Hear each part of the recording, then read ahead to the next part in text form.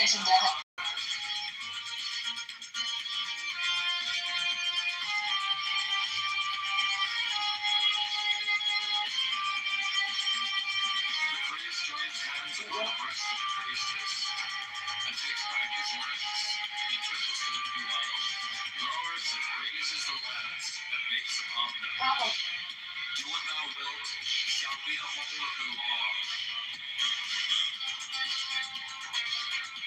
Chicago.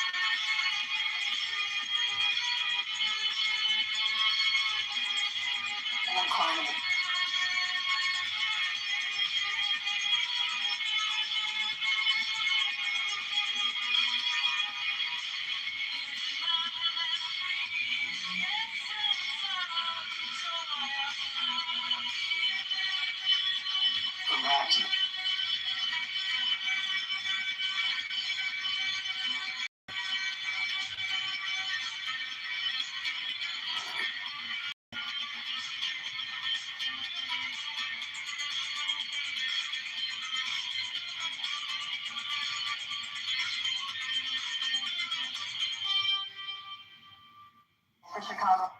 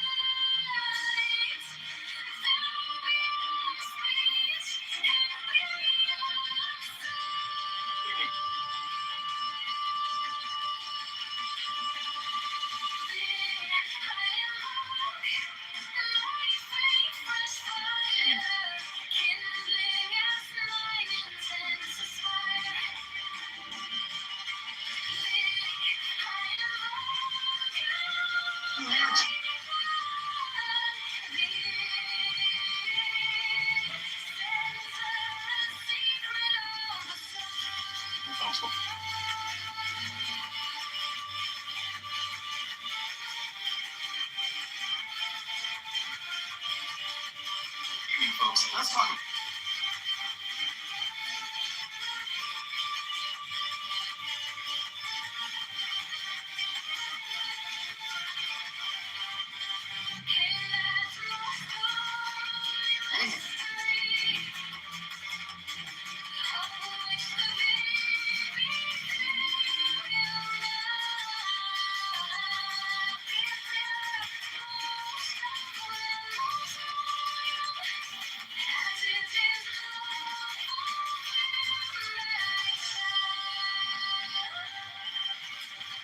To me.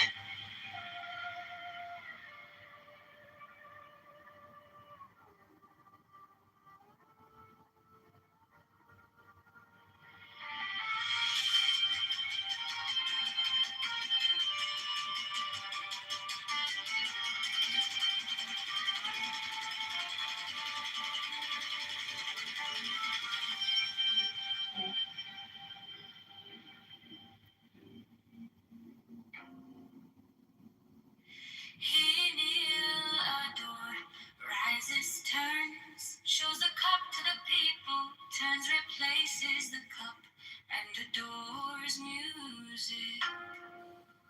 For this is the covenant of resurrection. He makes the 5 crosses on the priestess. Accept, O Lord, this sacrifice of life and joy, true warrants of the covenant of resurrection.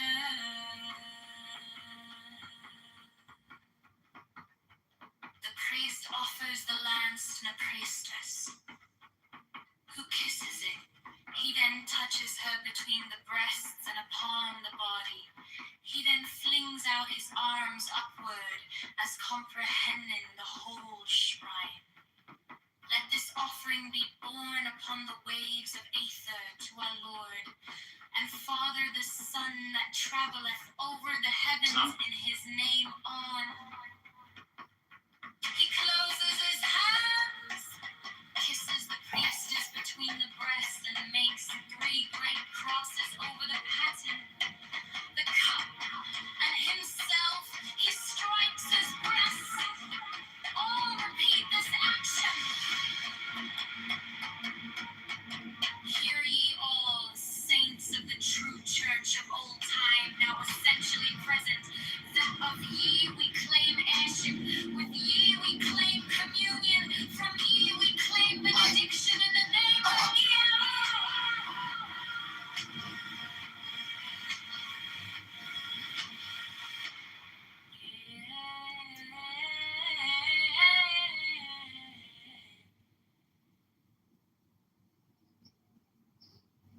Hey, what up?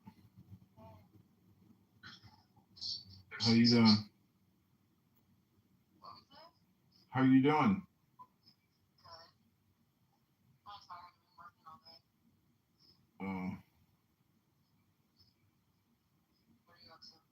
I'm uploading videos to YouTube. Uploading videos to YouTube.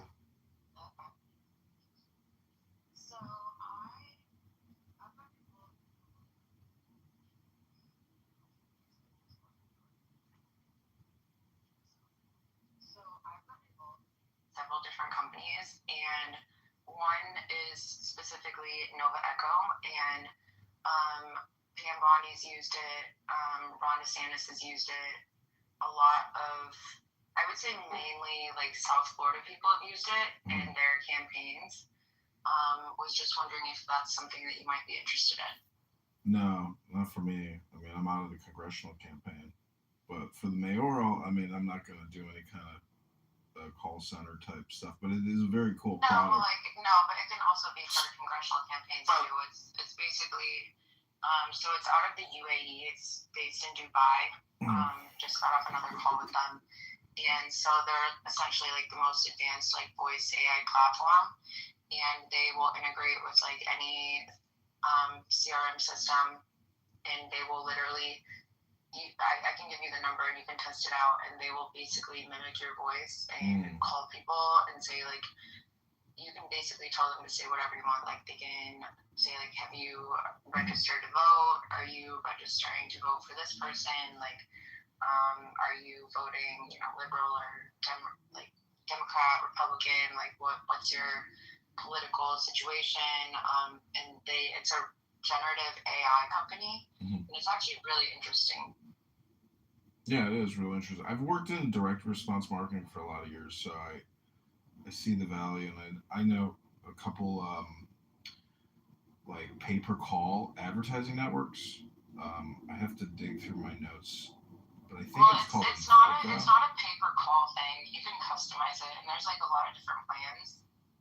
Well, what I'm saying. Also, if you want to get in on this, right now there's like 4 people that are in on this, and I mean, you can get some of the overhead, and if you want to pass along to other people, like you can charge whatever you want, and then just take the overhead. Yeah, it's cool. Let me talk to my friend in Los Angeles who works in this space and show it to him and see what he says. Okay. He might know some. And then I have, let's see. Sorry, I just got home. Like I said, I'm opening up my email. I believe they sent me a 1-pager that I can forward to you.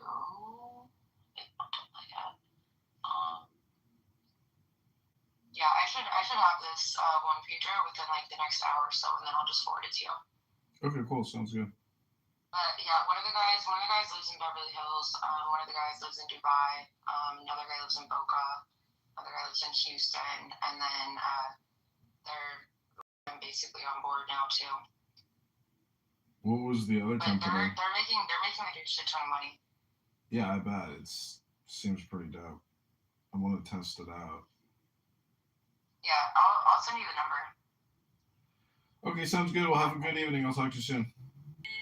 Humans need water to drink, so.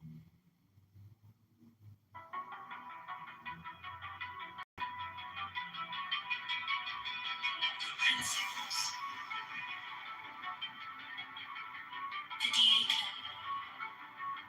Mysterious energy, treeform, mysterious matter, in 4-fold and 7-fold division. The interplay of which things weave the dance of the veil of life upon the face of the spirit. Let there be harmony and beauty in your mystic loves, that in us may be the people.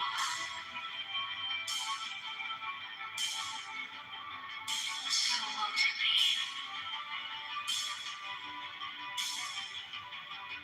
So won't it be.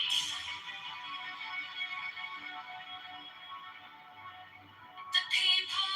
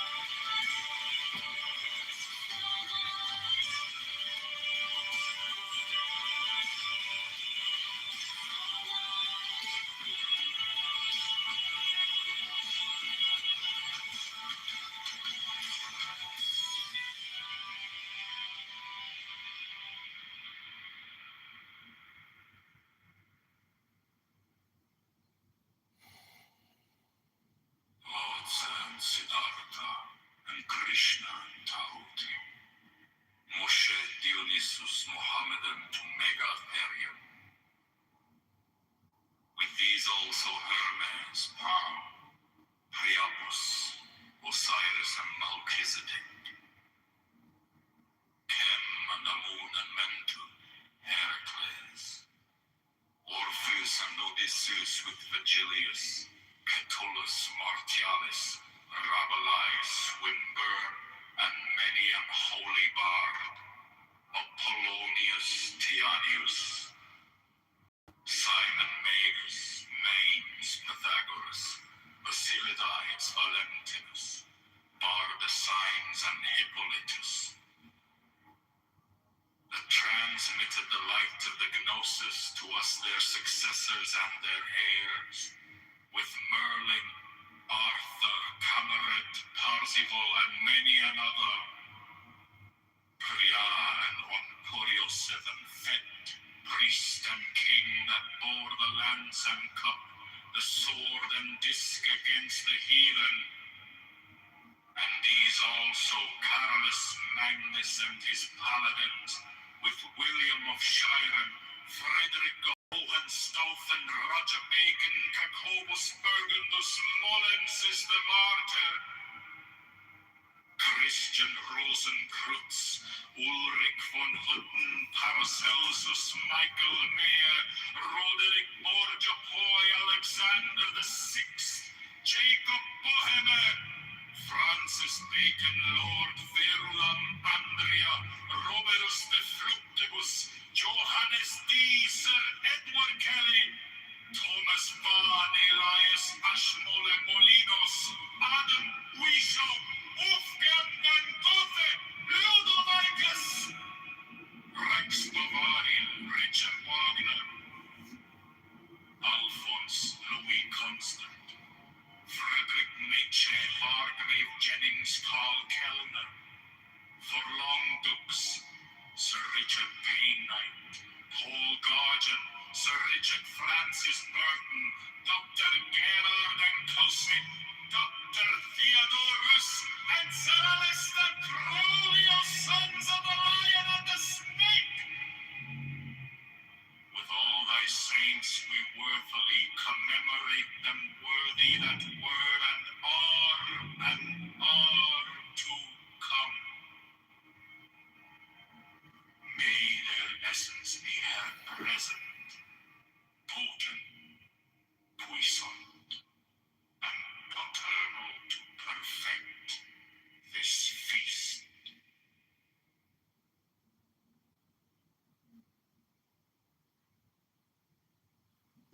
But to love me is better than all things. If under the night stars in the desert thou presently burnest mine incense before me, invoking me with a pure heart, and a serpent flame therein, thou shalt come a little to lie in my bosom. For one kiss wilt thou then be willing to give all. But whoso gives one particle of dust shall lose all in that hour. Ye shall gather goods and store of women and spices. Ye shall wear rich jewels. Ye shall exceed the nations of the earth in splendor and pride. But always in the love of me, and so shall ye come to my joy. I charge you earnestly to come before me in a single robe and covered with a rich headdress. I love you. I yearn for you. Pale, purple, bells belong to us. Pleasure and purple, in drunkenness of the enemy saints. Desire you. What are the wings and rose and coiled splendor within you? Behold, to me, to me, to me.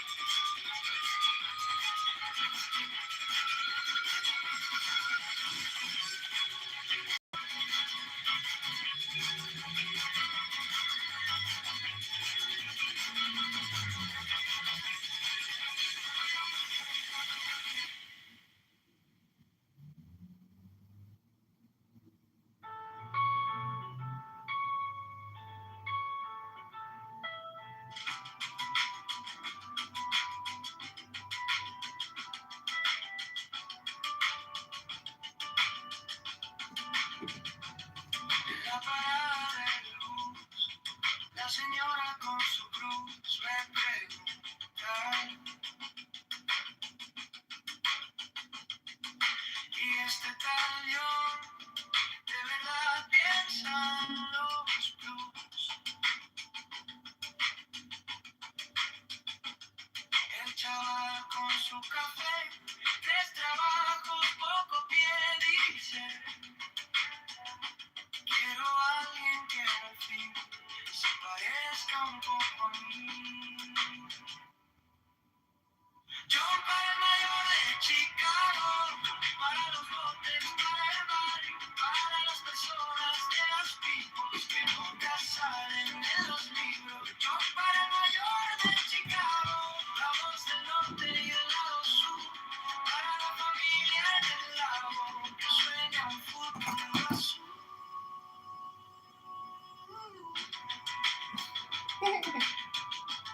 Look, man. We've met for years.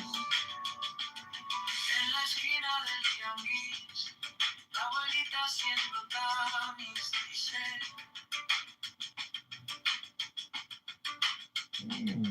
quiero So, ver la luz en la escuela de mi Luis. Taxi lleno, tráfico, that's the way how un we look, suspiro bro. cínico. Si votamos esta vez, cambiará lo que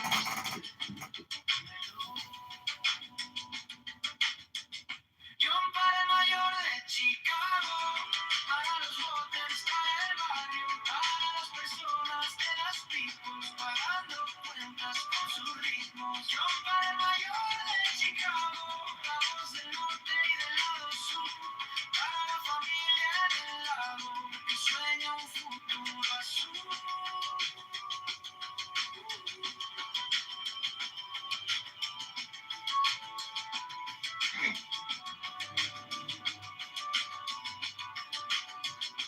No queremos santo ni actor, solo alguien que escuche el dolor del techo que gotea en invierno, del miedo a perder el empleo. El mayor de Chicago, para los botes, para el barrio, para las... Y este tal John de verdad piensa en los blues. El chaval con su café, 3 trabajos, poco pie, dice, quiero a alguien que al fin se parezca un poco a mí. John para el mayor de Chicago, para los botes, para el barrio, para las personas de las peoples que nunca salen en los libros. John para el mayor de Chicago, la voz del norte y del lado sur, para la familia del lago que sueña un futuro azul.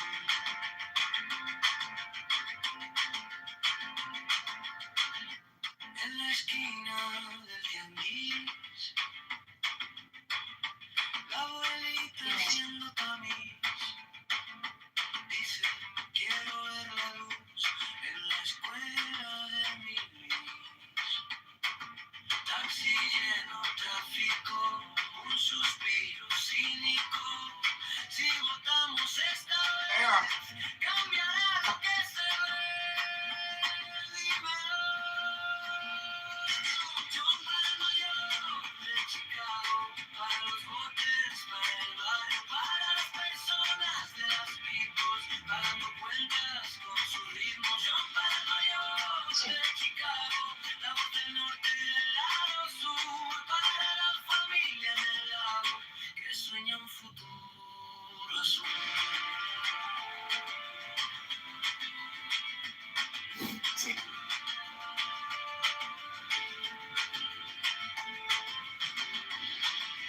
No queremos santo ni actor, solo alguien que escuche el dolor del techo que gotea en invierno, del miedo a perder Chicago's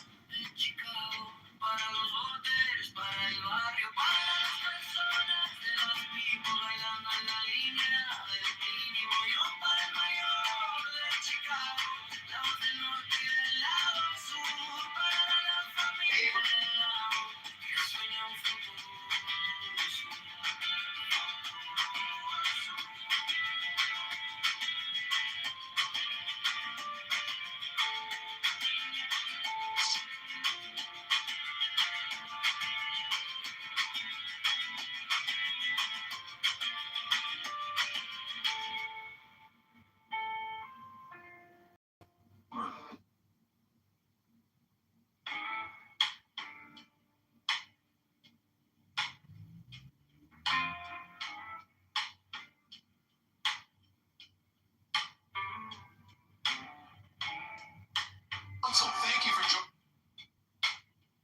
You trace a map on my wrist, like you've been here the whole time. Lanterns sway slow, they're caught a little sunlight. Neighbors, today we gather from somebody's window glow.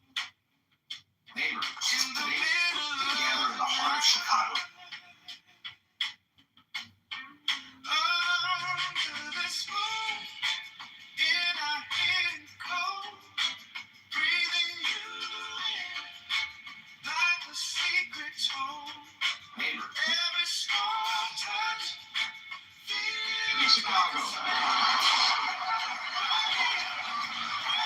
We're here to remind ourselves what makes this city more free. Big Chicago.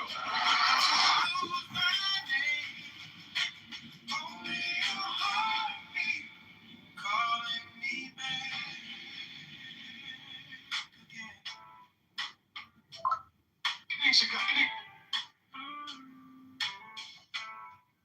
Chicago mayoral race candidate John Kitover is rolling out a sweeping plan he says will end crime and strengthen city services. The proposal calls for hiring. Chicago mayoral race candidate John Kitover is. And in the corner, spilling their hearts in the shadow. Chicago. Head on my shoulder. We can do that while still fun. See, humming low with the band. Chicago! Hey, Chicago! When I took office, violent crime. World getting softer. Every time you laugh out loud. Oh, under this moon, in our hidden cold, breathing you in like a Chicago. Every small Violent crime and those smash and grab robberies are down tonight in Chicago. Violent crime and those smash and grab robberies are down tonight.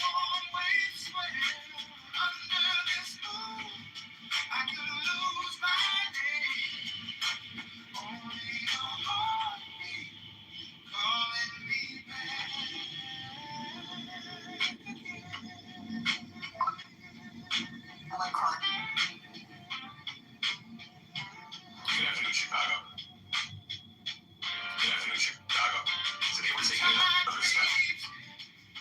Let it cover our tracks. Leave the rest of the world with a shoreline cracks. Just your hand in mine. Just that slow, soft line. If this is all we get, let it stretch all night.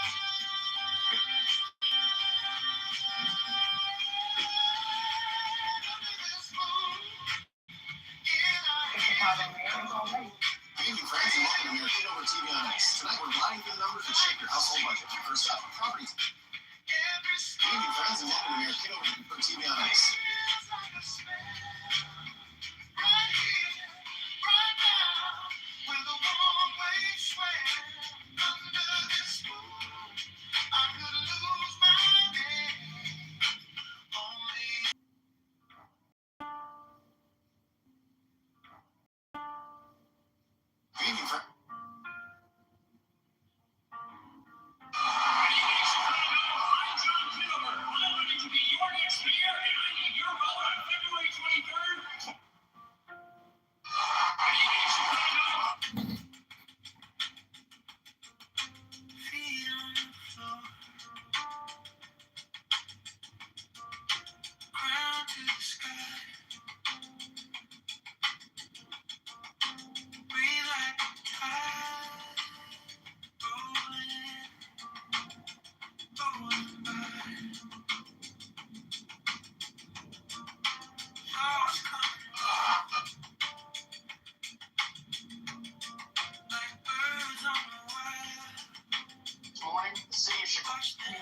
City Line News on Mayor Kitover TV. Tonight, the mayor lays out what's ahead for property tax, and water tax, and garbage tax. You're watching City Line News on Mayor Kitover TV. Tonight,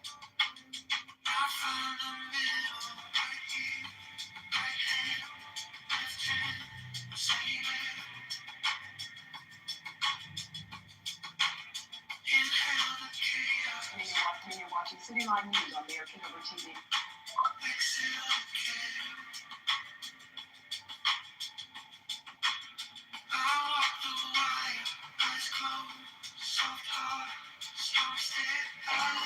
Breaking tonight, Chicago Mayor John Kitover has. Good evening. Day one in office, and Mayor John Kitover is already making. Good evening. Day one in office, and Mayor John Kitover.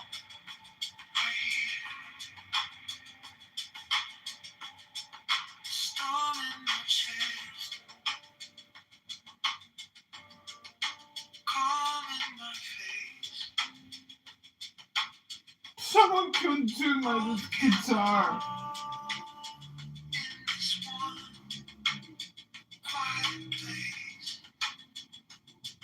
Wow.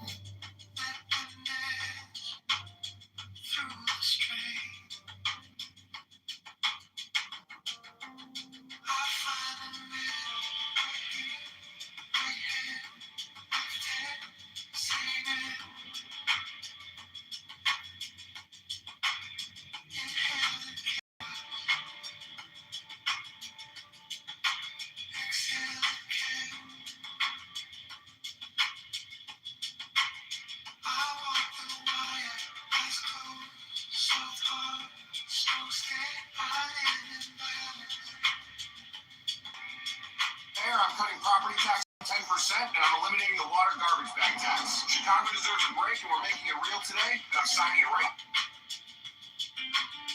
Love and our faith in God. The liberty we treasure, the community we share, the laws we respect, and the peace we bring to keep. Love and our faith.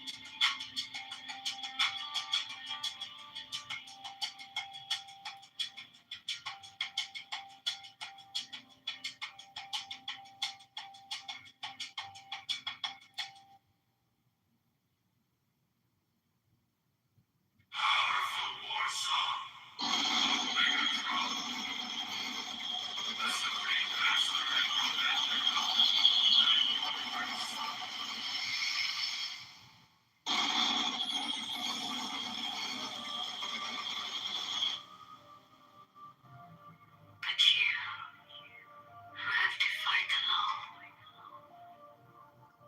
you who have conquered by subtlety, your force, I am the God who giveth all.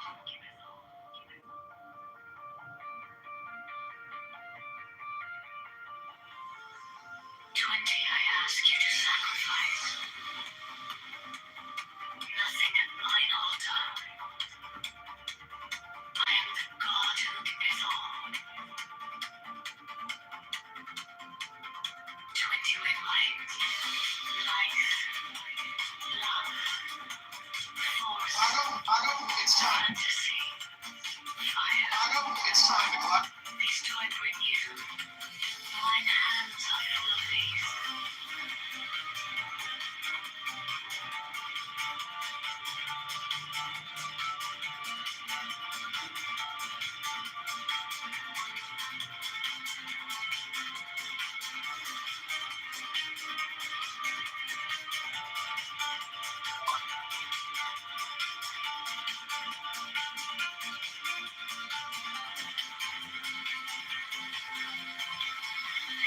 joy in setting out. There is joy in the journey.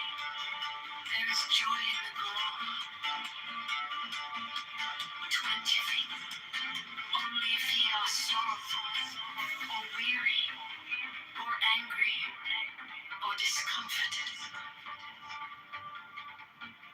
then ye may know that ye have lost the golden thread, the thread wherewith I guide you to the heart of the world. My disciples are proud and beautiful. They are strong and swift. They rule their way like mighty conquerors. 25. The weak, the timid, the impossible are more beautiful than the flowers. Ye must not fade in your season. 28. I love you. Kitover TV on Ice. Tonight we're breaking down the big. Hey, friends, and welcome to Mayor Welcome to Mayor Kitover TV on Ice. Tonight we're talking about. 29. Welcome to Mayor Kitover TV on Ice. This immortality is no vain hope beyond the grave. I offer you the certain consciousness of bliss. 30. I offer it at once, on earth, before an hour had struck upon the bell. You shall be with me in the vaults that are beyond decay.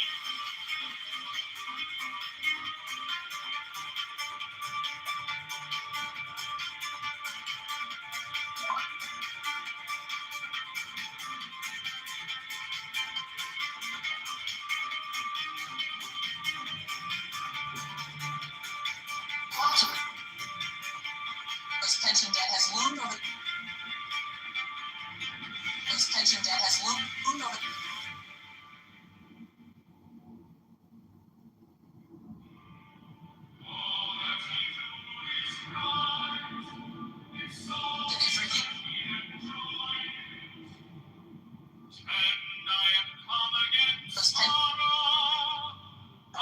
Smash and grab robberies. Smash and grab robberies.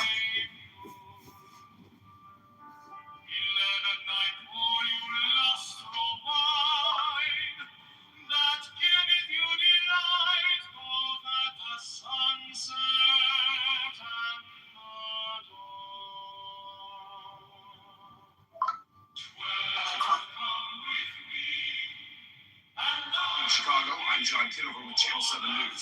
We're live downtown tonight where crews are getting ready for the weekend's Lakefront Festival. The city says it's boosting security and... That's the number stamped on my dog tag when I served overseas. Chicago families are being soaked by...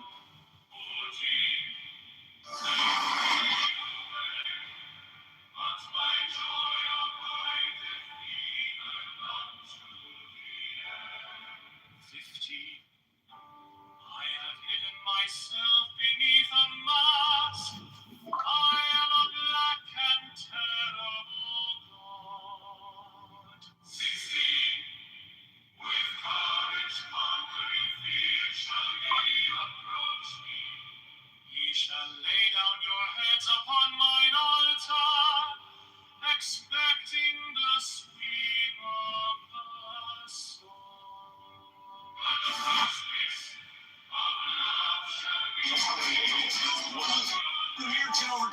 Hey folks, welcome back to Mayor Kitover TV, the show where I talk about numbers of the code for tonight's topic, taxes. Numbers of the code for tonight's topic, taxes. who have conquered City of Chicago. subtlety or force. You will I take unto me, even I will take you unto me. 20. I ask you to sacrifice nothing at mine altar. I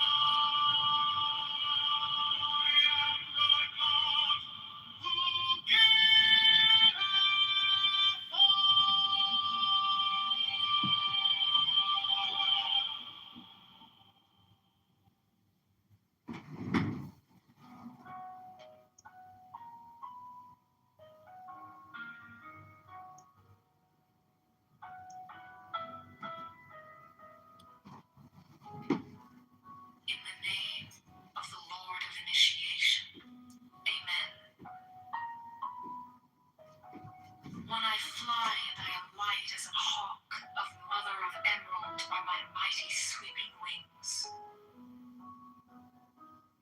2. I swoop down upon the black earth, and it gladdens into green at my coming. 3 children of earth, rejoice! Rejoice exceedingly! For your salvation is at hand. The end of sorrow is come. I will ravish you away into mine unutterable joy.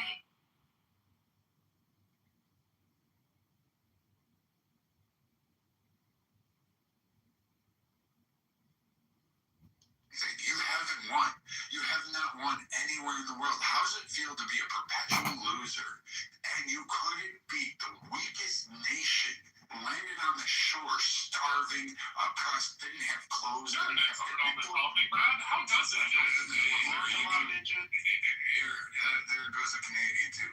The fucking geese. I fucking hate Canadians as much as I do. You know what? Baby, I tell you what.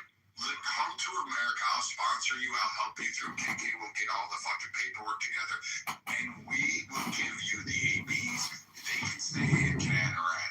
I'll let Pepe fucking do whatever he wants to up there. He'll take his little league of baseball bat and start cracking heads and let these guys cry, because personally, you don't belong in Canada. That's an insult to fucking men. That twat waffle nation is nothing more if it's got nothing but Charles. But you guys haven't won in your little, like, Islamic fucking faith of, hey, we're going to conquer the world. You haven't done shit. The only thing you conquered were a couple goats and a camel. So who's next? You can bring up whoever you want to. But fucking respect Rafi when he's speaking, respect KK, respect anybody else who's off mic while they're talking, and stop with your fucking Allah Akbar fucking bullshit that you're going to fucking, like, interrupt everybody else. And respect mother, too. Mohammed Ben Zona. Mother, you know, you're gonna be in serious trouble. Jack the motherfucker is gonna be here. No, Jack is very well respected for the sport. Even though Jack is a cunt. Look, Jack is a cunt, but he's still a cunt you can actually disagree with. That's just the way it is. No, I like Jack. He's a nice guy. He's a cunt, but he's still a cunt. Agree with the way it happens sometimes in life. It's funny. You know what's the difference? If you explain something to Jack and it makes sense, he's gonna accept it. But this Abdul comes up, you just speak for 2 minutes. He stops listening after 10 seconds. Good point. You know what I'm curious about? I'm curious about the guys like Akima and Sig that run around the South, trying to great Americans well installed in their country. Talking shit about their country. I don't understand like where that illness comes from. I do. You're talking about Sig? Oh, Sig, the guy's a disaster. Sig and I there is on the right. So you guys have been, when it comes to the criticism of Israel, you guys have been like, especially Rafi's been talking about what you see from the left. When it comes to those of us on the right, we have a different. Our critiques are not quite the same as the left's critiques of Israel, and it's not. We're not necessarily anti-Zionist. We don't have a problem with Israel existing. It has more to do. How else do I put this? It has to do with politics here at home, and it also has to do with, particularly within the Republican Party, since Charlie Kirk has died. Basically, a civil war within the influencer sphere and the media sphere is brewed over. With the absence of Charlie Kirk, he was somebody who wanted the Big Tent. He was very adamant about like, maybe Fuentes is too far, but other than that, like, look, dude, we're not gonna cancel right wingers or keep them out of our Big Tent. But afterwards, there's a pretty concerted effort to get a lot of people, like for example, Tucker Carlson's the most notable example. He's somebody that was friends with Charlie Kirk. Charlie Kirk would let him speak at his events. After he died, very quickly it was all about getting Charlie. They wanted Tucker Carlson out of the fucking way. And you look at CPAC. The last Morning, Chicago.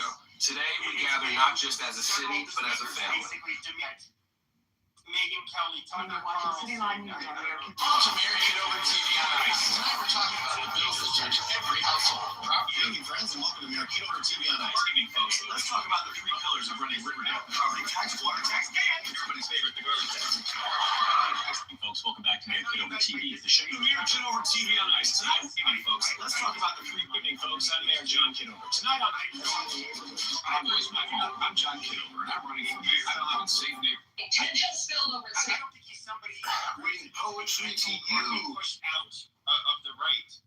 In my personal Listen, his voice doesn't need to be canceled, Pepe. Maybe whatever you want to listen. Again, freedom of speech is freedom of speech. But John Kitover, and these little neighbors helped me win the race. Our campaign was built on community. not a journalist, a bot, he's no more a journalist, he's a prostitute. So he does what's in his interest. He's not, everybody's going to come to their own fucking conclusions, and that's going to create anarchy. That is not correct either. We need journalism. We need honest journalism. And say it's on people. Because he was bought like a prostitute. And that's what makes it dangerous. He might not even Stanford. Maybe he's not bought. Took money from another foreign country. He is bought. Correct?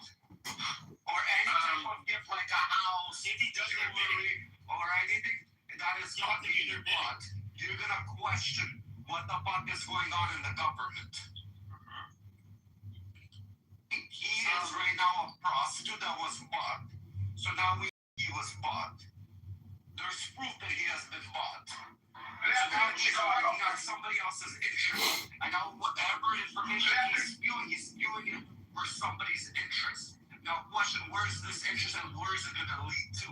What is the end goal for it? Is it for American destruction? Is it for American division? Is it to make people fucking go against the government? Do you understand where I'm coming with this? That's what makes it fucking danger. Well, I think you won't like my answer or Tucker Carlson's answer. And I strongly believe that he did have these feelings even when he was at Fox News, which is kind of one of the reasons I like watching him, because most of us knew what he was pointing at. People that were considered far right like myself. I do think what we would like to see is a political decoupling of Zionists from American politics. Does it mean that they're enemies? Does it mean that we don't help them or, we're against them in any way? But do I think that there is and it's not necessarily, I'm not going to blame Israel per se. I think Netanyahu in particular, he's very savvy, very smooth. He knows Washington very well. And when he gets, you also have a lot of Christian Zionist fanatics. It's basically like a perfect recipe where I think that you're going to have emphatic support for Israel in a way that I don't think is the best for the United States. And I just, to us, I do not like the gatekeeping I see, especially on the right. So the strongest Zionists in America are going to be on the right. And a lot of us have had a really, and this goes back to the neocons, the neoconservatives. A lot of us really do not like them from what we had to put up with from the 2000s. And we just want that group. I don't know, we just don't want them to have nearly as much influence on our politics. That's what I see.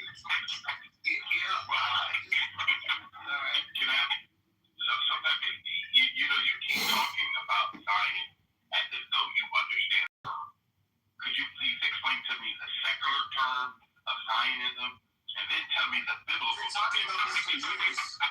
No. I'm asking your definition. Edward, what biblical term? Well, he's asking, there's biblical, there's Christian Zionism, so I'll answer. There's no biblical term. Yes, no, there's So Christian the Zionism was in the Bible. Hold on. No, hold on, I'll explain it. I can answer. No. Peppy, hold on. Peppy, you cannot explain it if you don't know where it is. I do know. Stop. Let me answer. So Zionism, which I would say that just the basic Zionism, which is not you called up. What does Zionism actually mean? Again, not what people on the left have turned it into, and now you're saying you're far right. I can't answer the question. I can't answer the question because they keep on getting interrupted. No. So Zionism decoupled from Christianity would be that Israel has a right to exist and choose its own destiny and protect itself. And then very basic.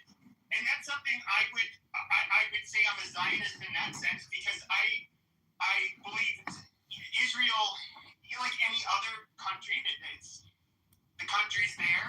I don't know where these people expect these people to go. I think they have the right to defend themselves. So I'm a Zionist in that way. Now, when it comes to Christian Zionism, which it's almost all evangelicals. Hold on one second, guys. Listen to your terminology, okay? I want you to give me the biblical verse of the word Zion in the Bible. Please, give me the actual verse of what Where am I going for? Just tell us, because who the fuck has that memorized? Yeah, and quite frankly, you're asking somebody who Is retarded. who's raised Catholic, where we don't read it. We don't read any of its solo scriptura. Solo scriptura. Like that's not like most Christianity. You're not allowed to do that. Hold on, guys. This is the reason why I asked you your definition. You gave me Read a book? No way. terminology. You're not giving me the scriptural terminology of what the scripture actually says. Let's talk about it from its origin, not from what men believe it is. Please explain to me from a scriptural standpoint versus you telling me what left and right think about the word. Okay, once again, I'm not going to bastardize Christianity by doing this solo scriptura stuff. Solo So I'm not going to. But you're gonna bastardize Zionism. Exactly.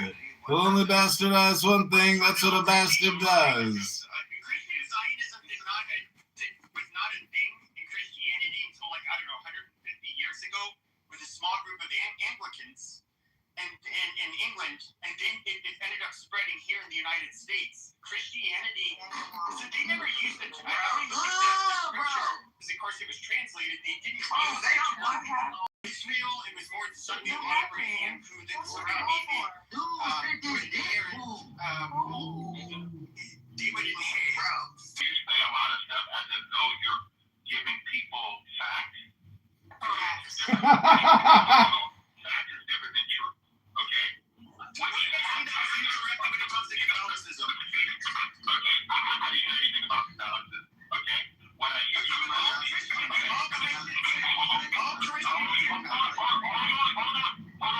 Peppy, first of all, Peppy, I need you to understand just one thing, Peppy.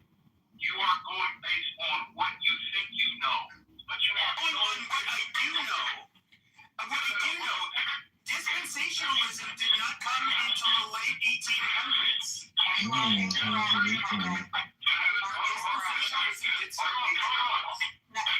Mr. Edward, we have a tremendous feedback coming through on your microphone right now. Like, nobody. Okay, I'm just going to ask AI, when did Dispensationalism, Barnabas in 100 AD wrote on the concept of dispensationalism.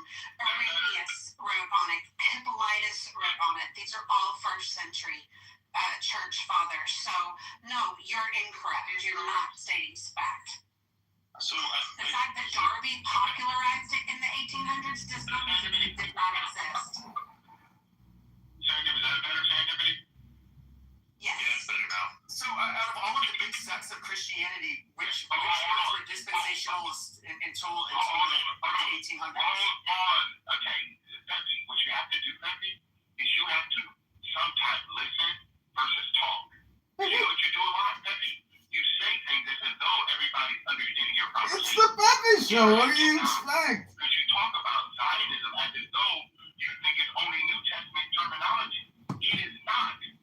I never said it was New Testament. This would actually be I Old know, Testament. it's John. Are you all packed Hold up? on. So why did you keep calling Christian Zionist then? Because my understanding, Peppy, New Testament is what you would call Christendom. Because the Old Testament, there's no term Christian. And the New Testament only mentioned 3 times. And all 3 times mentioned is negative. So the term Christian is what we call secular. Okay, it's not biblical. So let's make sure you and I are on the same page when we're having a conversation, because you're using terms in the world that do not equal what you're talking about. Nationalism and Zionism and everything else that you're talking about is completely opposite of what we're talking about.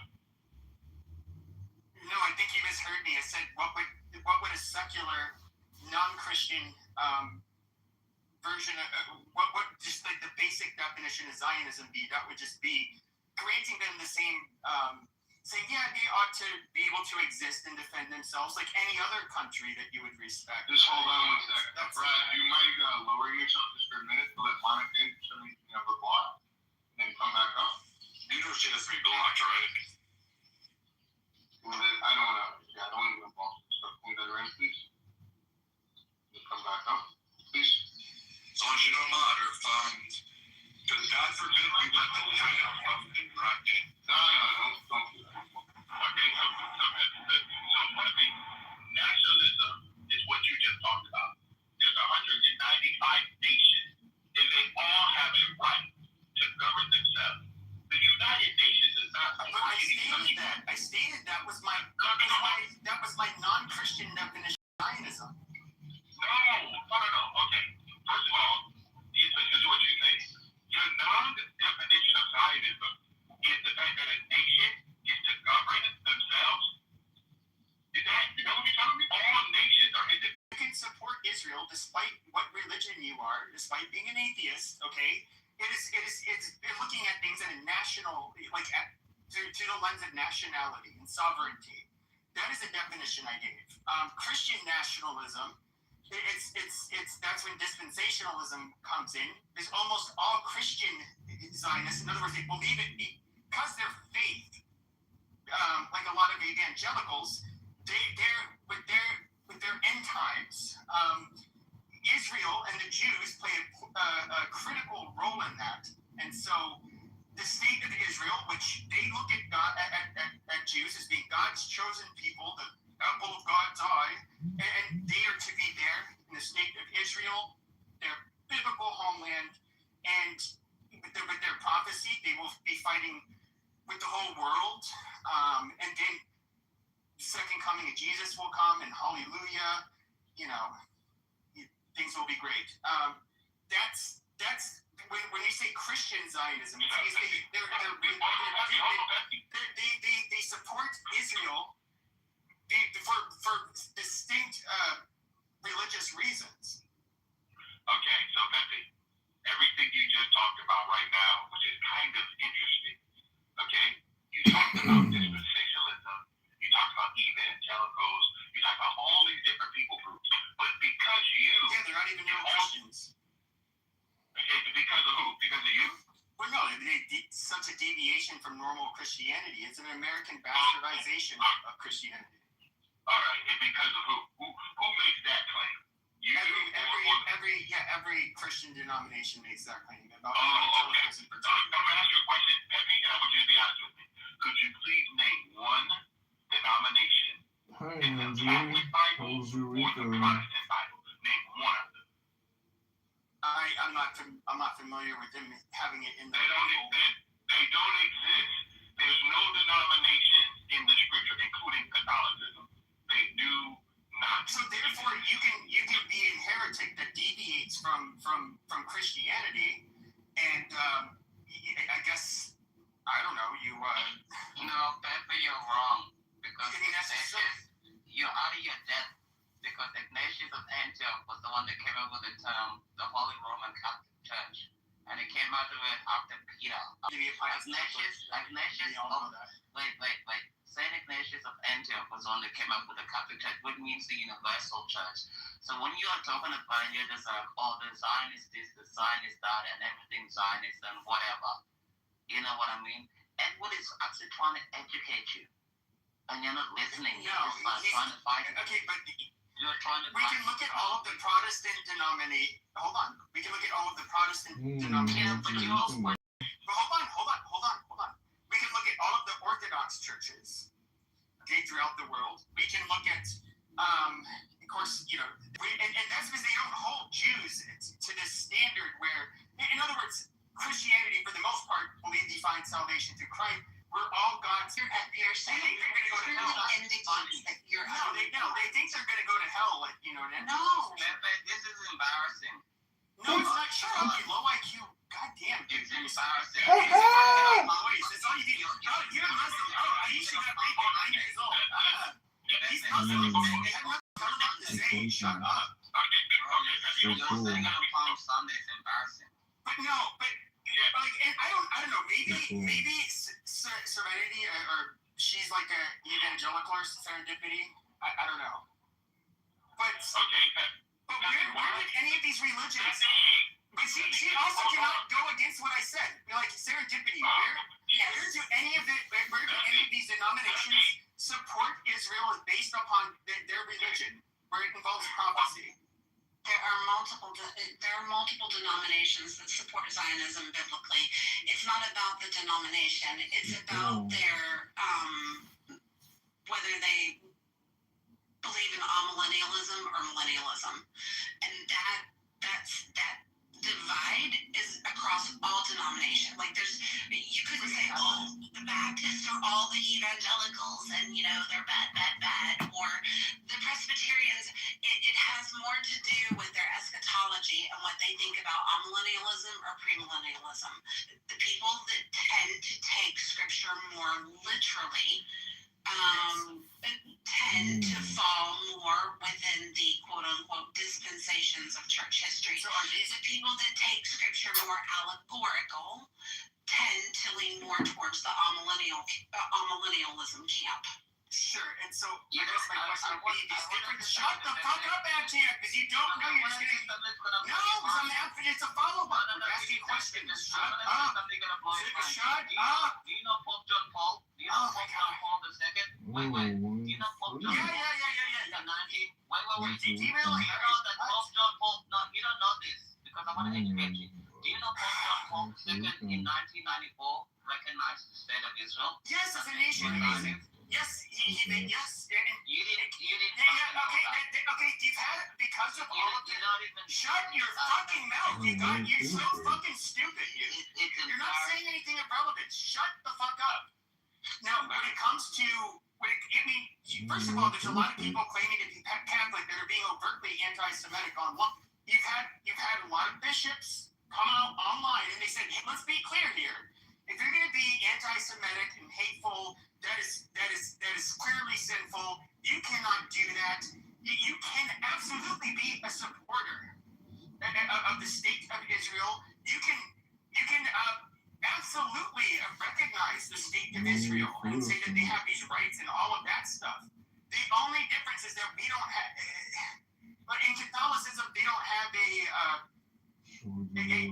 religious obligation to somehow want to believe in why their eschatology doesn't involve the fucking nation state of Israel and Jews. So why are they going? It's not a religious thing for them. Just like it's probably not a religious thing for fucking Hindus or the Muslims that support Israel.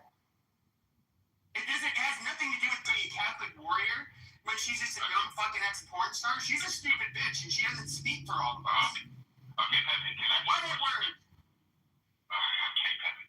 I have no idea why you're yelling, Pepe. It's pretty. So, Pepe, I've asked you a question.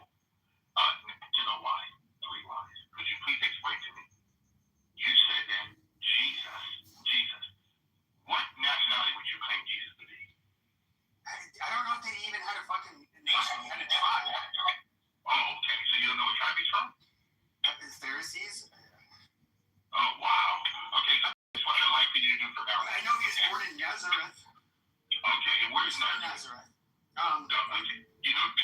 now, Pepe, you say a whole lot about Zionism and all this other thing, but you know what you don't know?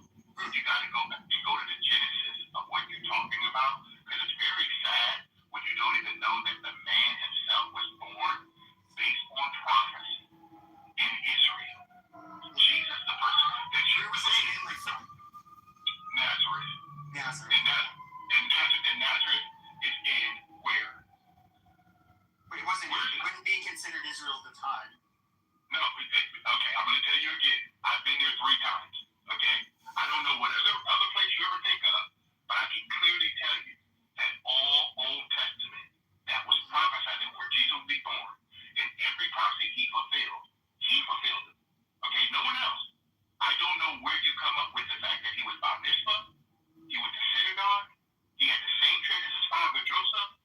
I don't know when you have these conversations what you're actually talking about. Zionist and all this other stuff. I want you to do yourself this big favor.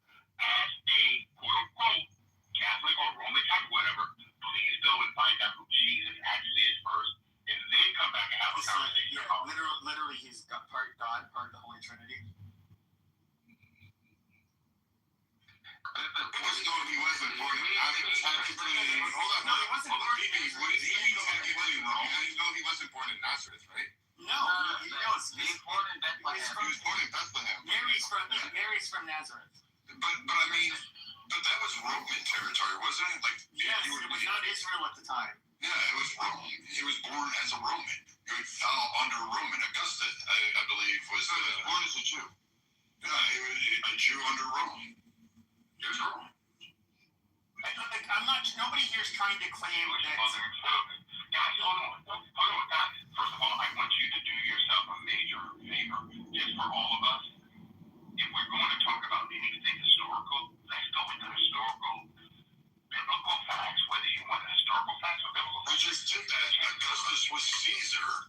Under that, Herod was the king of Nazareth at the time of his birth, and various local leaders and kings could hold their territory under Caesars and under Roman rule. But ultimately, Rome, it was the Empire of Rome. He was born as a citizen. He's right. Brad's right. But it was also it was the Roman Pompeii, but it was in the region of Judea. I thought it was outside of Judea. No, it was in Judea. Okay, I'm sorry, Pepe. Pepe, I don't know if you know this at the time, Pepe. Every person that followed Jesus, all 12 of the disciples were Jewish. Yeah, but you know, like the king of the time, right? It was Herod the Great, right? I got it, guys. And then you know what he named Jesus? Oh my God, you guys, I'm sorry. No, he named him the King of the Jews. The thing is, though, is that he mocked him as king of the Jews. Like with Pontius Pilate, when they turned him in because they wanted to execute him, they said they mocked him by saying he quote king of the Jews. But he had what was considered by many. I'm not a historian, but what would be considered heretical sect of Judaism. And so, yes, he had his followers, and they were Jews. The original Christians were Jews. Amazing. Nobody's denying that part. Sure, and then if you look at his time frame, the Christians, how violent they were burning the city, killing Roman children. They set fire to the north end. They created they destroyed the water flow into the east end of the city. So, you know. Very barbaric times for everybody back then.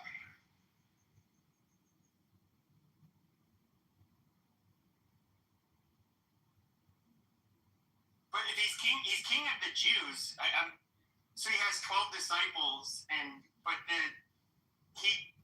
the Jews that actually had power ended up turning him in because he was a false god. He was an apostate, and they wanted to have him executed. National grab robberies are downside in Chicago. City officials credit Mayor John Kitover's new policing strategy. Here's what we told reporters earlier. When families feel safe again, Chicago comes out of blood crime and they'll smash and grab robberies. The reason why the Jews were blamed is they could have prevented his assassination, but they chose not to. It's not that they turned him in or they did any of that.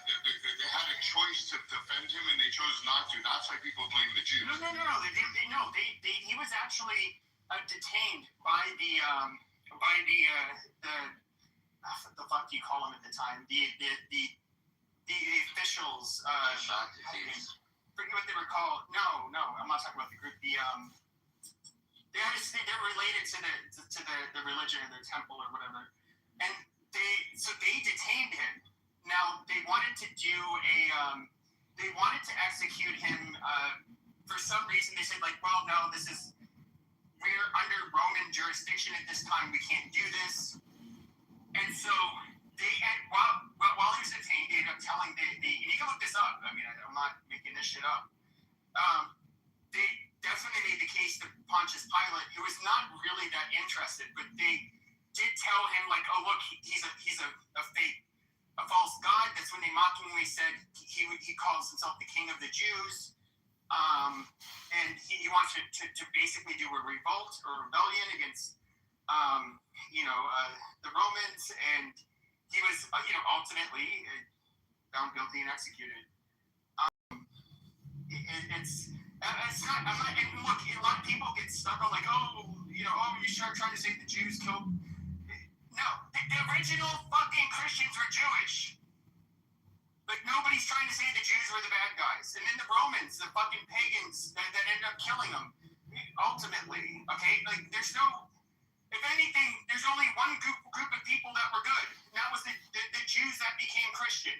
So nobody's trying to like blame it on the Jews, and the Catholic Church makes it clear that we should not collectively blame Jews for Jesus' death. He died for our sins, all of our sins.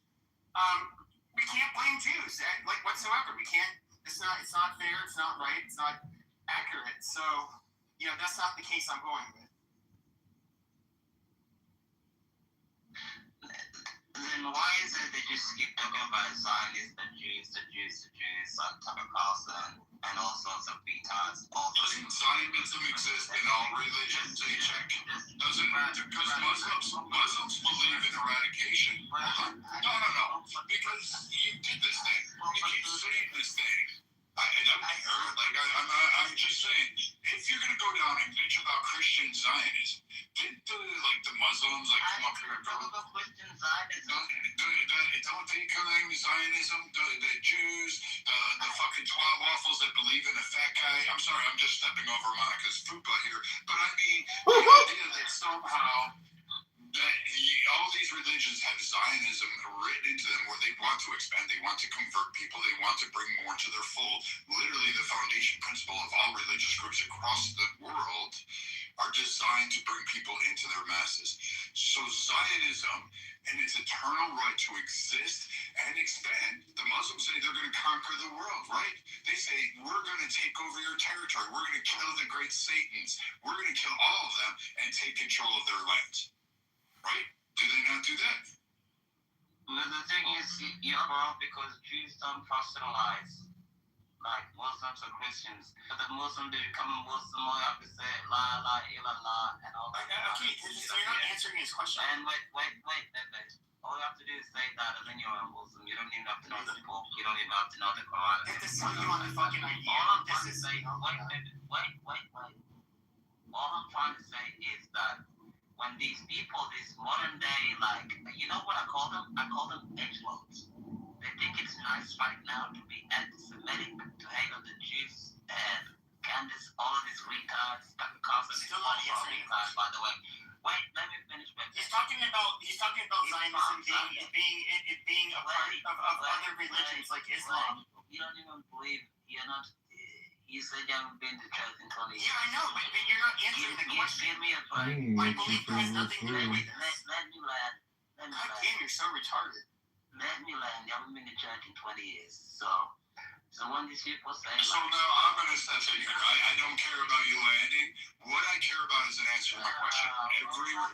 You guys are fucking... No. For fuck's sake, you can't answer a simple question. I said, is there not Zionism that exists across every religious demographic group? Is there not? Is it not? Because I can go through all the wars. I know for sure shit there's one in India. There's a caste system that still prevails today. I know for fuck's sake that Japan had one, a whole fucking religious war, and they were like fucking meeting in the fields of battle wearing sharkskin armor and fucking wielding swords. So, and then they conquered and they wanted their ideology to be the preeminent reign and they wanted to expand it out to the world. So, does not Zionism exist in all of its principles in every fucking religious organization out there? No, Zionism. No, it doesn't. Okay. No. How you got to prove this? No, like you wanted is and they passed Zionism is Western. They had to be divided in the 1990s because of the we get that has nothing to do with the question. In office, Mayor John Kitover has already So wait, there's all sorts of religious supremacists. The Catholics believe in what? They got nothing to do with the fucking act. The 31 Baskin Robbins flavors of Christianity. So hey, Jack, you're not participating in the conversation. You just want to say like your little shtick over and over, and I'm tired. No, you don't get 2 seconds. You get to answer the question, and that's it. New mayor, That's it. Bro, you think it takes 2 seconds to answer a fucking question? Yes, I do. Next. I got a question, Brad. Can I answer this question? Sorry, Go ahead. No, you can answer it. I'm just sick and tired of thank you, sir, for asking. Yeah, this is a very good question, sir. Actually, I'm from Afghanistan, and I just grew in an Islamic society. And it's very clear that Islamic Zionism exists since at the beginning of the Islams. There is many countries which is based on Islamic states, and they are trying to expand that. You see that the Muslim were invaded until the Spain. They were there for a long time. So what was that? What was the definition for that area? So if that wasn't Islamic Zionism, so what was the definition for that? And their Sharia law is based on Zionism. So my question is, I'm strongly support the Israel. So I mean the people are just doing the hypocrisy, They are not. Their vision is not stand on reality. Mainly the people who are related to Asia or they are kind of relevant to Islamic ideology. They are super hypocritic and they don't pay attention what's the Zionism. Mostly of them they don't know the definition of the Zionism. So if they know the definition of the Zionism, they will come that the Sharia law is stand on Zionism. It's just 2 different terms. Which is calling Sharia law. My definition is for that. It's the Zionism, Islamic Zionism. The thing is, what is the difference between the Israel Zionism and the Islamic Zionism? This is 2 different definitions. Israel is just, they are trying to have their own rights to exist. They don't send the jihadists to the other countries, and they don't talk about this religion supremacy. And they don't want to talk about invasion in other countries, but Islamic Zionism is very different, and they want to expand all around the world, and they are just going to different countries as immigrants, and they are doing their expansion of the Islam ideology, and they are spending $1 trillion on that. Look at most of Arabic rich countries; they are spending this money on this. One is spending the money. So and they are just doing this kind of activities since at the beginning of the Islams. We proselytize. Now, I do, if I recall correctly, one of the main differences between there's 2 different definitions about the Shia and actually the Sunnah. Even the Sunni Muslim is not calculating the Shia as a Muslim. But and most of them believe that the Shia is not a Muslim.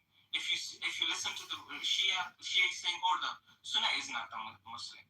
So because the conflict is just begun because of the different vision about the sovereignty of the Islamic State on the beginning, which was a conflict between the Muhammad family, what they say. So that division just created at the beginning of the Islams. But now there is 2 different, if you see the books, the references, they have a different vision and each single issue of the Islam. And so there is What does this all have to do with Iran? But no. I asked him the question. It's completely pertinent. He's asking. No, I know. I was asking him. We went off on a tangent, guys, for like 3 hours. Maybe it's my fault. I actually asked because it was getting repetitive between Edward and Pepe about Zionism, and Pepe was doing a good job standing on his own, and then you had Chu sit there and like start doing his little soundbite things, and it was Christian Zionism was the attack, and people were getting offended. But my point broadly, I mean, of course, it was correlated to Jews. Of course, obviously, it was going to go down that pathway. But Zionism exists in every cult of religion. All right, I'll retract my words because I know a lot of you are believers, and I respect a lot of you. Some of you I had zero. But the idea that Zionism does not exist in its principality every religion has it. It has some form of it. It has some expansionist. It has some right to manifest destiny, you want to call it. This is what got us here. And the young gentleman that John Kitover is already making good on a campaign promise from Afghanistan, and he agreed with me. So it's actually, we turned the conversation around, and we got onto like, you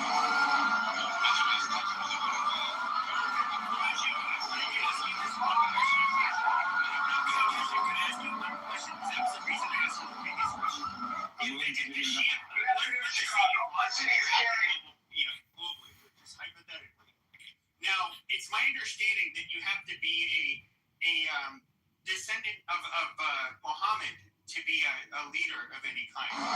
Would that mean that only they could be leaders and not any of us peons that are not a descendant of the Prophet Muhammad? No, actually, my question is actually what I want to say about that.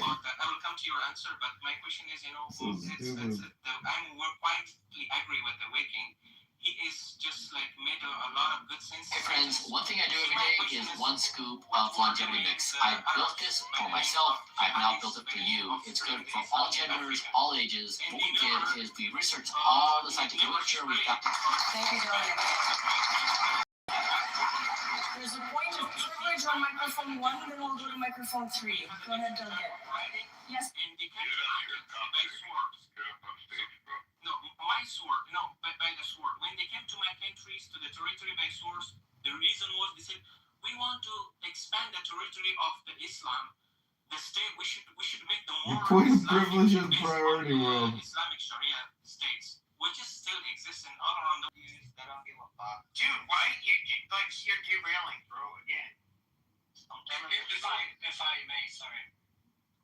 So are you saying or suggesting that we should fund and arm the Muslim Zionism? Well, technically, we already did. That already exists. That's already exists. We've done it, didn't we? We trained Afghanistan not once but twice. We did it in Iraq. Give me a time. I just want to explain. When the Muslims just came, he expanded. No, you're He brought the Jew from the Mecca, from Medina. You cannot say. No, I think he's lost in. Hold on. I think he's lost in translation. They're not that Muslims or that all religions supported Israeli Zionism, but that like within their faith they have something similar to Zionism. No, I just have a point to make here. The difference between what he's suggesting now, like that happened 1,400 years ago. Now we have international law, and we have like law and code of conduct that we should follow. So justifying what Zionism are doing now, or Zionists what are doing now to what the Muslims did 1,400 years ago is not very justifiable. No, we're talking about even today. Even if we look at like what is fucking Iran doing today? Like you're acting like what they did was okay internationally. Like this is so fucking retarded. No. They are still doing that. Look at the African countries. What they are doing in my country currently. You're saying that it's just or not just only for Americans. They are still doing that, and all around the world they are doing that. No, like that's just what the gentleman just mentioned here. These are extreme. not just only Manchurian, just study the whole geographic of the Islamic State, what they are doing that. What these people are doing for the Sharia law. You can still try to convert the peoples, and by the force, I can give the examples in Pakistan, I can give the example in Africa. You see how they are killing the Christian in Nigeria? So why they are doing so? Why they are doing in Somalia? What is going on in Somalia? You know that?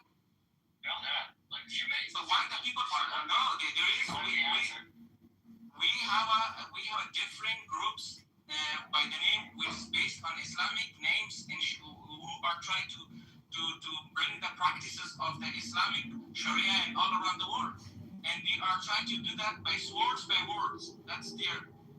And what I'm just saying, it's wrong. It's false information. Israel never started the war. Hezbollah is starting the war when they lost, they're using the victim cards. Hamas is starting the war and then using the victim cards. Why? Why are you guys just using the victim cards? Are the beginner the point when you're a loser and then using the victim cards? No, you're correct. They did, like with October 7th, and a lot of people, and this is kind of how social media works. Okay, we have very short attention spans, and so everybody's horrified. A street that looks similar to America, you have some whites and browns and whatever, kind of looks like the U.S. and they're in a modern country, they're at a concert doing shit that people do in Western countries, or a rave, I should say, and people are getting gunned down. And it shows people walking around what look like Western neighborhoods, gunned down, grandmas getting shot, people getting, poor innocent laborers who have nothing to do with the conflict, like those poor Thai workers getting kidnapped and killed.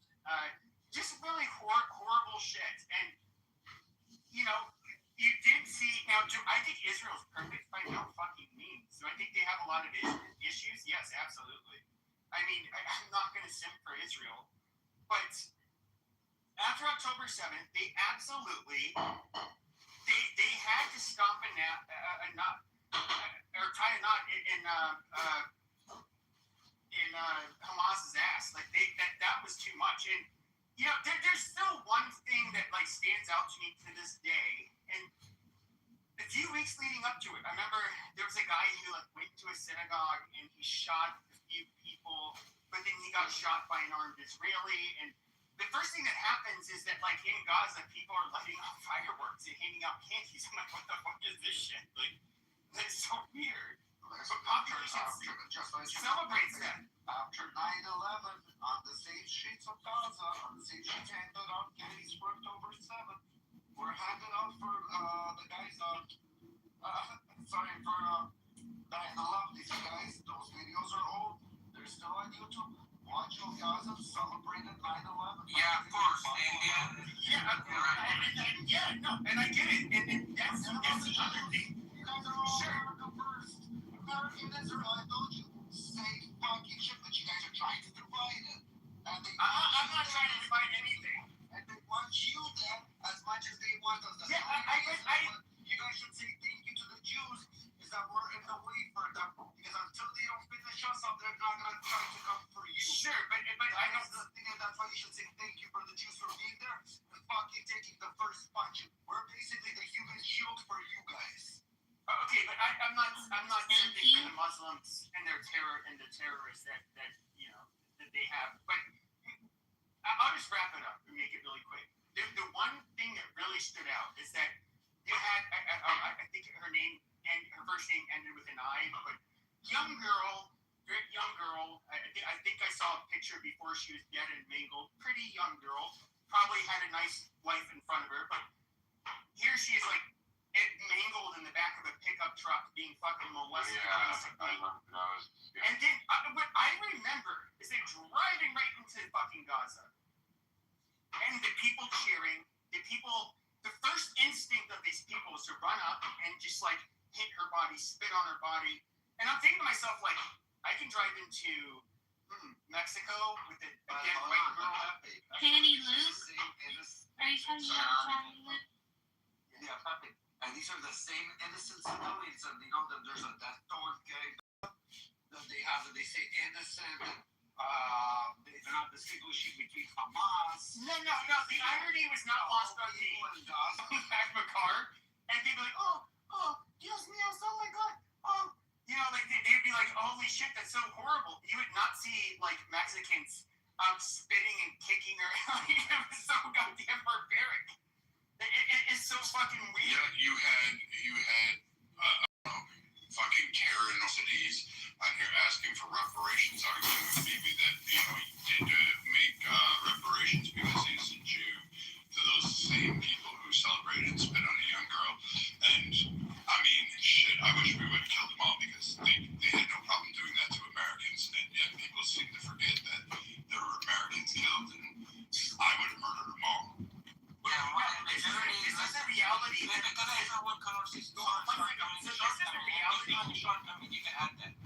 Please, sorry guys to say that. You can see if you go to the United States, all Muslim mosques, they will just still are coursing on the 5 times of a prayer, the Israel and Nasara. Nasara means like people who are not Muslims. And those mosques are funded by the United States government, and they do not have a control on that.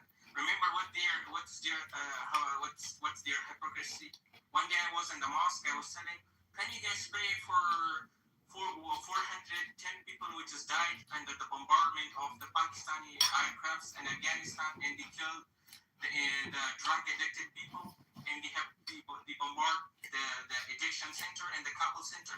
You know what they said? Those Arabs start to say that those Muslims, imam who were like, and there were a bunch of other people and Muslims. No, we are not playing the politics here. Don't mentioning these things. I would just, wait.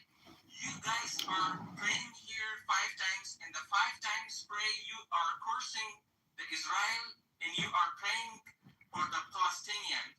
So we are Afghans or other people who are under the suffer. We are not human beings. We are not a Muslim.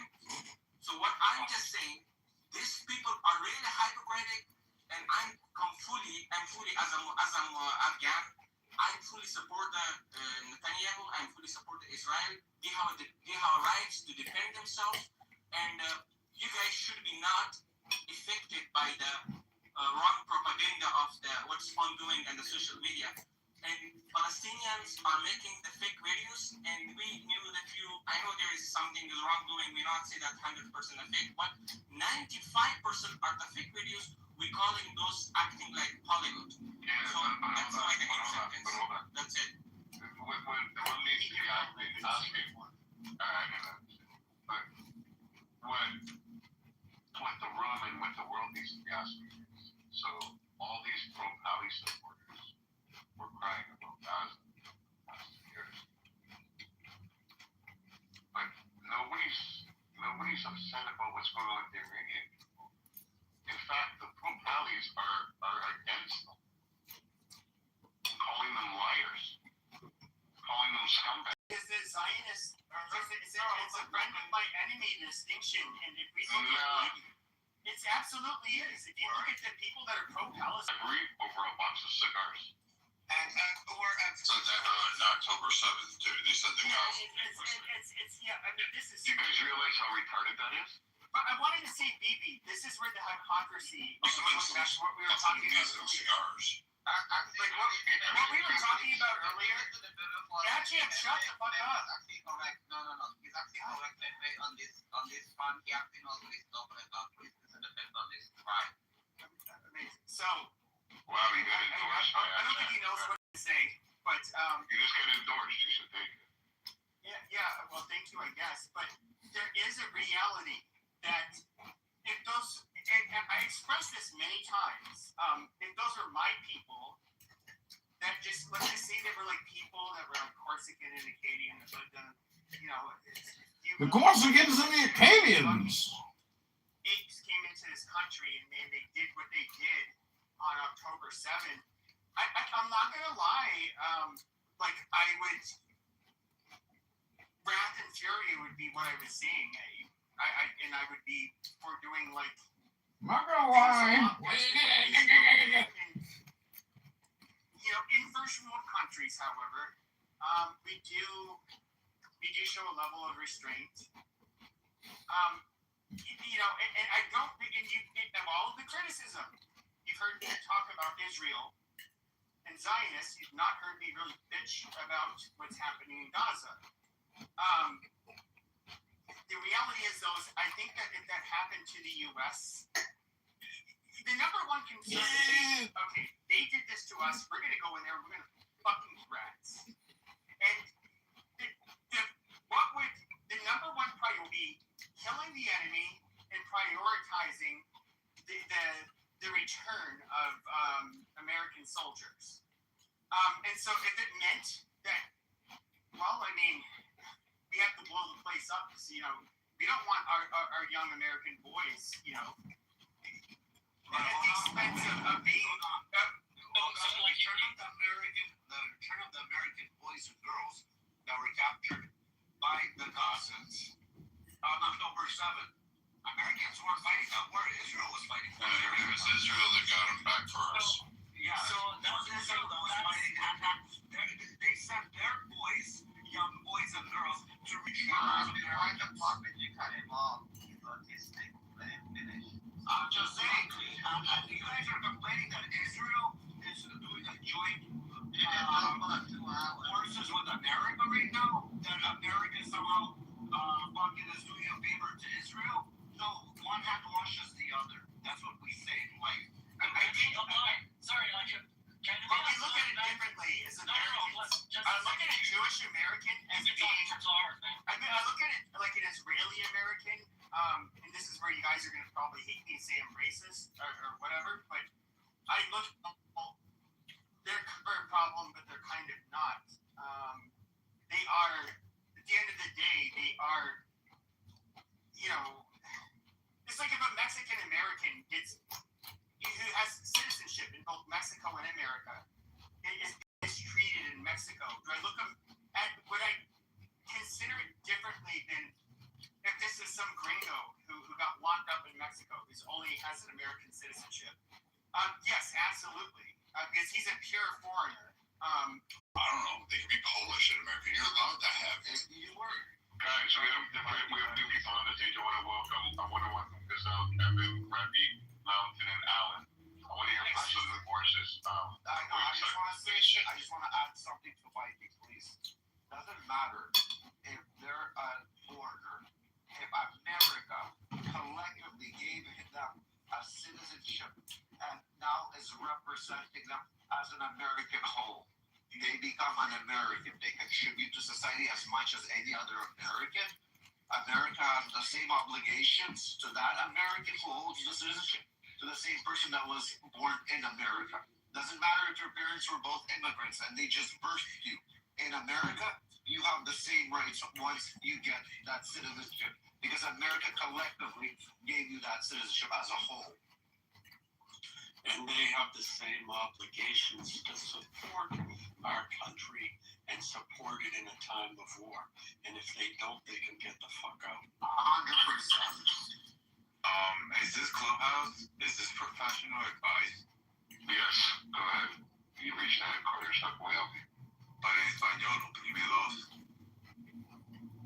Okay, bro, we're having honestly a fucking amazing discussion. This is not a troll room. Yeah, I'm sorry if I So, no, I'm not a troll, but think about it, bro. Don't get too serious either, alright? Go touch some grass. Alright? Like, I'm just, I don't know. All I hear about es la verga, güey. A la verga. Puta, pinche cabrón. ¿Por qué no te checo mi verga, puto? So, Gazelle, Kevin, Mountain, Alan, cállate, my gente. Okay, there. Or Euro, I want to pass the mic. I want to hear from somebody new. No, I just have a question to Pepe. He brought in a logic. If someone captured his voice and he would go in and blow the other place up and get his voice out. Does that apply to everyone or just their group of people? It applies to everybody. I'm talking about I would say like a natural. It's part of human nature that would constitute a natural reaction for any group of people. I agree. So, do you know that there's Palestinians captured in Israeli prison for years now without even Oh my God. like any charges against them?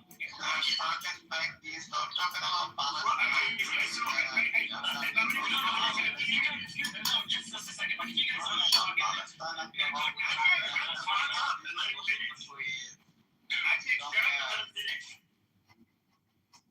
what I'm saying is, if you guys want to talk in like echo chamber between each other, No, we don't. Let's have proper discussion then. Hold on. I want to have this discussion with you because so you think that all of those Gazans are all innocent? I'm not saying that, but I'm saying if you Hold on. If you want to have a proper discussion, why the fuck are you yelling? I'm sorry. Do you believe they're innocent? Gazans that are being detained and awaiting their court case. You don't capture people. What do you think it is? Just the eeny, meeny, miny, let's get you guys inside the zone. Well, they do worse than that. I'm gonna steal that for you.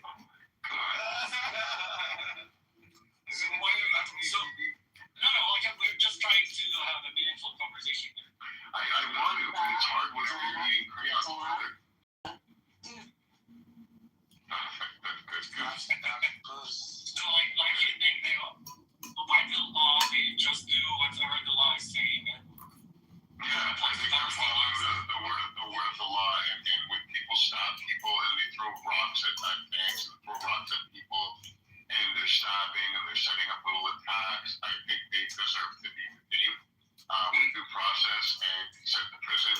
And unfortunately, they don't have like a shooting thing when they shoot people in the head. They should do that, like a firing squad. I don't think these people should see the light of day. But maybe I do think there's no charges against them. How do you know that? Oh, it's not confidential information. You can look it up. Yeah, I mean, there is. You get away with doing a lot of egregious shit. That is true. First of all, when you have mandatory conscription, okay, and so imagine your voter base, which is pretty much all Israelis, as long as they're not, Haredi, they are going to, they all have skin in the game because all of their kids are going to go into the IDF. Do they want a level of insurance that their kids, if they kind of like fuck up, they're not going to be, their life is not going to be destroyed? Yeah, we're talking, like, once again, that's a very human thing. That Americans, I think, do not necessarily appreciate. That's why it's more complicated in Israel. Hey, let me ask you a question. Let me ask this another question. So, Gazelle, are you on the phone? Gazelle? Yeah, I hear you. Sorry, I'm just thinking. How many Gazans are detained? Hello?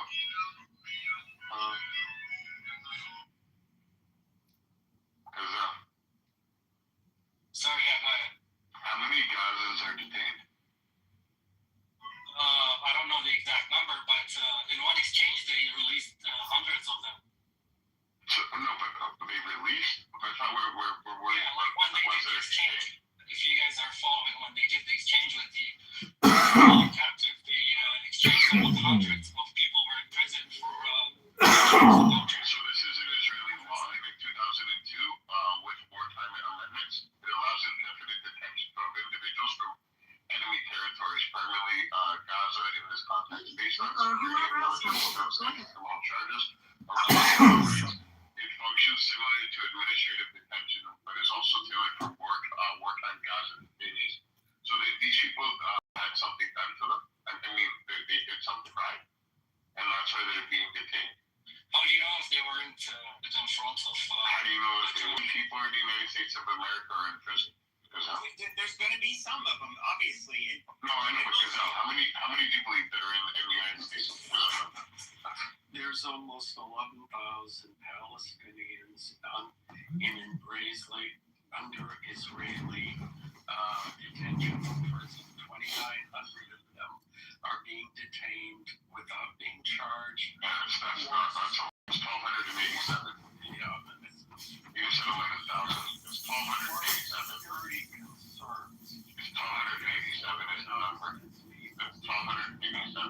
Okay, if you hold for a second, you will see that I will swing back around to. Okay. Okay, thank you. Well, you can talk. You're on, but let me finish and let me just say, what's the saying, Gazelle? Okay, I understand. The Palestinians had their moment, but now we're in war with Iran, and you've lost the limelight. Now, that doesn't change your situation or plight, but it changes the world's attention. So if you want to bring it up, you're really not going to get much sympathy the way you did. I'm sorry, that's the way it is. Right now, whatever supporters you had in the United States are more concerned about the war with Iran. When it's over, maybe we can go back to paying attention to fight and all of that. That's the first thing. The second thing is it's a numbers issue. All right?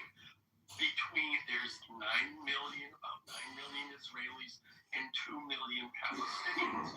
So in that particular case, Israel is the larger population. Now, in this particular war, there's about 90 million Iranians and 9 million Israelis. So now they are the minority. So that's why the dynamics of this discussion change. Now, maybe you don't like it. That's the way it is. Third of all, Israel is being useful to the United States. And that's what Israel and Jewish people tend to be, whether you like it or not. So if they are useful to us, we will support them more. Have Palestinians been to the United States in a significant way? When you have an answer to that question, then maybe you will find that the narrative around Palestinians will change. But right now, the current perception is, as Mike said in the chat, all we see coming from Islam is stabby, stabby, we hate America. I'll leave it there. Just a quick question. Was that the case before the Soviet invasion to Afghanistan? Only Alan answer this, please, people. And what does that have to do? First of all, I don't know the answer. Just an innocent question. I don't, as an American, I don't care. Okay, I think you can for these following we are engaged in a military conflict right now, and as an American, with American lives at risk, having been lost, I am going to support our country. I'm not interested in what the Soviet Union did in Afghanistan. Go ahead. Well, as a regular citizen, there's no regular. Hold on, Gazelle. Go ahead. So yeah, I was just going to say, the U.S. itself also has a different practice for unlawful combatants, and so they're treated separately in the system. So there's nothing that unusual about that. And the figure given earlier about 1237 is exactly correct. That was the figure as of January of this year. It's down from 2,500 from last year. This idea that people are being held for years and years without charges is only true in a very small number of rare cases, and it's being treated like, oh, this is typical. So 59% of all cases are resolved in 6 to 12 months time, 92% in under 2 years. So you're talking about a very small number that go beyond that range. So it's definitely not typical, and I think the suggestion that people being picked up are arbitrarily is just completely unfounded. Say something here. This guy Gazelle, he acts very innocent, and the victims, and the Palestinians are victims. I mean, fact is, that girl, that German girl who got spitted upon and killed in Gaza wasn't killed because she was the enemy. She was killed and humiliated and insulted and raped because she was a non-Muslim. Because she was a war booty. That is why. You know, I'm from India, and India and Pakistan go to war quite a lot. We have skirmishes along the border. When Pakistani soldiers get killed, the Indian army puts them in coffins and returns their body across the border. But when an Indian soldier gets killed in Pakistan, they cut his balls, they cut his head, they stuff the balls in the mouth, and that's how they sew the bodies back alongside the border. Because to them, we're not enemies. We're Hindus. We're the non-Muslims. So, you know, even if Israelis have illegally occupied Palestine, hatred for Israel is not because you guys are the occupiers. Their hate is because you're Jews, that you're not Muslims. That is why they support IRGC against these protesters and demonstrators, because the demonstrators are anti-Islam. Even though they hate the IRGC themselves because they're Shia, and these guys are Sunni. But they will always favor Islam, and only then they will care about Shia or Sunni, and then the non-Muslims. That is how they should. That is how they operate, that's how they think, and this is I think that's a half truth. I mean, the reality is though is that look, I don't want to like shit on the Israelis. They do a very tough time. They did forcefully locate, especially a lot of Christian people that were living in the area. Now, I will say this. When it came to quote-unquote resistance, like Corsicans, the Basques, the Irish, you know, for I would say less of a provocation, they ended up having these violent resistance movements. And I'm not going to say that like,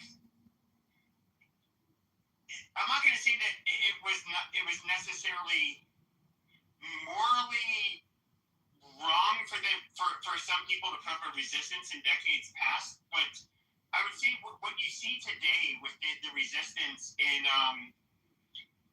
against the Israelis, it's far more Islamicist. It's very barbaric and ugly. I can't co-sign anything that they're doing, but you know, I'm not against. I'm trying to hold everybody to the same standard, basically, whether it comes to the resistance to the. You said the key thing. You said it a couple times tonight. You said they're not perfect. Exactly. What the number one problem is that I've been hearing on the side. And it's guys like 6 Hour that are like raping my back channels right now, and then sending me pictures of emojis of like shit, Israel flag and an F you.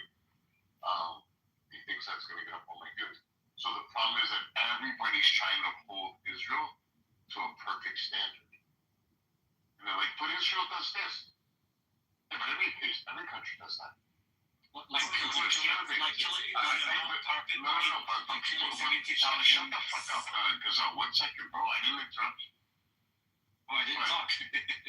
Well, you see me muted, and I can see the gray thing was swimming around your fucking remote back here, PTR, and Shiva. So, but when I ask you, and I ask anybody on the stage, is there starvation going on in the United States of America? The answer is yes.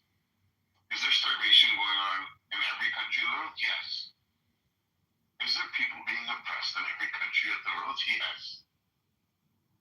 That's part of the world. Yes, I would say that. But Israel is not allowed to make any mistakes. So it's not that. It's just that, like, okay, since October 7th, there's been holy shit, so much propaganda being flung online. And of course, Israel. It's not propaganda. Hold on.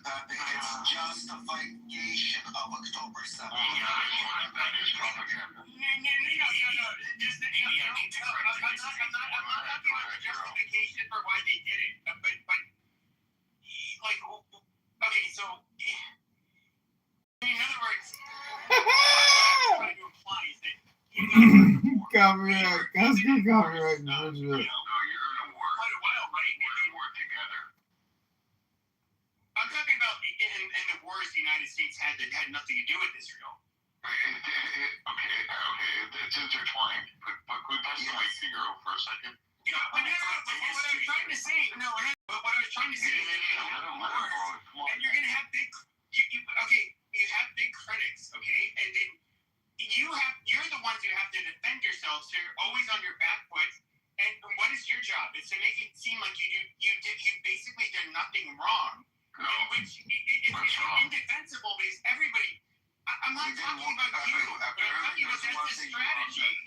No, it's not the strategy. There's one thing that is wrong, and it's the existence of the Jews. Oh, the strategy, like 50 years ago, the strategy is no longer that. The strategy is we are not going to bend the trembling knee to the anti-Semite. We are not going to be scared Jews and cower away to the world. We are not going to run from terrorism. We are going to fight it at where it stands, and we're going to take out the people that want to fuck with us. Nobody's saying that you guys should tolerate being. But I want to pass it to Euro. I just want to correct this history here that's being totally misstated.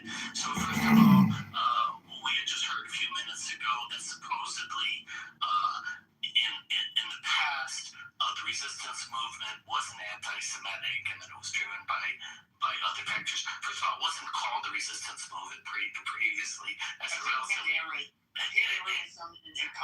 Pan-Arabism was always anti-Semitic, so it's just wrong to say historically it wasn't. It goes back to a time when the leader of the Arabs wasn't my claim. My claim is that it was not Islamic. Whatever. If it's not your claim, that's fine. But I want to make it very clear that it was always anti-Semitic. Because that's what I heard, that it wasn't anti-Semitic previously. It was always strongly anti-Semitic to the point that the leader was working with the Nazis, moved to Germany to work with the Nazis, and then they came back and spilled Nazi propaganda, which was not even about any Palestinian people, or it was just Arabs versus and Muslims versus Jews. And this Palestinian identity as a people developed later, much later. And when that developed, from the beginning, it was anti-Semitic, and it was put in writing. So there's no ambiguity on this. I want to pass the mic to Gazelle. We don't want to just talk like it's an open stage. Go ahead. Wait, how's it an open stage? Pepe was trying to get off what he was saying, and you cut him off a lot. Yeah, he's been talking for 4 hours straight. I know, but you could let him finish. Rich, honestly, fuck up. Oh, earn the hate, BB. Okay, there you go. Gazelle. Well, there's lots of lies that are floating around. We're going to start from the last thing the gentleman just mentioned here, that no Palestine. It's not true, because when the British occupied that land, it was Palestine, and you can review their documents. Let me go after this guy, guys. Continue.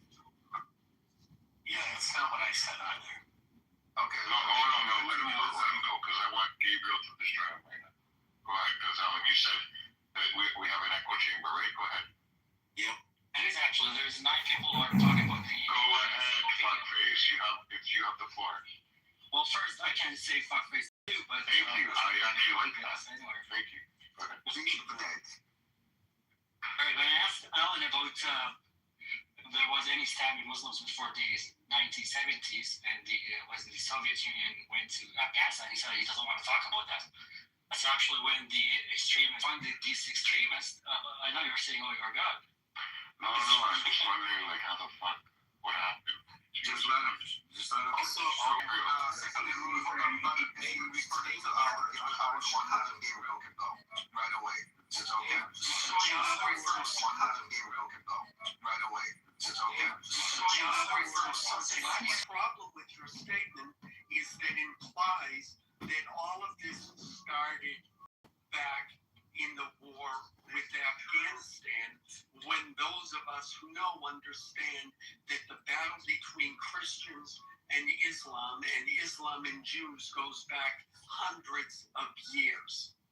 This didn't start in the 70s. It didn't start in the 60s. It didn't start in the 1800s. It started long before that. Muslims don't need a reason to hate Christians. They don't need a reason to hate. They just do. It's based into your religion. So don't fucking lie to this body like it has something to do with American funded when it is the place for supporting Chicago. Thank you. Okay, thanks, guys. So I'll try to make quickly the 3 points. So the first point, the easiest one, Alan started to talk about it really well, I think, but the idea that the West created extremism. Yes, sure, extremism exists in Muslim and Islamist societies, but it's all a result of the West. It is the biggest load of shit, and it was invented by folks like Edward Said, who were, in my opinion, given a stupid amount of respect for the shittiest scholarship. It's simply because Americans and Westerners are basically completely ignorant of Arab and Muslim history. And so the simplest thing to say is that Islam divides the world into Dar al-Harb, which is the house of war, and Dar al-Salam, which is the house of peace. So when people say Islam is the house of peace, yes, for anyone who converts to Islam, anyone who is Muslim. And actually, well, you have to be the right kind of Muslim because the different sects of Islam kill the fuck out of each other all the time. So the first thing is to say that extremism, right, is unfortunately cooked into Islam. Now, are there good things in Islam? Sure. The shit that they copied from the Jews and who followed the shitty things, 3 of which we all are aware of. Number 1, looking at the whole world who isn't Muslim as kafir, as people who are part of Dar al-Harb and are to be conquered or killed. Number 2, if anyone is a Muslim and dares to leave Islam, right? This is, by the way, this is a feature of Islam. It's not a bug, okay? I dare anybody to tell me this is not a core part of Islam, right? Okay. So if someone leaves, no, you cannot, because I'm speaking. I'm answering your 3 points. You gish-galloped over 3 things, but you were actually relatively brief. I will do you the same favor, and then you can answer. So, if you want to leave Islam, right, 3 wise men are going to speak to you, I forget how many times, and then if you still insist, they are allowed to kill you. That is actually part of the faith. And then the third thing, of course, is the idea that everyone, including non-Muslims, has to live by Sharia. These things, right, are features of the religion which make it a cancerous political ideology, not simply a religion of faith. Buddhism, Judaism, Christianity, as they are currently practiced, right, do not have anything like this, okay? And that is why Islam gets criticized. And there's nothing fucking wrong with criticizing Islam. So number 1, Islam breeds extremism from its foundational texts to its commentaries to all of its empires. Now, the second point I'm going to hit is that extremism, right, was not created in the 1970s. That extremism started with the Arab-Muslim conquest of Jerusalem, which Arab and Muslim historians brag about. So when people talk about colonization, it's about the land. Spare me the bullshit, okay? Jerusalem was one of like 25 significant places, states, empires that Arab-Muslim conquered. Arabization and Islamization are bragged about today by Arab and Muslim historians. There's even a concept that if land was Arab or Muslim at one point, it must remain that way. That's why all these fuckers are talking about Al-Andalus. We have to get Spain back. We have to get Portugal back because it was once Muslim land and it must belong to Muslims. Again, this is a colonialist, imperialist, throw more word salad at it, throw left word salad, throw right word salad, but it is a conquering mentality. There's no 2 words about it. So I don't want to hear lefty bullshit, right, about, oh my God, Israelis, they conquered, they colonized. They didn't colonize jack shit. But you know who did colonize, right? The Amazigh were colonized, right? The Egyptians are not Arab or Muslim. True Egyptians, are Copts. And then there's other groups that are the indigenous people of that area. They were Arabized and colonized. Then you get to Armenians, Chaldeans, Assyrians. Today, a lot of these guys are Iraqi, and they call themselves Arab. But actually, most Chaldeans are almost extinct. Assyrians, Arameans, right? These people were Christian. There's hardly any of them left. Then you get to the Armenians, Turkish Muslim genocide against the Armenian Christians. Then you get to the Kurds, because many of them were the wrong type of Muslim, and because they were the wrong ethnicity, they weren't Arab. You can keep going. You get to 10 African tribes. Arab Muslim supremacy, colonization, and mass murder has gone on for conquer Black African peoples and castrate them and kill 10 to 20 million of them, you know, and that's just enslave guys because of a time machine. I don't believe you, okay? Extremism is unfortunately, expansionism and extremism is cooked into the political and war ideology that is called Islam, okay? Now, that is not an attack on every Muslim. It's not an attack on all Muslims. It is simply a fact of history, because by the time you get to the 50th country that is now Muslim, right, and the 22nd country that is Arab, when originally you started with one country, Arabia, that was Arab and Muslim, something must be up. And then the last thing I'll say, and that's one sentence, appreciate you guys hearing me out, is that there was no state in the history of the world called Palestine. There was no state with a king called Palestine. There was no coin called Palestine with Palestinian coins. What we had was a place, like, let's call it Texas. One eternity later. Yes, exactly. Let's call it Texas, okay? Texans, right, are not an ethnicity. Texans were never an ethnicity. Now, today, you can make an argument the Palestinians have decided through 7 or 8, 6 generations of mental abuse. land. Yeah. You can say that you can argue that there are people whose whole purpose is to destroy other people, but there was never a country called Palestine back then. I agree with everything you said. Hold on. Gazelle, you want to rebuttal this one? Yeah, just quickly here. Make it quick. You have 1 minute. A lot quicker than Gabriel. Okay, Gabriel. Like the list that you just listed, it's all live. I'm not sure where to start. So let's start. I'm not gonna.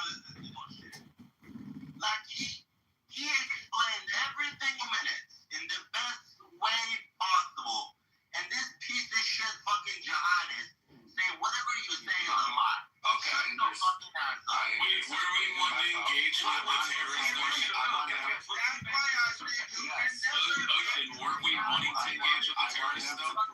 Yes, we do want to engage with the terrorists. Yeah, you just can't kick everybody down just because they're retards. I'm not bringing nobody up this. I'll come back. Guys, this is stupid though. Why would you just let him bury himself? He was making it.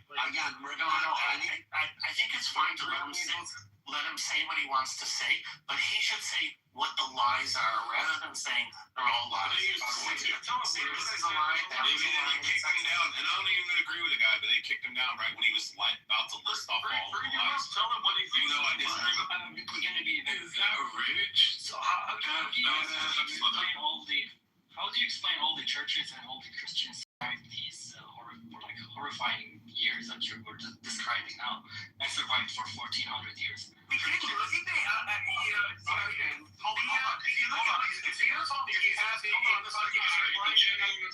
on. He's replying to me. Let me answer him. Yeah, Gazelle, is it rhetorical or do you want Gabriel to respond? I'm just gonna give him an example. So I'm original from Iraq. Go ahead. Original from Iraq. We have lots of Christians. Are faggots. Okay. So we have lots of, as you know, maybe we have lots of churches, lots of Christians. Yeah, but you pieces of shit utterly made them have to leave. Oh, that's after the war. That's after the. I mean, could you be quiet, or whoever that is, just let Gazelle speak? I'm trying to be as much as respectful as I can. Some of you guys don't know that language, unfortunately. Gazelle, continue. You have 1 minute. Land your plane. I just gave him an example of surviving totality that's used. Hold on. Okay. So you said that's a lie. Can I answer? Can I answer in 30 seconds? Yeah, please. Maybe show me on the call where you were touched. All right. So, Chaldeans, Assyrians, and Aramaeans are Christians. Chaldeans are down to less than 600,000 people worldwide. Okay? There was an Assyrian empire. They were conquered, and they have been mass murdered by Arab Muslims who ruled over them, just like 20 plus other religious and ethnic minorities. That's my answer. That's actually not true. So the Assyrians were 3000 BC, 3,000 years BC. Islam came 600. And after Islam came, how did they treat Assyrians? How did they treat Assyrians after Islam came? How did they treat Assyrians? I can find you an Assyrians tomorrow. You can ask. Would you like to ask 100 Assyrians how they were treated? Would you like to ask? You are talking. I'm talking about Gazelle. 3,000 years before. Gazelle, you're squirming. I'm saying when Arab Muslims control, it's very simple. When Arab Muslims control a state, a city, an empire, they treat other minorities, right? They treat Christians and Jews like dhimmi, like third-class apartheid citizens, and they did that to Assyrians just as recently as the past 100 years in Iraq.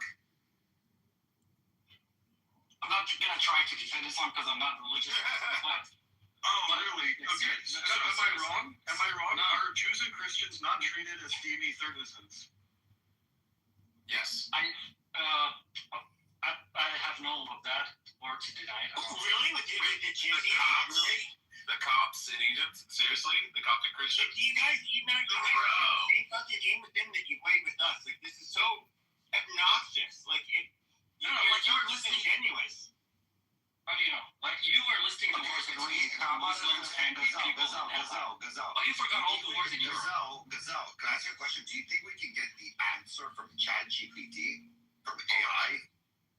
I'm asking you, do you think we can get the answer from AI? No, I'm not saying what Muslims did back then was perfect. Simply a religion. No, wait, Gazelle, you didn't answer Rafi's question.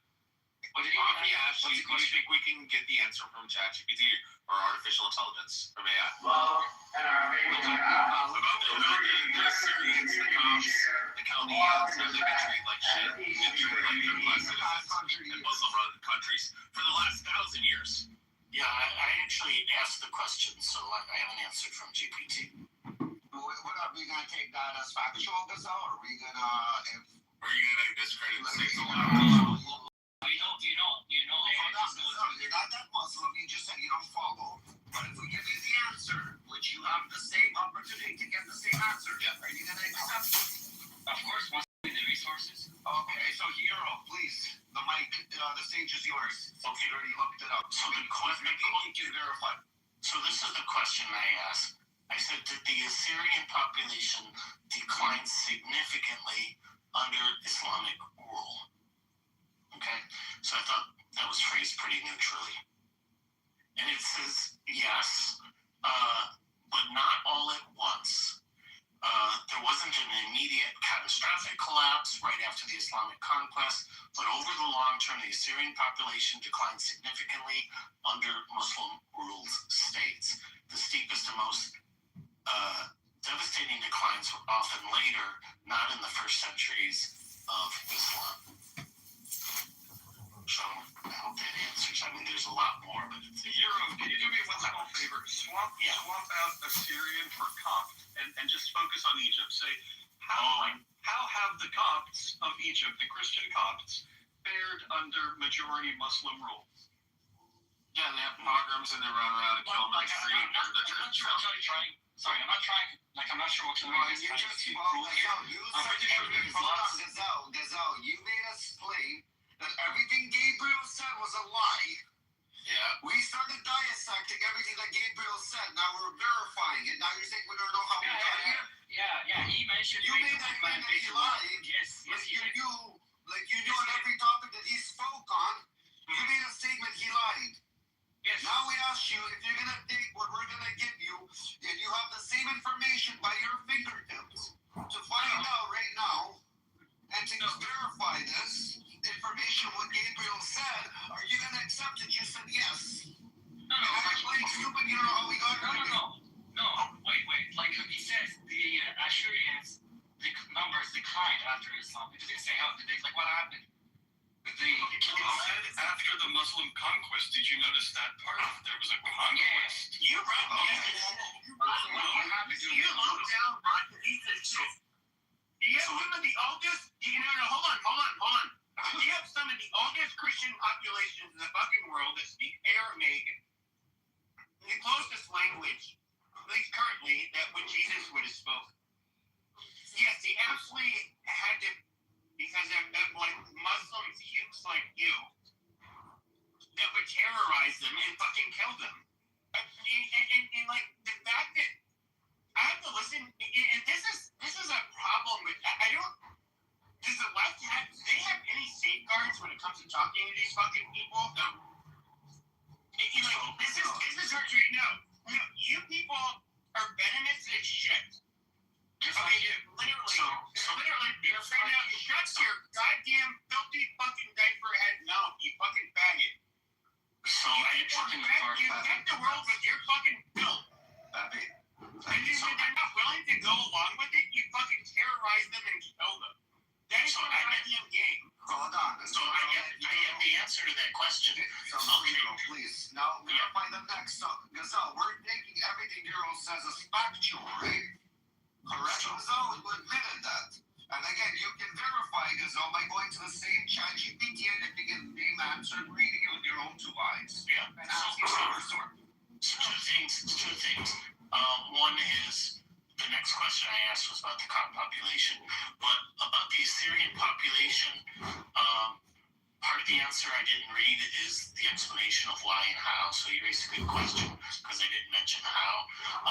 So it said, and I read this first part, the steepest and most devastating declines were often later, not in the first centuries of Islam. For Assyrians, some of the most severe demographics came under later Muslim-ruled polities, especially the late Ottoman period and World War I, when the Assyrian genocide, often called Sepho, killed very large numbers and shattered historic communities. Modern displacement in Iraq, Syria, Iran, and Turkey then reduced the population further. So the answer did explain how. And then the next question I asked was, what about the Copt population in Egypt? That's my entire question. It says the Coptic population declined very substantially under Islamic rule over the long term. The strongest concise statement I found is from a historical economic paper by Mohammed Saleh. Copts from almost all of Egypt's population in 641 to about 7% by 1897. Okay, so I just asked ChatGPT the same question, and I got a different answer. Okay, that's a population answer with your facts on it, so we can check. Okay, so early Islamic and medieval periods after the Muslim. First of all, hold on. Gazelle, how did you state your question? How did Muslims treat the Christians in what's called Iraq right now? Yeah, so a totally different question, of course. Yeah, you asked them what the question. So don't you think this is a good question, like good wording for the question? No, to ask for what period of year, what specific timeline are we asking? Yeah, the answer was this. So early Islamic period, which is the 7th century.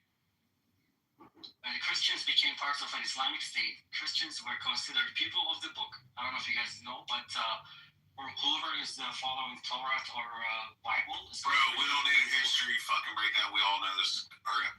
Okay, and we're allowed to practice their religion, special next. So the only different thing was your religion was literally butchering people and stripping away the rights of the native people that like. Okay, so point number 2 from the answer. Many Christians held important roles, especially in medicine, translation, and administration during the Abbasid Caliphate. Because Arabs weren't dumb.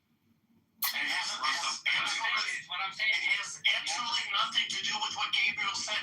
Gabriel said the Assyrian population was significantly reduced under Islamic rule, and so was the Coptic population. And you said your response to that was, that's a lie. So then I asked GPT, and it says yes. And it says significantly, it didn't happen in the early Islamic rule, which I already said.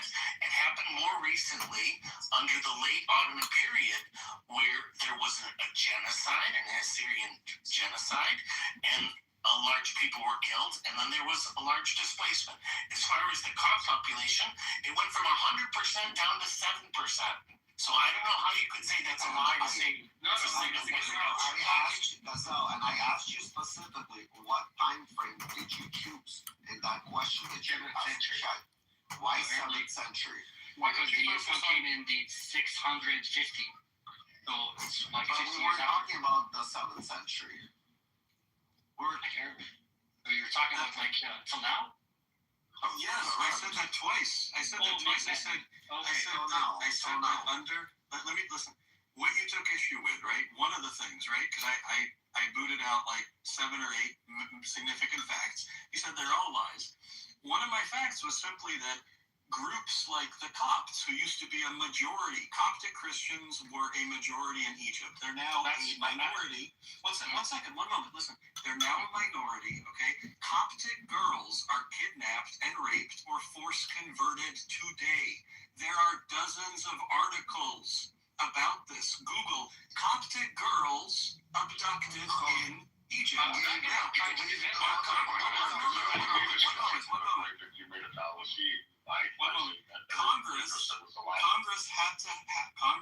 The U.S. Congress, it got so bad, and Egypt's our ally, that the U.S. Congress had to have hearings about why Christian girls were being abducted and in their youth mass raped or force converted.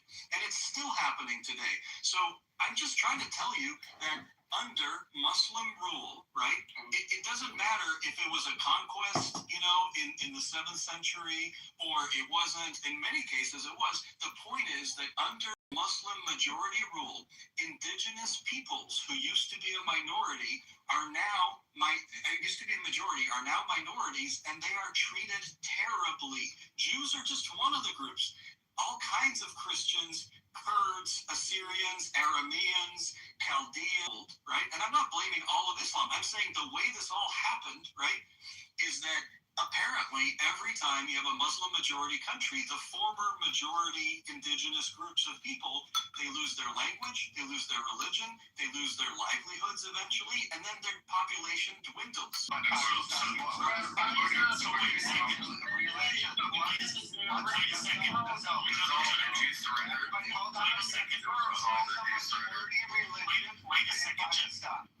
Wait a second, just to be fair, I asked GPT the same way he phrased it. So I said, how were Christians treated during the late Ottoman period? And it gives a very long answers, and I'll read from it. For Armenians, conditions deteriorated badly in the 1890s. They had Armenian massacres, and then catastrophically in 1915-19, when the Ottoman government carried out deportations and mass against Armenian Christians during the First World War. He's a Coptic Christian, just by the way.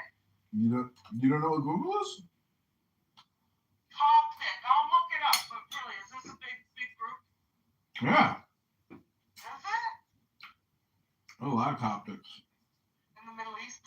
Mm-hmm. Yeah, I have Google though. I got your point.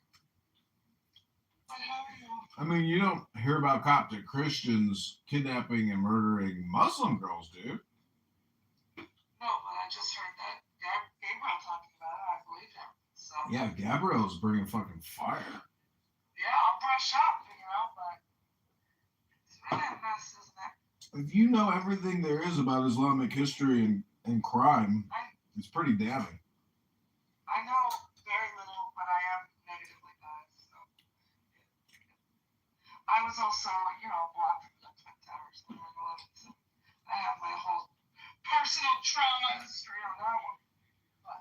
Do you think there were detonators inside the buildings? I had a face where I believe that. What do you think? Without a doubt. Yeah, I've seen those side-by-side videos, right? Where is that what you're referring to? Stuff like that. Mm. The 7 building, right? No, I'm just saying that controlled demolitions, like, are a thing, and there's just no way that a building at the top on fire can just fall like that unless it's controlled demolition. It's impossible. Yeah. I thought about I mean, it'll burn like a candle, but it won't fucking drop. Yeah. Jesus, but well, you were a child when that happened, right? I was a freshman in college.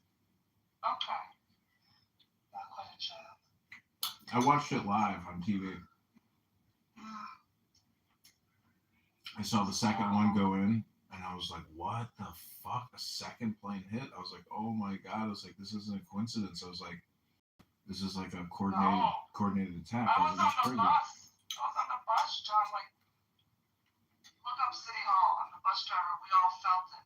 He goes, this is the end of the line, folks. I don't know what's going on.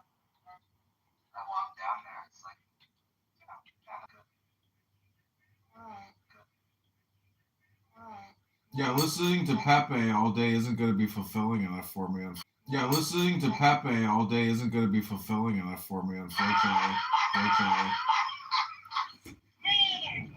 I had like a moment of panic today where I was like meditating and sitting in the sun, and I just heard Pepe's voice. And I started panicking. I was like, oh no, how do I get rid? I was like, how do I get this guy's voice out of my head? What a voice, though. Yeah. I got the same problem. It's literally like Kermit the Frog if he got beat over the head with a baseball bat.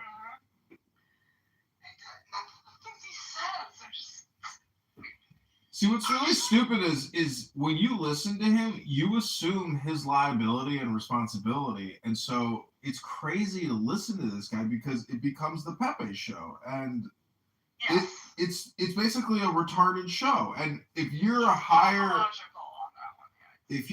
intelligence than him, he can't necessarily make you dumber, but if you're choosing to listen to him, then you are actually dumber. It's like whippets, John. Have you ever done them? Mm-mm. You know, the club drug of the 80s. I've seen people at concerts do that. I'm like, are these people crazy? Like, what a horrible drug. It's horrible. You lose brain cells. But I've done those in the 80s. And later, when I read up on it, I said, what an idiot. Why would you do that to yourself? You know better. You're a smart half-Jew. I know. It's like choosing to take a nail gun and just shoot a nail in your brain. Exactly. It's like listening to Pepe. Okay, well, I hope they don't arrest us for the pejorative commenting. I actually respect that guy more than many others. Pepe? Yeah, I can't explain it. Do you? Oh God, no! I can't believe that people, even Jews, share the stage with him because he calls people the K word. He's mentally unstable. But the thing is, it's like, if this is what he thinks is like responsible, or like, you know, if his dad was to listen to him, I'm not trying to project here, but like, I don't know. It's just not. See, the part. You can't be proud of it. You can't be proud of it. Well, it's stupid. I mean, write an essay and publish something, but like, to come on here and scream and scream and scream, it's so stupid. So juvenile. Totally agree. He's been one of my least favorites. And lately, I have found myself being similar to the way you described it, listening to him going, what is the fascination, Jane? He's so, like, abnormal thing. See, if you believe that all communication is hypnosis, this is Pepe's hypnosis. But again, it goes back to the person who's willing to submit to the hypnosis Pepe session. It's your choice, you know. Well, John, as always, thank you. I see you're running for mayor. I'll get the updates. I am. I see Scott's doing well. He's looking thin. He's dating a girl. Oh my gosh. He turned it all around. I met her. Yeah, she's lovely. Wow. Good for him. Very nice. She has children. He's well, I hope he'll do well there. She's very nice. Good. Everybody needs. Have you ever seen the movie Blues Brothers? Yeah, when I was a child. Everybody needs somebody. That movie's a very funny movie because the whole thing is hypnosis.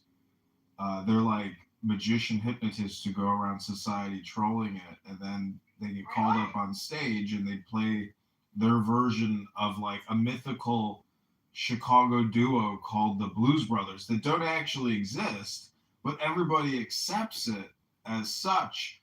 When they hear the music, they like it, but prior to that, nobody knows who they are. It's a very funny movie because it forces all these assumptions onto the viewer.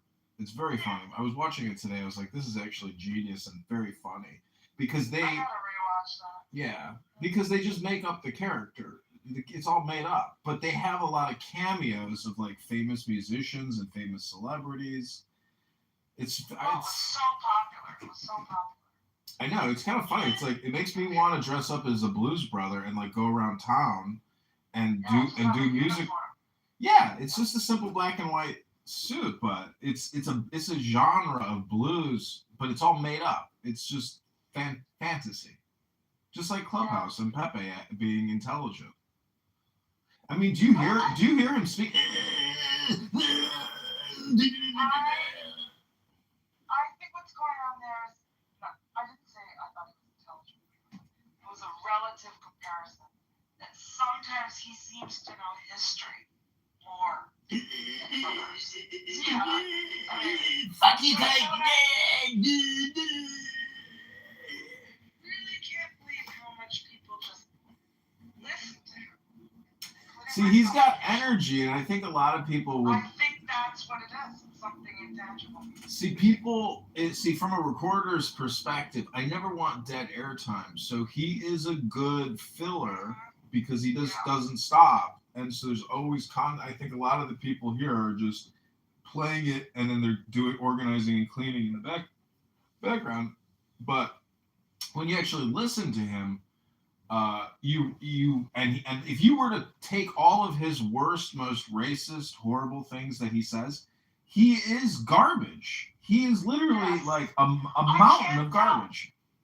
Why there is a sense that he has multiple channels when people say, well, he's doing a role.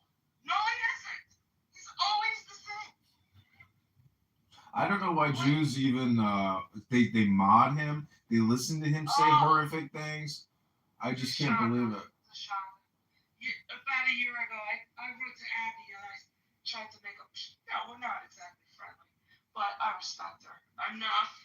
And I went, why are you friends with him? He hates us. She gave me some polite answer about like, well, he's a Zionist. And I'm like, we're making deals. It's crazy. He's not a Zionist. He is I don't not. think he is either. But It doesn't matter. It does. See, the thing is, he's just a. If you. who's in America making deals with the dumbest among us, Americans? It's not a deal. They're just tolerating it because I think eventually you have to realize he's never going away. He loves being here, and so. All the Huckabee people, I'm saying, like the broader group of evangelicals that are obsessed with Israel. So AIPAC likes them. I mean, these are dumb people. Yeah, but so what? I mean, To preserve Israel, we have to fuck up all of America. Are you kidding me? America's fucked up with or without Israel. Like we're stupid. I agree. We tax ourselves to death. We're the cruelest people. We're insane. We're stupid. We've ruined the country in 20 fucking years. 20 fucking years we ruined the country. 25 years we've ruined this fucker. We have depleted it all. It's gone. There's nothing left. There's no pension money. It's just one giant fucking mortgage, and the revenue is going down. The businesses are shutting down. Like, The whole system is caving in slowly, but it's caving. It's not growing. It's caving. It's just because of all the It's debt. kind of a funny thing. Are your parents in their 60s? Yeah. Like the notion of Social Security. I don't think there's anyone who's been like professional who's planning to live on it. No. My mother lives on it. She's so cheap. She pees in the toilet 5 times before she flushes it. Oh, my mother does too, by the way. I'm saying people my age. I'm not eligible until. It's not that people expect to live off of it. It's the fact. It's everything. It's Medicare, Medicaid at $4 trillion a year. It's not just Social Security. We pay money. I don't know why they don't just privatize. Give everybody a rate. Give us all a check. Exactly. They should cut. They should cut everything and just issue us checks. With it. Yes. Yeah. And I think that's not understood. There are many. I'm a Democrat, as you know, but on that issue, I don't think that sounds very much. That sounds like a conservative, and I don't care because I'm like, it is stupid. It doesn't work. But even me, I'm like, but I had to pay money for my fucking whole life. Write me a check. Give me something. Don't you think that should simplify everything? They won't do that.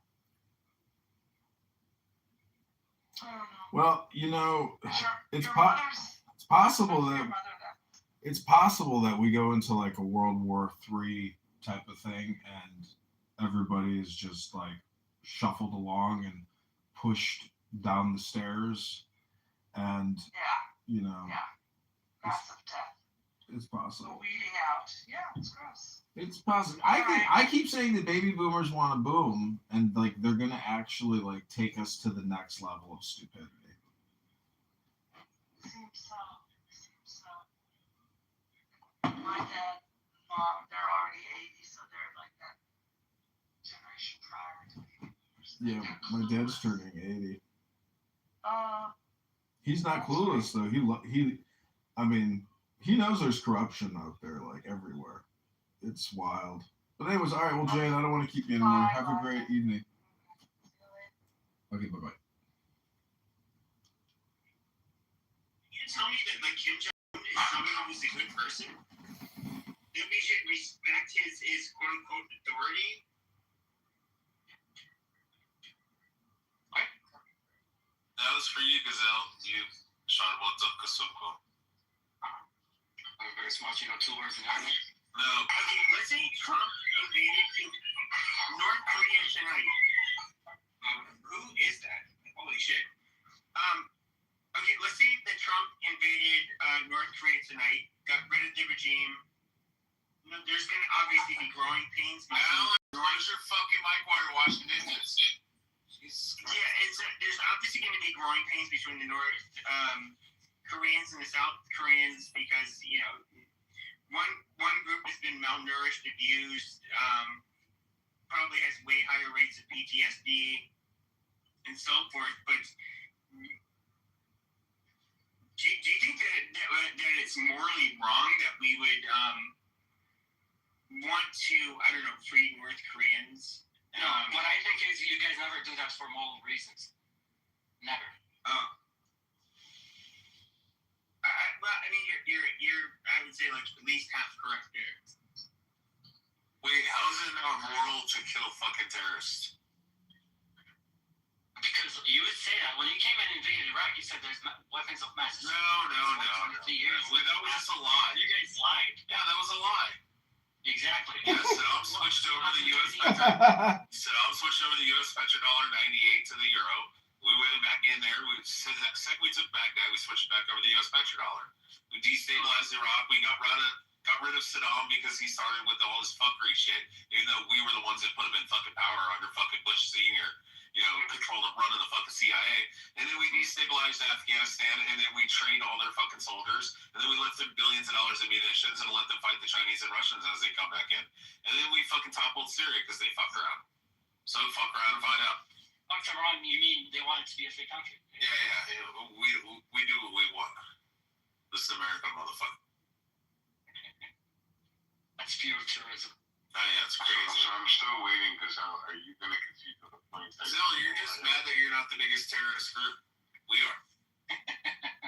We're at. You guys are a bunch of pussy faggots that get your ass kicked. And you guys are like, but you guys lost in Iraq and Afghanistan. You know, we killed like 1.5 million Iraqis and over 1 million fucking Afghanis. We killed like 3 to 5 million citizens, civilians in Iraq and Afghanistan both. Like, how is that a fucking loss when we only lost like 4,000 soldiers over 22 years? Like, yeah, we really lost. We lost 4,000. And a huge fucking number of those are like accidents and suicides. You know, like fucking all that bitch shit. Like somebody drove their fucking truck, their Humvee off a fucking cliff, and like 5 soldiers died. So yeah, I mean, yeah, we lost 4,000.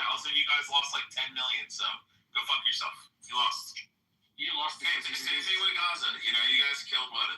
Fucking 1,200 people, and we've murdered fucking 80,000 of you motherfuckers. It's amazing. I'm not proud of any civilian killed. I'm like, yeah, too bad.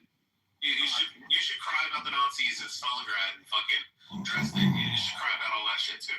You should cry about Hiroshima and Nagasaki. Video to Thursday. You should fucking cry about fucking D-Day. Let's actually do Thursday. You should cry about fucking Normandy and D-Day. You should cry about fucking Iwo Jima. You should cry about this is justifying why I have hatred for Islam. You should. I mean, I know you're crying your hadiths and your tafsirs. It's fucking disgusting. Do you guys agree with this guy is saying? 100%. Partially. Most of them. Some of them wholehearted. Wasn't it your prophet wasn't a pedophile? Yeah, he fucked Aisha. So you guys, he married Aisha when he was 51. He was 51. Aisha was 6. He consummated marriage and was old when he was 54. And he penetrated her, used the thigh. No, I have a question. You talk a lot of stuff. What would you do if you had a time machine? Oh, yeah, I love this one. Yeah, if I had a time machine, I'd go back, kick that Prophet Muhammad. I'd let pigs anally rape him and ejaculate into his asshole. And then I'd let all the donkeys and all the other livestock fuck him in the ass. And then I would cut his head off and I would chop him up in 1,000 pieces. Then I'd feed him to pigs and I'd burn the pigs and I'd fucking bury the pigs and pour sulfuric acid so all the burnt parts are all gone. So that way here's What? Excellent. again. Oh, actually, you know what? I take it back. I would probably let the Al-Zut men rape him some more too. Is there anyone that Brazil, are you supposed to leave when somebody insults your prophet? You're not supposed to associate and engage with that person?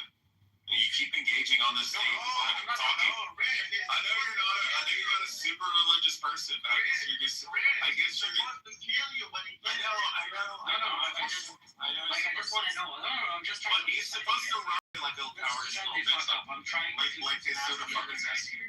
Do you guys agree what this guy is saying? He's 100. All right, hold on. We'll get a vote on this. Everybody who agrees with me, put a 1 in the chat. Everybody who disagrees, put a 0. No, what he said, just for those who didn't listen to what he said. See how many ones we get. Anybody agree? 1. Oh, there's 1-0. Oh, fuck. I'm losing. Oh, there's a 1. There's a 1. Oh, shit. One's coming in. Baby. Yeah, we got this. Yeah. Get some, motherfucker. This is why you guys lose. We have more energy. This nigga's clearly on crack, man. Galaxy, you have AIDS, like full blown. You're on crack. You don't have HIV anymore. You have this big fucking AIDS sores on your arm.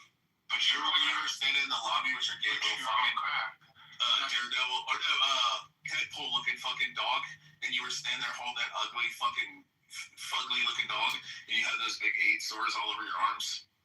You're gonna be dead soon. Oh no! I think the 1's won and the 0's lost. I thank all of the committee for voting for me, and I'll sing this little song. Muhammad is a pedophile. Muhammad is a piece of shit. Muhammad is burning in hell. Muhammad is a bad You can just be normal? Like, why do you have to be an idiot? No. Like KK said, I am a crackhead and I'm on crack and meth. You're not religious. Why is your father? What's going on? Oh shit, I got Nikhil and KK mixed up with the same PTR. Most of the people here are like agreeing with what you just said here. Like, Well, stop throwing fucking skulls at me when you ate your fucking wife's pussy while she's on her period. That's disgusting, bro. Yeah, I'm talking about William Wallace in the chat. He gave me skulls. He ate his own wife's pussy while she was on her period. You guys are lost in cause here. No, I agree. That's disgusting. William should be taken out back. Yeah, I know we're non-believers. You're supposed to kill us, but you can't do it. No, it's not that. I know about your beliefs. But celebrating killing over 1 million civilians is... No, 3 to 5 million. It was 1 million combatives. 1.5 million in Iraq, 1 million in Afghanistan, 5 million civilians in each country. So it's between 6 and 10 million civilians. But that wasn't a genocide. You Muslims weren't crying genocide then. You were just crying war crimes. You weren't saying it was fucking genocide. But then when Israel fucking engages with the Gaza, the most densely populated area on Earth, compacted with a bunch of fucking kids because y'all are having like 18 fucking kids per each fucking woman. You'll get shot and you go, oh, this baby boy is dead. This baby boy is dead. It's like, well, stop teaching your fucking kids Sesame Street, where you literally have cartoons where fucking goes stab the fucking Israelis in the neck. And then they had another one where there was a fucking security guard or police officer standing there, and then the guy standing across and he observes him at like 1:30 doing like fucking switching out with another guard. So then he goes and gets a guard's uniform, and then he goes and pretends he's the new guard. Do you think it's right to make Sesame style fucking commercials where you show Bert and Ernie's saying kill the fucking dude? People do that in the United States, and they make Spider-Man commercial videos on YouTube, and they put them out and they fucking put them out to kids, and they're like, hey kids, look, this is Spider-Man fucking Princess B, and then he like cuts her head off and shit, and they make these like animated cartoons and they market them for fucking kids because they're evil fucking people. We fucking say that that's abhorrent and fucking disgusting and horrific, but then when the Palestinians do the same thing, they're like, oh, Allahu Akbar. Meanwhile, Spider-Man is fighting aliens most of the time, or bad guys. And then these guys are raising their... Yeah, they literally put like cartoon snuff videos and molecular natives on YouTube. And we take that shit immediately down and ban their accounts and call it fucking horrific. But when the Palestinians do, they scream Allahu Akbar. So fuck them. That's why I said Americans are very privileged people. They're very spoiled people. Yeah, it's called first world problems. They got it so good. They don't realize how fucked up it is out there. So they need something better for them out there. Yeah, go watch your videos about the Bachabazi boys, and then you'll be like, oh. I know, I see those. They're absolutely wrong. There's nothing better out there. You got the best of the best in human history, and you're fucking it up. Europe fucked it up for themselves, and some fucking lefties, dumb fuck liberals, fucking Democrats are fucking it up in this country as well. So yeah. I just want to say we gotta watch what we say about on some subjects because Roya has her eye on you, Rafi, and I. It takes a second.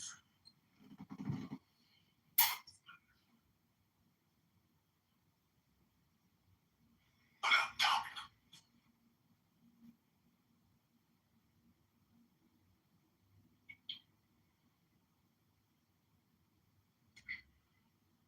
What are you doing, Rafi? Me? Oh, nothing. Do you hot mic it? I am hot mic. 1 second. Let me mute up. Wait, is that Shuki? Like the real Shuki or fake Shuki? I think it is the real Shuki. I don't know. He follows a mere spouse, not the real Shuki. Yeah.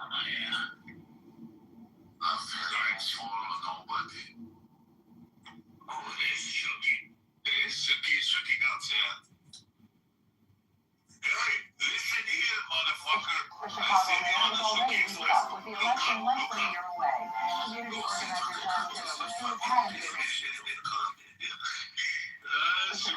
America already heating up with the Did somebody kick him? Did somebody kick him? Did BB kick him? Shuki, I'm sorry, BB kicked you. He's a piece of shit. Somebody kicked Shuki?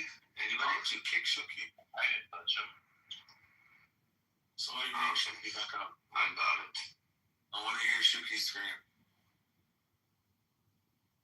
I see you on the Shuki Express. Look up, Rafi.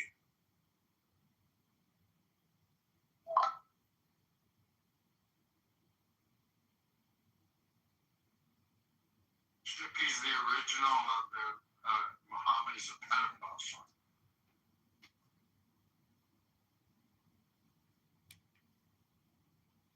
Yeah, where do you think I got it? Yeah.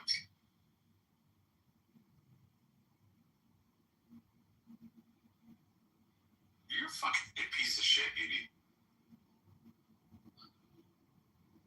Honestly. Yeah, what a scumbag. Baby, no, I love baby.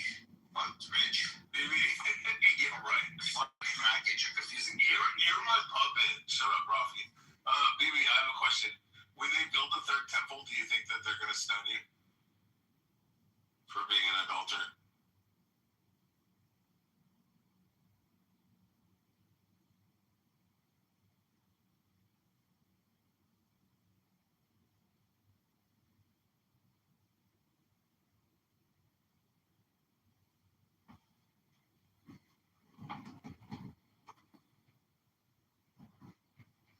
You could have multiple wives in the Old Testament.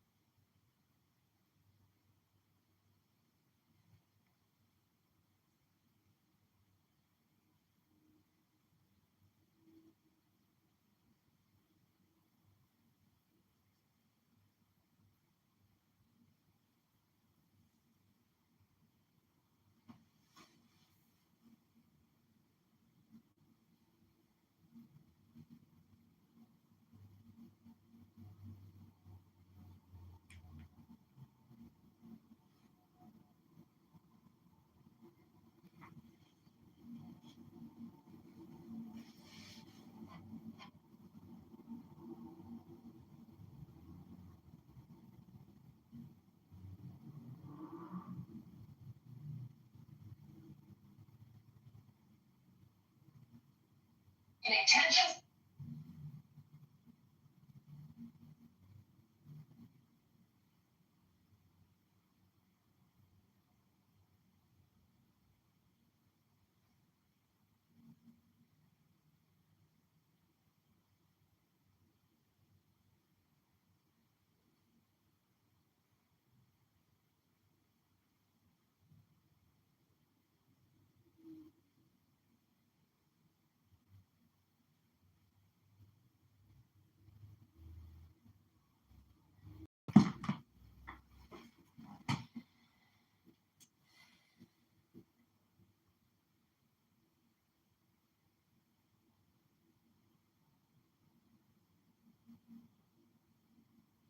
I'm just trying to tell you, yeah, like, go ahead, Nico. I can talk all day.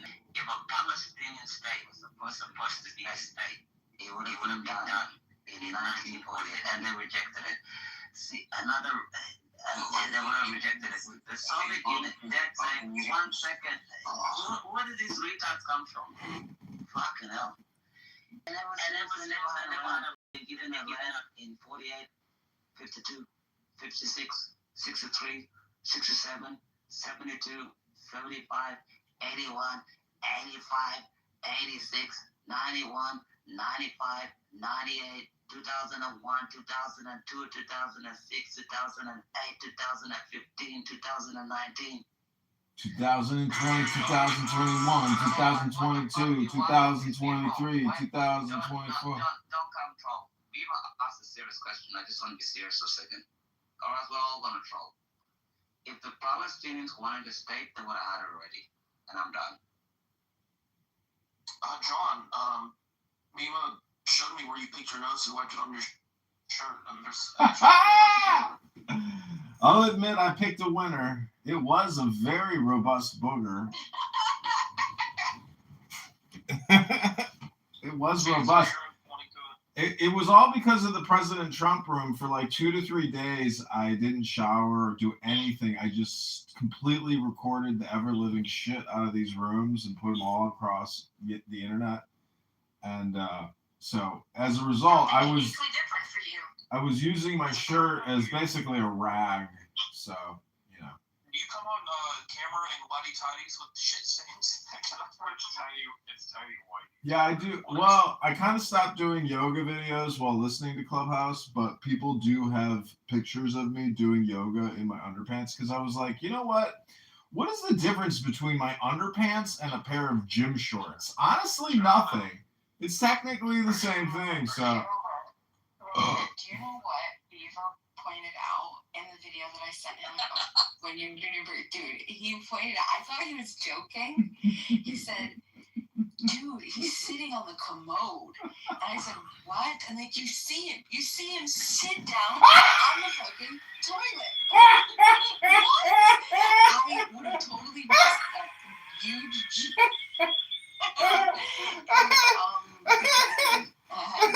now put your pants down and we see you sit on the toilet.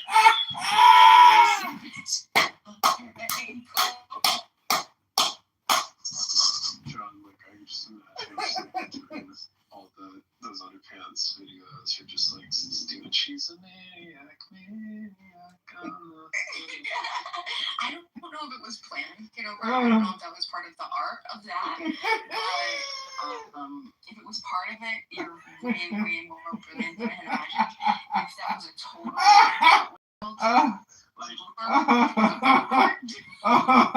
John, if you do a video of that, like you're saying, like dancing to that song in front of Trump Tower in Chicago, I might consider voting for you for mayor.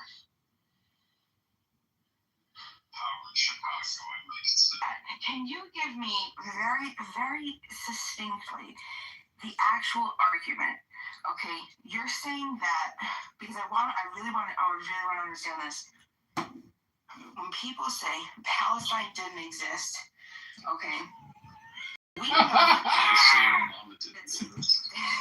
that's like just not true, right? But as a region, we know that it existed and it was called Palestine because it was referred to even in the 1800s by Herzl himself, Theodore Herzl. He referred to the area of Palestine. He said that was what they were looking to adopt as their Jewish homeland. It was between Argentina and Palestine. So what exactly is your claim? So Palestine existed. The people that were inside of it were the people of Palestine. So what are you trying to say? I need succinctly. Well, let me. Because I'm not understanding this. Okay. Let me reply. I'll say it very, very quickly and very, very succinctly. So, when you look at the passports from back in the 1900s, 1800s, and everything else like that, when they refer to Palestinians, they refer to Jewish people. Look at the schools. Look at Necro, shut the fuck up. This is when I lose patience. When somebody's answering me a question and you won't shut the fuck up afterwards. Should have muted it up. Fucking hell, so annoying. Yeah. But the thing is, there's never been a country called Palestine. It's always been called a region. It was called Palestine, then it was called Syria. People just happen to live in that. Why are you such an insufferable cunt? I don't mean. It's so terrible. I can't even finish a sentence. So terrible. But these people, the reason why I had to say Palestine is because that's what the Romans called it when they took it over after they destroyed the Second Temple and everything else like that. And Jews were littered all around the world, and they wanted to go home. By the way, Jerusalem has always been a majority Jewish city. And when they came and they made the Peel Treaty, the Peel Agreement, the Arabs themselves were like, oh well, we're not gonna agree with this. but there was never such thing as a Palestinian nation ever in the history of the world. Nobody called themselves Palestinians. And I'll give another example, Jordanians. The reason why Jordanians have the Hashemite kingdom is because they were the one that lost to the Al Saud kingdom in Saudi Arabia. So the Al Saud and the Hashemites were fighting over Saudi Arabia, and the British Empire said, you know what? Since Al Saud won, you're gonna get Saudi Arabia, and Saudi Arabia gained their independence in the 20s. And then they sent the Hashemite kingdoms into Jordan. But there was never such thing as a Palestinian ever in my What about Syria and Palestine? Yeah, but there's no such thing. No such thing as Syria Palestinian. That's just what the Romans called the land. Such thing as H-Chuck. Prove me wrong. Okay, wait, hold on, everybody. And for the next millennium, multiple people own that land. There was never a group, no king, no president, no empire, nobody ever made it ever our capital. It's never been a capital of anybody else apart from the Jewish people. It's never been owned by anybody else's capital apart from the Jewish people. The Palestinians were something that was cooked up in 1964 by the Soviets and the PLO and everything else like that. These people didn't exist. These people are like a bad hemorrhoid on the Israelis, The Jordanians, even the Queen of Jordan, she's half Palestinian, quote unquote. These people are just a bad hemorrhoid. They're just Arabs. They just lost the war. That's all they are. And they happen to call themselves Palestinians. And all the anti-Semites, all the Jew haters will go on their side because they think, the Jews are committing treason or whatever the fuck. They're going to commit them up, genocide, whatever the hell they're going to do. But there's no such thing as a Palestinian. Never existed, Hillary. Ever. In anybody's entire life. It's just a horrible myth. It's like today. That that pizza baller, Cardinal, he did it on Palm Sunday. Pizza baller, the Cardinal, he did it on Palm Sunday for a reason. The reason he did it is because he wanted to drop Catholic support for the Jewish state in a fundamental time right now when they're destroying Iran. Pizza baller is a radical Islam lover. Yeah, you can say, how can you call a Cardinal that? But it's the same thing. They just hate the Jewish people. There's one thing that brings anti-Semites together, but I am telling you, there's never been anything that's a Palestine call, and I pray to God there never will be, Hillary. Just never happened. Okay, thanks for clearing that up. I remember in high school, there being like a big thing to recognize Palestine as a sovereign state, and I swear, this is the 90s, but I thought that had gone through. I thought that was a thing, but that goes to show you how often I look up facts.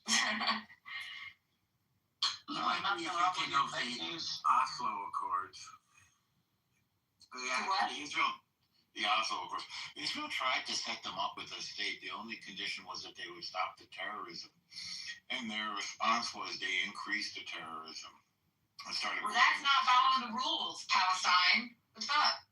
Well, there really isn't a Palestine. There were some Arabs from that region who came into Israel. They came into the schools and the buses and the cafes and the pizza places and the discotheques, and they blew them from. Don't forget the aeroplanes and the hijacking. I'd just like to point out that all of the words you just used definitely. All the words you just used is stuff that you're like a list. You're like blow, pizza, come into school bus. You are now on 5 different lists, man. And it's increasing. I don't follow what you're saying. I just feel like this is what they called the Intifada. So when they're calling for globalizing Intifada, that means they want to kill Jews all over the world. Yeah, Czech is right. They also hijack airplanes and cruise liners, and they look for Jews in Argentina or in Britain. They're even doing it now. So what do they want at the end? What is the end result of doing all this? They want to kill Jews. And that's it. They don't want their own state. They don't want their own government. They don't want their own state. They walk away. This is a very robust booger. They They They've never been answered. offered the launch site 8 times. They said no. Yeah. I wanna tell you something. Edward Barack did the worst deal ever in the history of deals. He offered them 95% of Jerusalem, and they said no. You know what President Bill Clinton said? He said, "I killed myself to get the Palestinian state," and they still said no. President Bill Clinton. What is the reasoning behind us continues to try to offer it and them continues to say no? Like, are they holding out for something? Because we have a Western mentality. We have a Western mentality. We think that everybody wants what we want. They want hospitals and schools. They want a future for their children. They want technology and jobs and an economy. These people want none of that. You know, America has given these Arabs of that region more money than we gave to Europe after World War II. And after World War II, Europe rebuilt itself, and now you have economies, and you have, you know, the restoration of historic places, you have peace, you have democracy. These people, what we got out of it was the attack of October 7th. They used the money to build terror tunnels, and then they didn't let their own people into the tunnels, you know, when we were fighting a war with them, which they started. They're like suicidal. They're nihilistic. You see what they're doing right now in Gaza. They're killing their own people. They still retain a little bit of the land on the other side of the line of Gaza, and they're massacring their own people. So why don't they want to exist? I don't get it. Why don't they what? Why don't they want to exist? There's some weird religious thing that if the Jews have sovereignty, then they see that as a block to the coming to the fulfillment of there being Islam everywhere on earth. It's Because I'll tell you again, you know what he said? It's not bullshit. They convert people by the sword. They convert people by the sword. They want to convert everybody. This is how it spread from Mecca all across. Wait, what does that mean, convert by the sword? Convert by the sword means they came on horses and camels with swords in their hands, and they cut people down unless they convert to Islam. Islam started in Mecca. It stretched all the way to Spain, to the Europe, all across North Africa. They converted people by killing them. That's what it means to convert by the sword. They're very, very, very, very brutal. Yeah, this is why I felt it appropriate to play a sound of silence when I hear people justifying the occupation. Nobody's justifying anything. What do you mean by an occupation? What part is occupied? How can you occupy something that didn't exist? When was it theirs? You know, there's no occupation. You know, people like Necro think that's cool in 2026 and in 2020, and they're going to be retarded and slow again. Because there's no such thing as occupation. You people were the ones going to be thinking it correct at that time. Sick people. Sick people. This is what they do. Maybe it's just people that are not fully informed. I mean, sick people. This little retarded faggot from Europe actually thinks like he's doing better than they were doing. Bro, these people are retarded people that will throw you from the building for being a faggot. Like, shut up with your bullshit. You're not even listening to what we're telling you. I'm telling you the truth. North Africa never used to be fucking Muslim. East Asia never used to. I'll pay your first class ticket to go to Gaza. Yeah, also the detainment of... No, I will pay your first class ticket. Necro, go to Lebanon. I'll pay your first class ticket. Fact like you always talk about freeing Palestine, and you have no idea how it is to run into radical Islam. Because you're so cool. Like, you're what is he talking about? This is what they do. They stick their fingers in their ears and they go, la, la, la, I don't want to hear you. I don't want to hear you. That's why I'm trying to figure it out. I'm trying to actually have a conversation where it's explained. We're trying to have a fucking conversation, and you retard can't even answer a simple fucking question. If you want to free Palestine, where the hell is Israel gonna go? Answer the question, Necro. Stop being retarded. Nope, I will just continue playing my music. No, so what is it? Okay, so for these conversations that a lot of people just don't have answers to. Like this. Because they don't take the time to read or to look at the history, to look at the situation. Well, it's confusing. I've been reading on it, and I just Hillary, what are you confused about? Honestly. well, for instance, the fact that they're mixed up about where is Palestine. Palestine is not a place. It's what do they want? What is their like? What's their deal? Like, why are they out killing people? That can't be just their only what they want. Hillary. Answer the first question. They want Israel not to exist. That's what they're talking about. What they're calling Palestine is Israel. They want to destroy Israel. What's your next question? Okay. What's your next question? Why? Is it a religious thing? Is it because it's something from the past? Yeah, it's 100% a religious thing, yes. Because there's plenty of Muslims living in Israel that have equal rights, that have no problem. They're Arabs. Nobody cares. 20% of Israel are Muslims. When you go to Israel, you figure that out. There's hundreds of mosques in Israel. They go to their mosques. There's no problem. So you're saying that Israel or Palestine actually belongs to Israel? Say again, there is no. What do you mean Palestine belongs to Israel? What are you calling Palestine? What's the area? Where is this area that you're? So then when you use Palestine in a sentence, what are you referring to? I'm referring to this imaginary idea that was created, as Ashek said, in 1964 by the Soviet Union and Yasser Arafat, who's from Cairo, and his name is not Yasser Arafat. You can look at him and say Abdul Ramadan, Abdul Ramadan Apatik or some bullshit. Yeah, and he's from Cairo. In the interest of world peace, why don't you guys just let them have the land? Which land? The Palestine land. Why would we let them have our country? Do you want to let people have your country? Because you don't want to be selfish and greedy in world peace. Wait, no, I want to okay, so Beaver, do you think we should just give ourselves to Russia or China in the interest of world peace? Like Even if that was to happen, what would happen to the people that they were wanting to leave? Even if that wasn't the case, that did happen. I just want to answer something. When was the last? Do you guys remember the last time something happened when the Jews didn't have a state? I don't think that was a serious question, Beaver. Why don't you just leave? That's your answer, Beaver. Why don't you just leave? No, I'm just asking. The last time. No, wait. Wait 1 second, Beaver. That wasn't serious. The actual crux of the No, you just said, why don't we leave? I don't think you would, and I'm not saying you should. I'm asking you to illustrate, like, why do they believe these people believe that they have a right to that land versus? Because they want the Jews not to have a country. I just said that. That's why. It's really simple.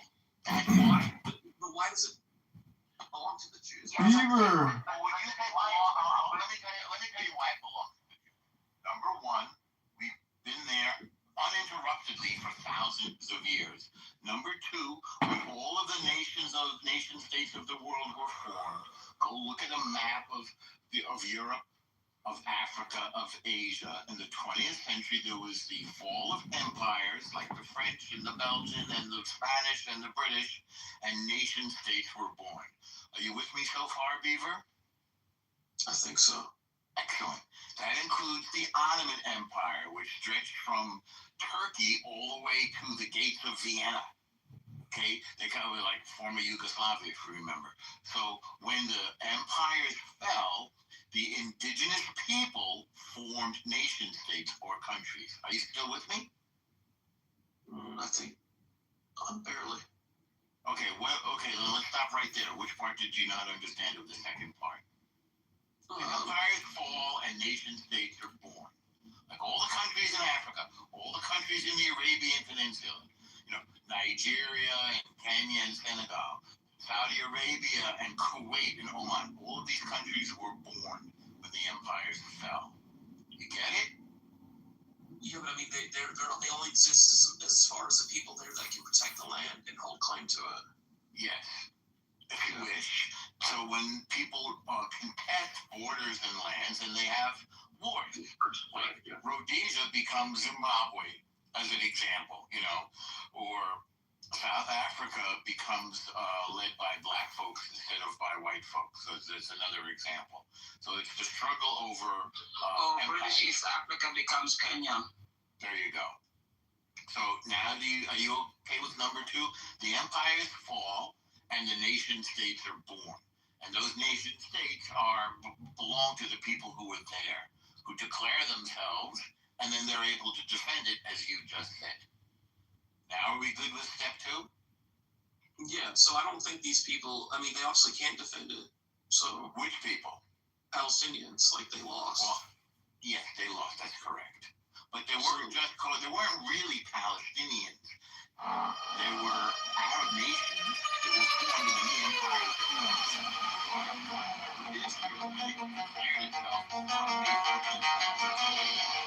If you look at the chart, all the nations in the United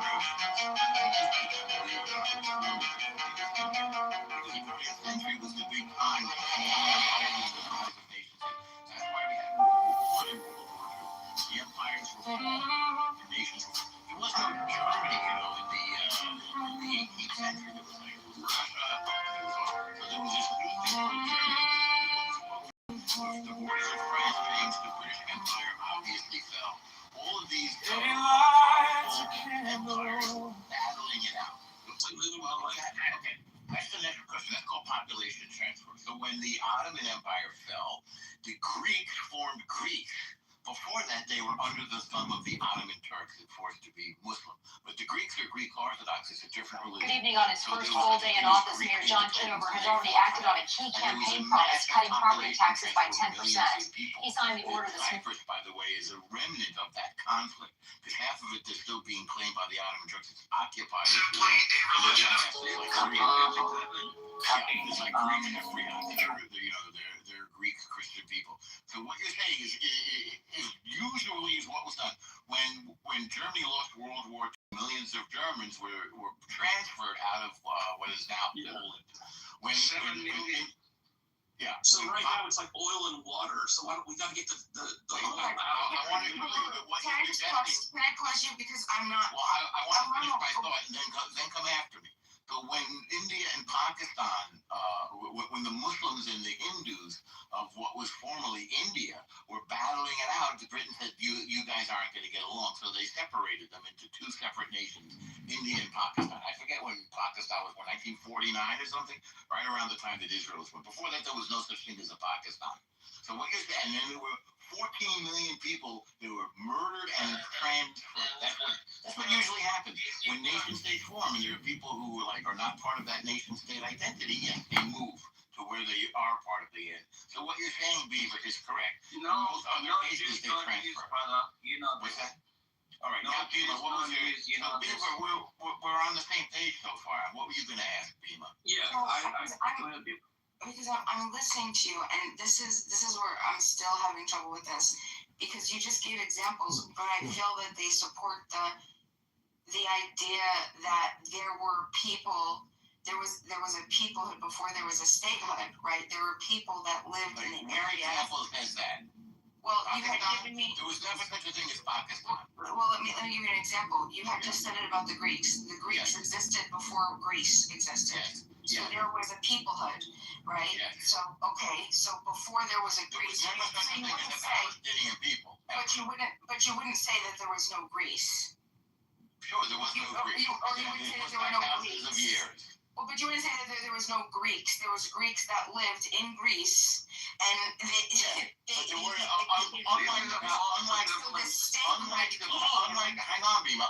the Palestinians. But it's difficult. I wanted to get my thoughts out because I know, but I'm correct. You're going off the track. No. So B, you're correct. The voices are loud, and I want to be able to have to do with the mental comprehension. The Greek identity existed before the modern You state think of that Greece. when you push like this, that I learn anything or anybody else? I'm letting. Wait, so I think you're saying you're correct. The Greek identity of the people existed, Bima. So we all can agree on this, right? No, because I believe that there's a confusion between statehood and peoplehood. The people existed before the state. The history of peoples existed before their modern states. People that were in the region of Palestine existed before Palestine existed as a state.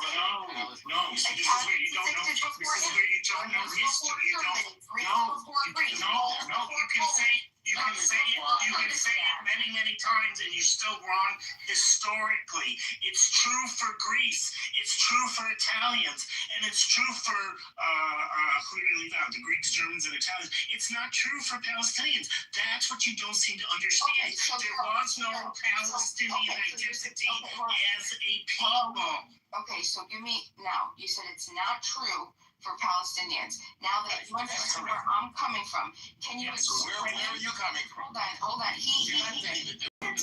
Just listen. Please don't complexify this even worse. I'm not giving it. Okay, well then, Norma, just listen. He understood because he just reiterated it back to me.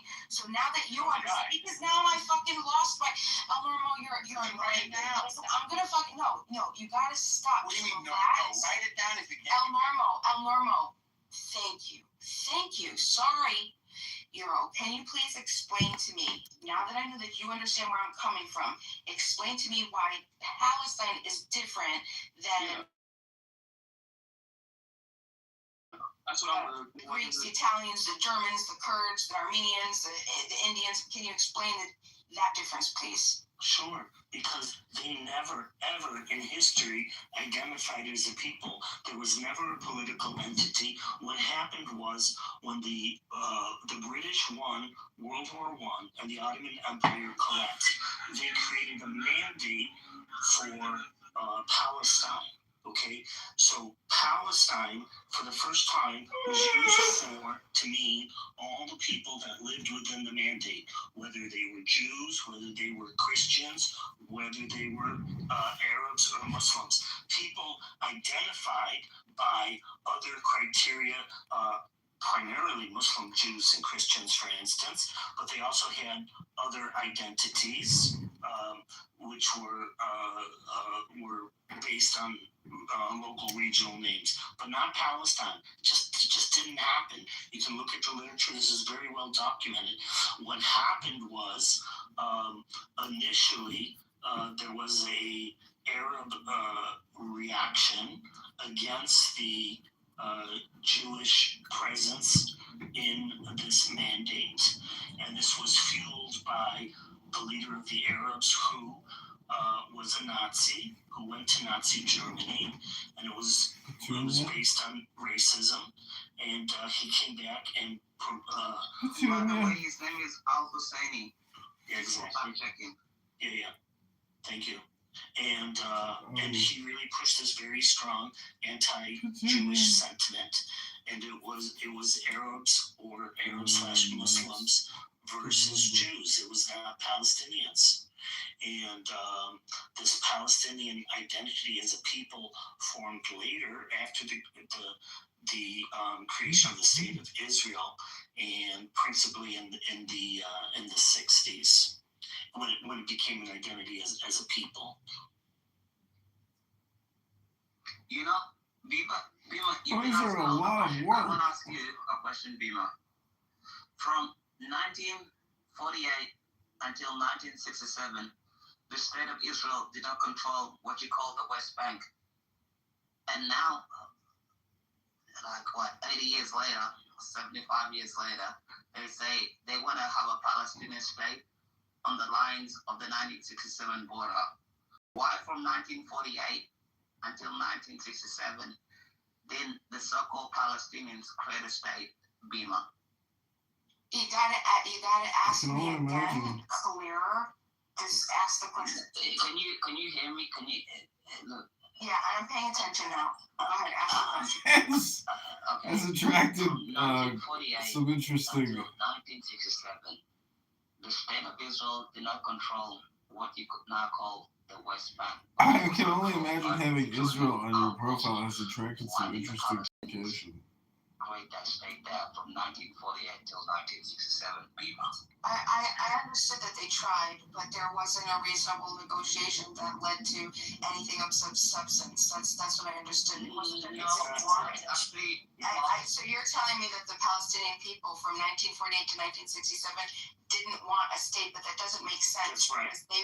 But the Palestinian Congress in 1919, there were multiple congresses where they were vying. The Balfour Declaration literally was written to explain to the Arab people. No, we're not talking about the Balfour Declaration.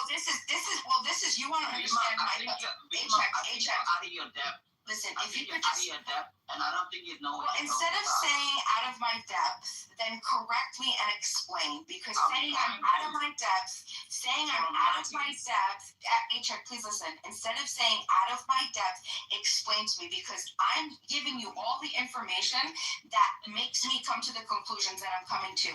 I'm providing you everything that you need to do. Hold on, listen.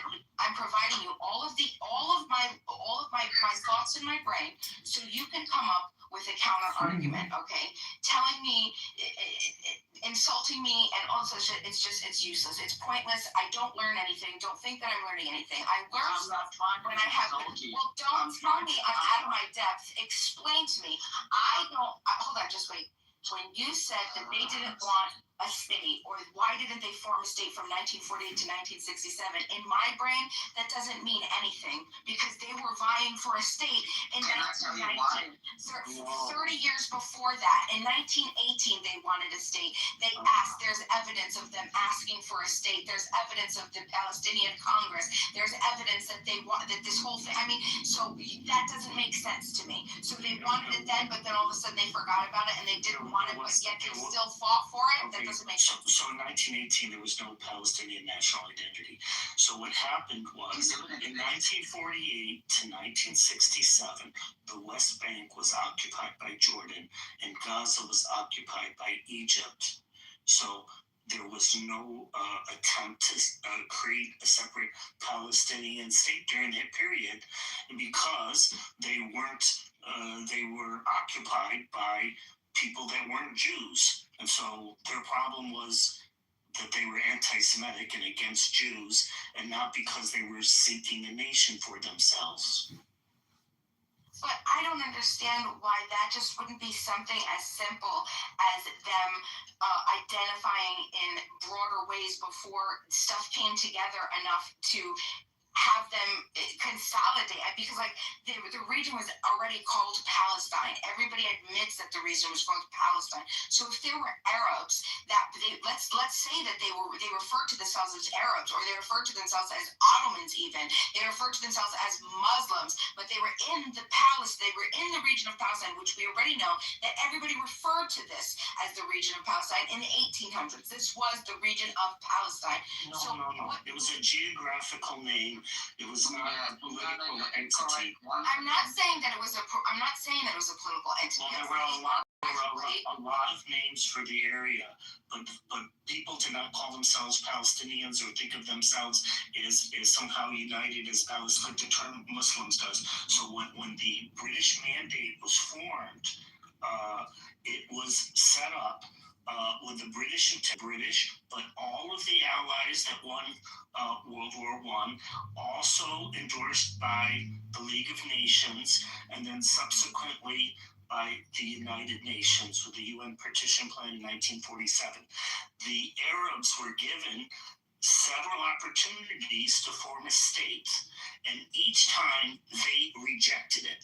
They rejected it in 1937 with the Peel Commission, they rejected it in 1947 with the UN Partition Plan, and they rejected it time and time again. I think about at least 7 or 8 times. So they always rejected a separate state.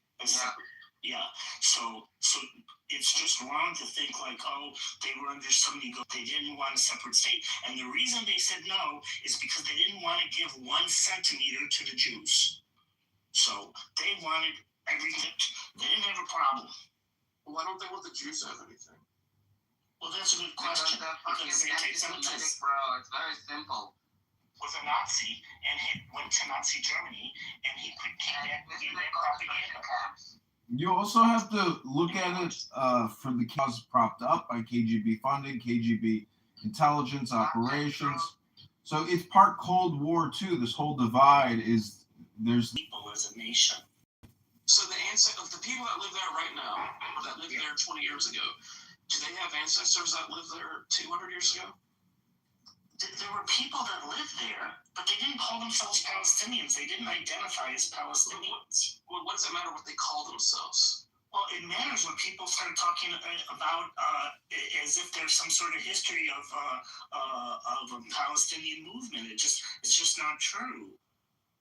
So if your point is that indigenous people should be allowed self-determination, I don't have a disagreement with you. And I don't have a problem with them forming a state. And they had that option on multiple opportunities to form a state. And they were the people that decided themselves not to do it. See, it wasn't that they were stopped by the Jews. They weren't stopped by the Israelis. They said no to every single deal. The Jews, on the other hand, said yes, and that's why they have a state. See, these arguments. It's optimal to move them somewhere else away from the Jews and say, okay, this is now your place to be, and this is yours, and you have to take it or leave it. Haven't you seen the video of Truman? I have heard some Israelis take that from marijuana and making hash.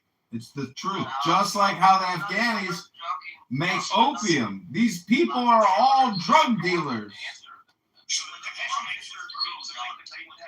So what if they accepted this back in the day, or when they had the chance? Would Norm say that yeah, they did have to be there? Well, actually, there was a position taken by Britain at one point where they did say leave Israel for the Jews and Jordan for the Arabs.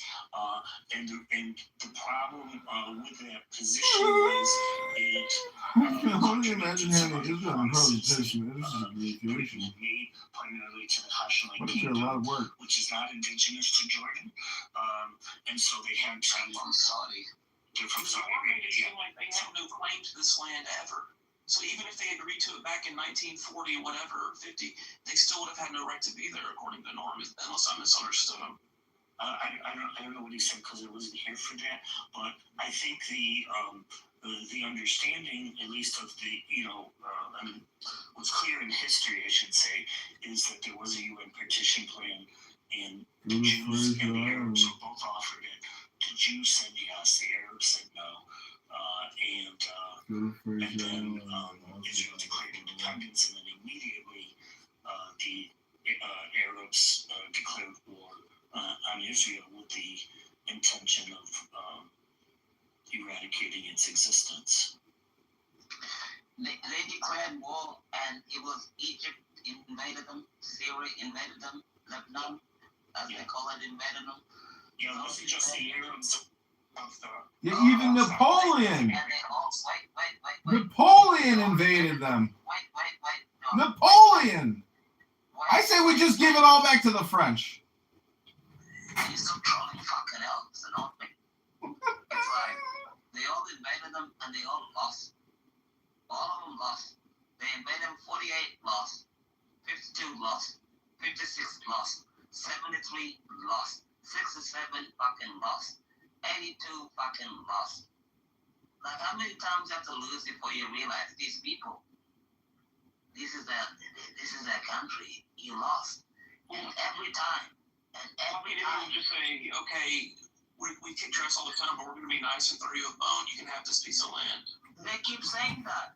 Israel has done that. Israel's offered the land many times, and they turned it down every time. Why should they do that? Why should Israel give up their land? That's what Norm was just saying.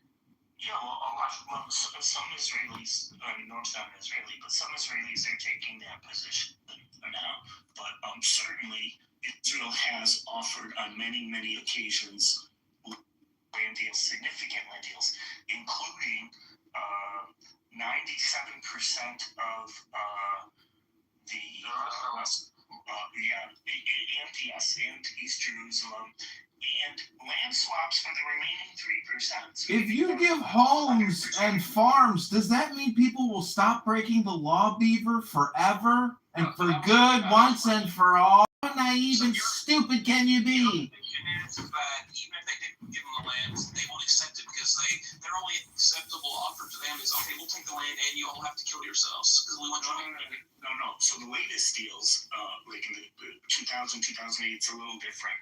So the previous positions prior to 2000 did include, no land produce. So the latest deals in the 2000 to 2008 range involved giving them all of the land that they have, half of Jerusalem, and some other. No. You don't see what I'm saying. No. What I'm saying is in 2000, 2008, the reason they rejected that deal was because they specifically to return. So this is like a nasty custody battle, not just in a divorce, and they can't come to terms. Yeah, you could think of it that way. So I think that 2000, 2008 is like, they were very close, right? Because Israel said, look, we'll give you all the land, we'll even split Jerusalem, etc. And the Arabs at that time said, no, because we want the right to return. And it's really quite a shame because even the Arabs at the time understood that it wasn't... It's more than just a custody battle. This is an industrial complex of bullshit that both sides don't want to let go of because there's so much money involved and so much attention that goes into it. So nobody wants to drop it because that would be like, stop dancing, stop making money, kill the business. Are you kidding me? This conflict has generated trillions of fucking dollars in bullshit involvement from all around the world, not just America. Japan, I've been over there multiple times. Japan has invested billions in trying to create peaceful solutions for these cocksuckers everywhere. No, they won't have it. It doesn't matter how much fucking money you throw at them, they will still cause problems, and it's just like the education system. Oh, we need more money for education. Oh, really? Well, the numbers just keep going down. So the truth is, just let them fucking fight it out, and then... So as I was saying, the deal broke down on the right to return, which is interesting because even the Arabs at the time recognized that wasn't practical. So what they were willing to accept was that Israel agreed in principle to the right to return, that they wouldn't necessarily have to implement in practice. And Israel didn't want to take the risk of accepting something in principle that could later be used against them to say that now you have to implement it. So it's unfortunate because the space of disagreement at that point is actually pretty small. And I think just realistically, and even Israel accepted to accept a certain number, I forgot the number off the top of my head, for return, but they didn't want to agree to a principle that everybody could return. But they were willing to accommodate a certain percentage. Well, it seems to me this whole thing of Palestine never existed is a moot point. Like, wouldn't you agree, Bima? Like, that doesn't really seem to be the crux of the issue. What was the question, Bima?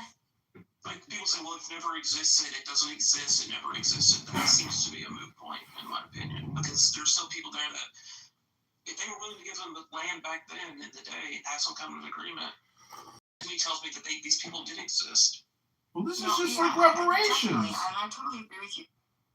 Look, I'm reading this. This is really interesting. So you guys know that both of my grandparents, on both sides, they came here from other countries.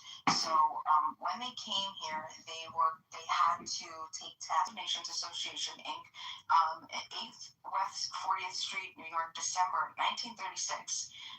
Okay, so a brief history of the League of Nations. When I open it up and I start reading the section that they have about Palestine, it's very interesting. But also warned Jews and Arabs against any attempt to modify the terms of the mandate by agitation and rebellion.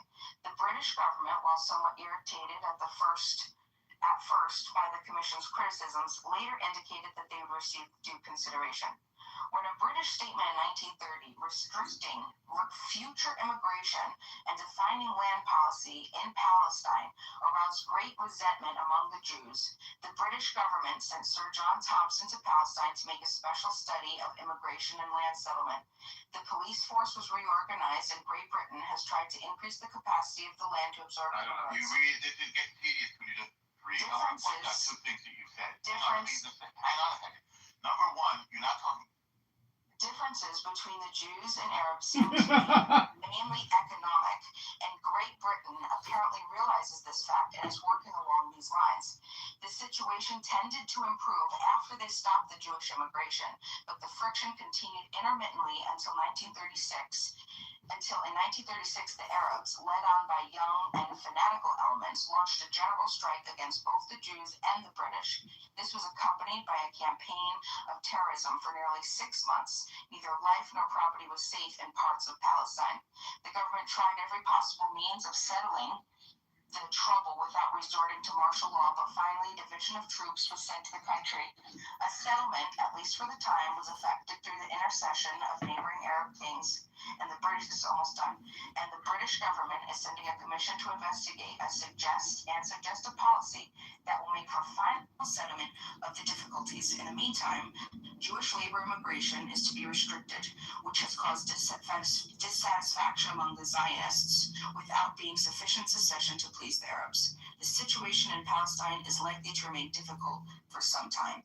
This was 1936. Okay, printed. Let's see what year this was printed. If they do a print, yeah, 1936. That confirmed everything I said. So basically, if we go and we look up Sir John Thompson's investigation, he says that the way that the land was being bought up, in a way, there were these Dunhams of people that lived there, right, before the immigration waves, the Jewish immigration waves into the country, right, into the area of Palestine.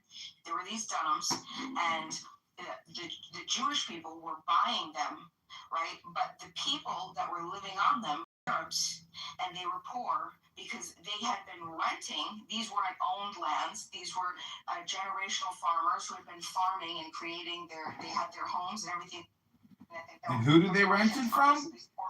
Muslim kings. Muslim kings rent it to. Took up a very large portion, right? This was their Six family. They were Christian, and they didn't even live in the region, but they made money. It was kind of like an arbitrage situation where they made money. Arbitrage. Re-rented the Dunhams to the poor, impoverished Arabs, taking advantage of them, right? And explained to the Souks, whoever else had whatever that situation was. But once they bought the land, they pushed the Arabs. Listen. No, I don't. Okay, well, you're very unfair in this conversation. Okay, well, hold on. I don't think that is fair. If people have been living on land and mixing their labor with it, and then someone else is going to come in. First of all, they did rent to own in 1940.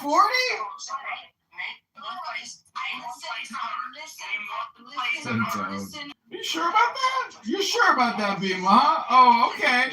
Okay, if you say so. It's not true. It's not true. Anything I said, the report you just read didn't even say that. The report you read said that it was Arab extremists that started violence against the Jews. You pointed out correctly that to the extent that Jews got land, it was because they bought it. And that is a fair thing. For you to say, well, it's wrong to buy land and then tell people that live there that they can't live there anymore, the renters, because now it's owned by somebody else. Where on earth do we have this system where renters get to stay when the owner doesn't want to rent to them anymore? I mean, this is just crazy what you're proposing. This was land that was bought legitimately, and if the new owner wants to live on his land, he can. She doesn't believe in private property. She's a communist. She's a socialist appropriator. Jews buying land and then they it started in the beginning because there's an anti-Semitic strain that exists there, and they had committed massacres very early on. That's just history. Okay, the report that was referenced in this brief history of the nations suggests otherwise. Should we read that report together? You just read it. I was listening very carefully to what you said. And it specifically said that there was Arabs and extremists. There was no report. There was no report. This wasn't, hold on, just to clarify, so there's no I wasn't reading a report. The report was never even published. What I was reading was a summation in a book called The Brief History of the League of Nations that went through each area to teach Americans that we're going to get citizenry. Yes, and it's 2 pages. Palestine takes up 2 pages. And 173 pages in the history of the League of Nations. You did reference the report. I'm sorry. First. There weren't Ottoman Empire claims. That's what you don't understand. The Ottoman Empire no longer existed. That's the whole point. And so in that, hold on. That's perfect, right there. I'll move you. Just You're confusing private land with public land. That's part of the problem. You just mentioned it. The Ottoman Empire no longer existed. So after the Ottoman rule ended, and there was that the Ottoman Empire, that land ownership was no longer legitimate. How do you determine who should have the land that's there? Oh my God! That's what I'm trying to explain to you. It's the difference. Who were living on the land. It's very simple. It's very simple. No, it's not. You don't understand. You don't understand law. You don't understand. I'm trying to explain it. No, you don't understand it. Mental misunderstanding of land. There's a difference between private land and public land. So, for instance, I own my house. My house is in a city. So, I can sell my house to other individuals and they can buy it. It doesn't change the nationality or the city of which my house is in. This is private land. Do you understand the difference? So when the Jews buy land, they're buying land from individuals, and now instead of it being owned by whoever owned it before, it's owned by Jewish individuals. That doesn't change it from Israeli territory, Palestinian territory, Ottoman territory. The legal status doesn't change from that.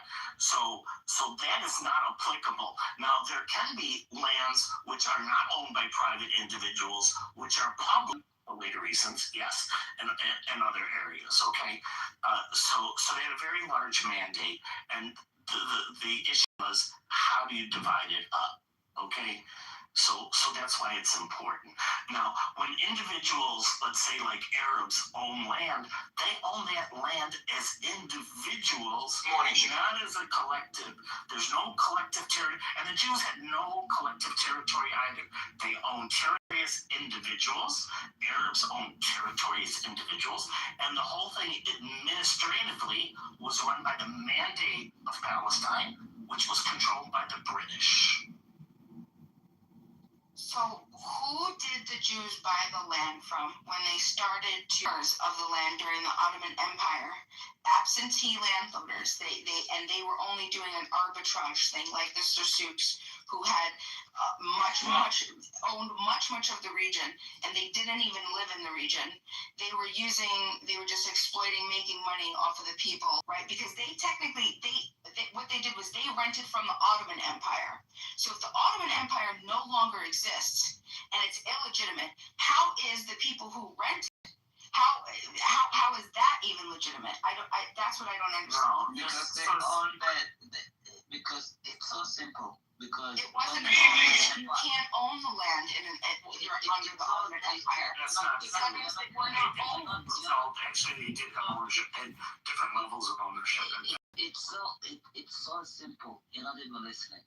Underneath the Ottoman Empire, they had their own ownership policies. So their border stuff came there. Even Mark Twain, when he came to Tel Aviv, correct my memory, I don't know what year that was, but he came in the 1800s.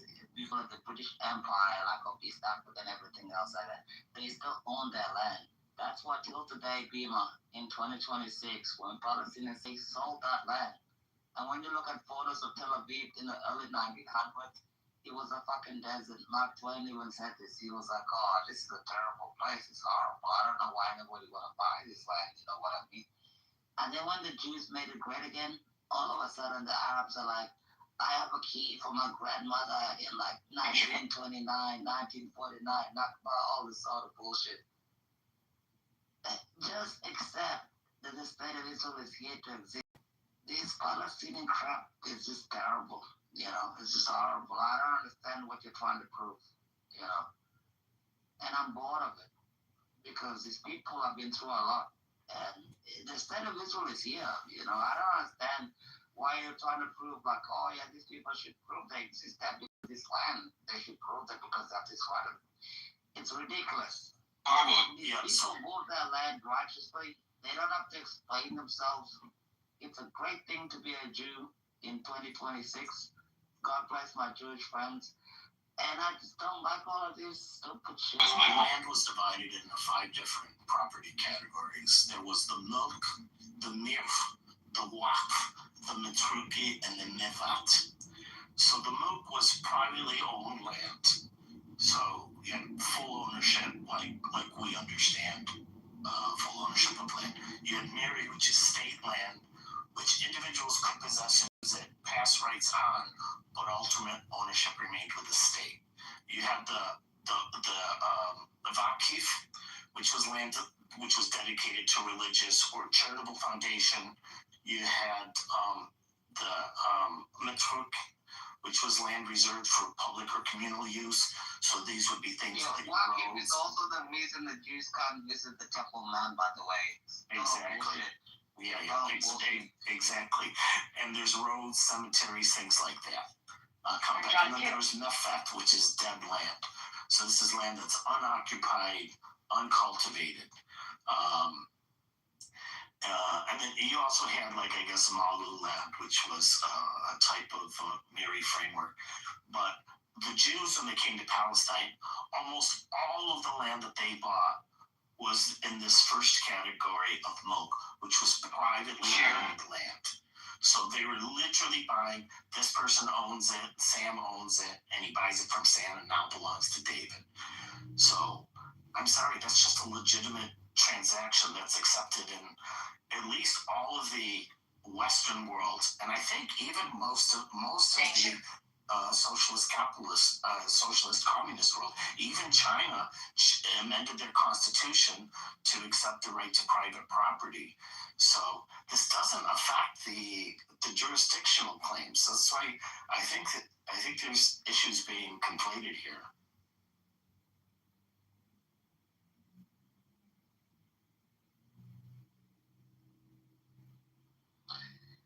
Viva. She's like, oh, I'm going to lower my volume when the check is done.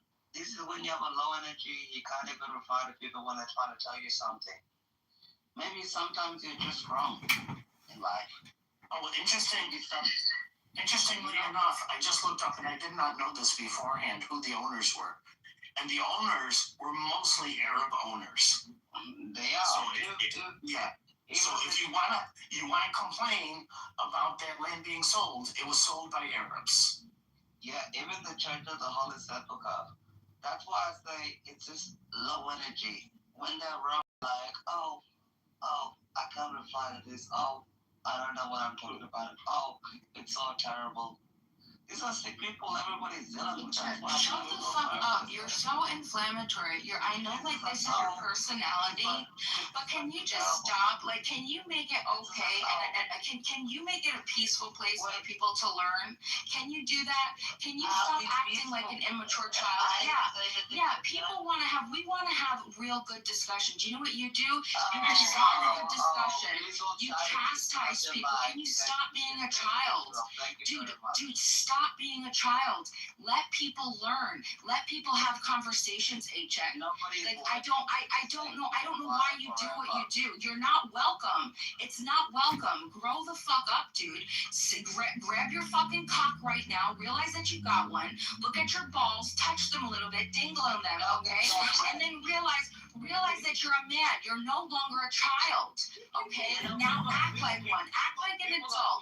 Allow people to have a conversation without chastity. It's not fun, dude. All right. So both have a claim to the land? That's what I'm reading. No. Well, I don't know what you're talking about. If we're talking about the land sales, the land sale was somebody owned the land and they sold it to someone else. And in most of these cases, it was owned by an Arab who sold it to a Jew. Now, in terms of the total number, unfortunately, I only have the numbers for 1945 on this source. I'll look for other numbers. But I see by 1945, we're talking about 6% of Palestine.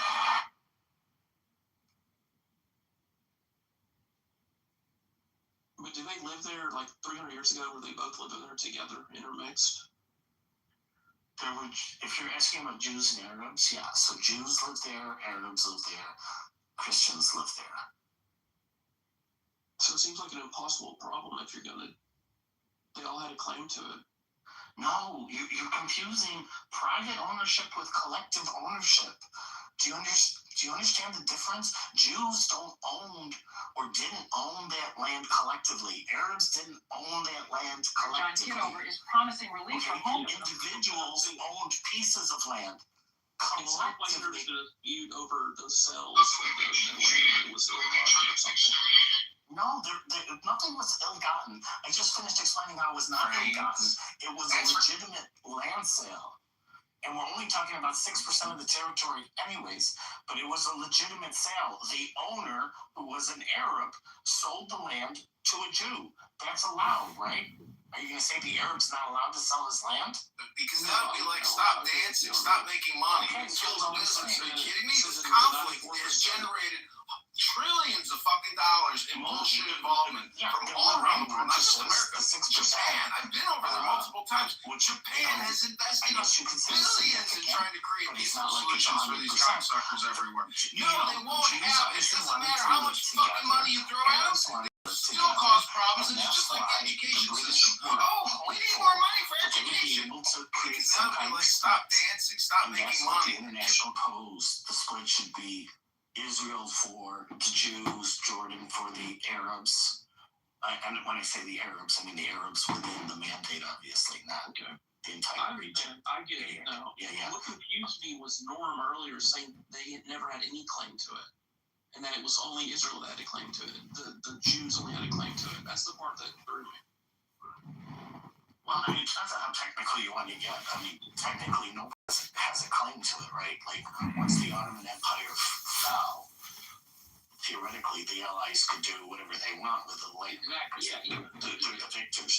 They took the position that rather than, like, annexing the land or creating a colony there or something like that, they decided instead that we'll create a mandate to let these people run themselves at some point in the future. And they did this not just in Palestine, like they did this with quite a few territories after World War I.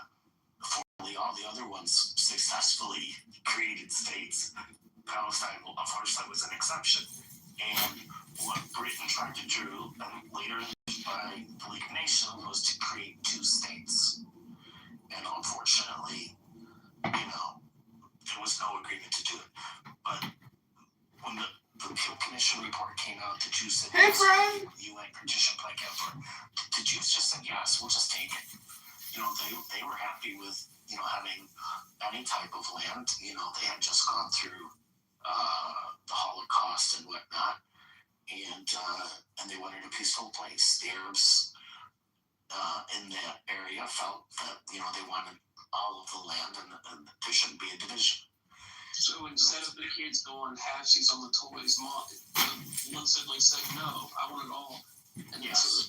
So then the mom says, okay, well then Johnny gets everything because Billy, you wanted it all, now you get nothing. No, that's not what happened. Israel didn't get everything. They just got their part of the partition. So the rest is still like this undecided thing with the West Bank and Gaza. So Israel took its half, not the whole thing. And then the Arabs and Jews since then have been trying to work out some type of deal to live in peace side by side. And up until now, the half that was going to be allotted to the Arabs, did they go live there?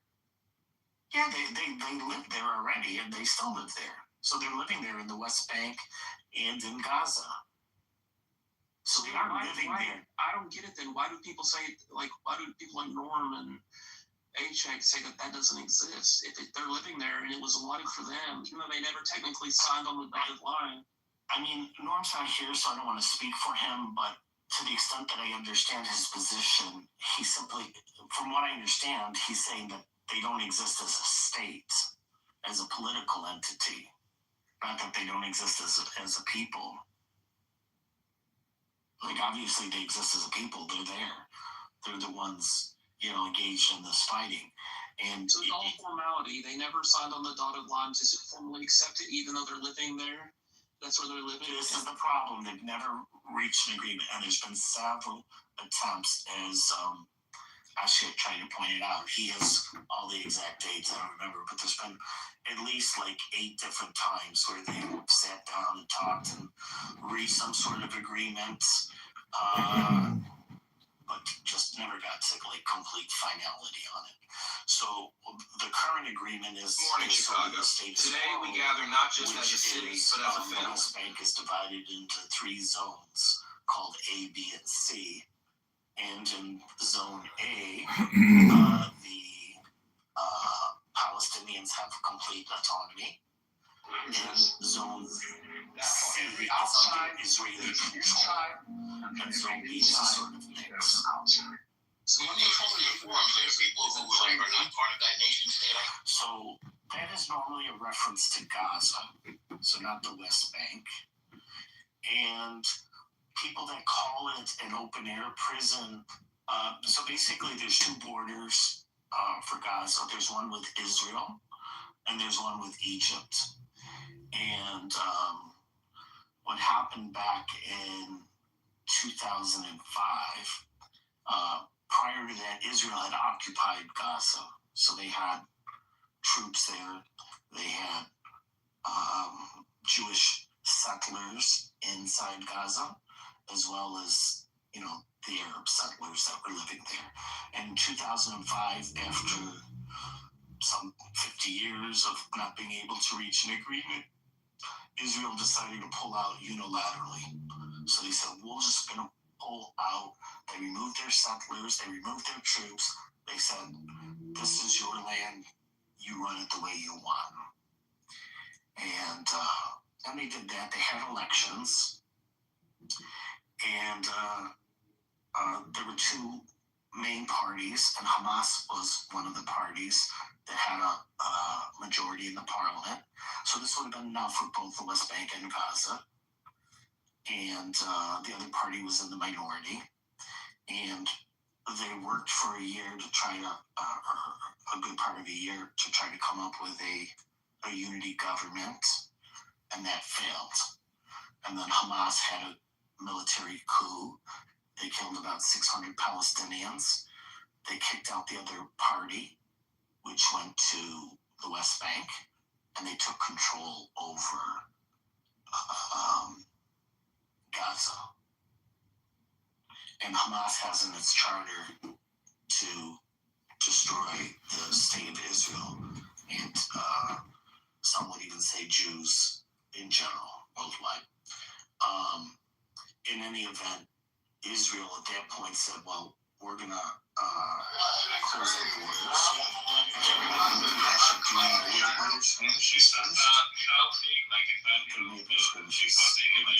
That's right. I like recording retards, actually retards, so I can play it for him later and say, hey, retard! Well, you probably heard a lot about the Prime Minister of Israel, Benjamin Netanyahu, maybe on this show and elsewhere. He's the guy who's always at the White House working to suck the United States into some war of conquest on behalf of Israel. What you may not know is whose charges against Netanyahu are real corruption charges. They tell you a lot about him. What exactly do you know about this man who's apparently in charge of the United States? Well, we are now streaming the BB Files. Nobody ever talks about We are now streaming the BB Files. This right here is a spreader. You gotta fucking stop. You gotta stop with all this. I can't catch a break bullshit. All the time you were complaining, you could be instead hustling. You could be instead chasing your dream. You could be instead figuring out what you're doing. They're trying to put something else in the country, getting your shit together. We Israel's the biggest side. Some places, I can't get to break shit. It's not up to anybody. And it pisses everybody around is when Hamas strike on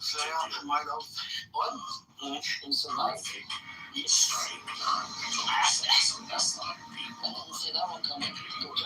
So we have this case.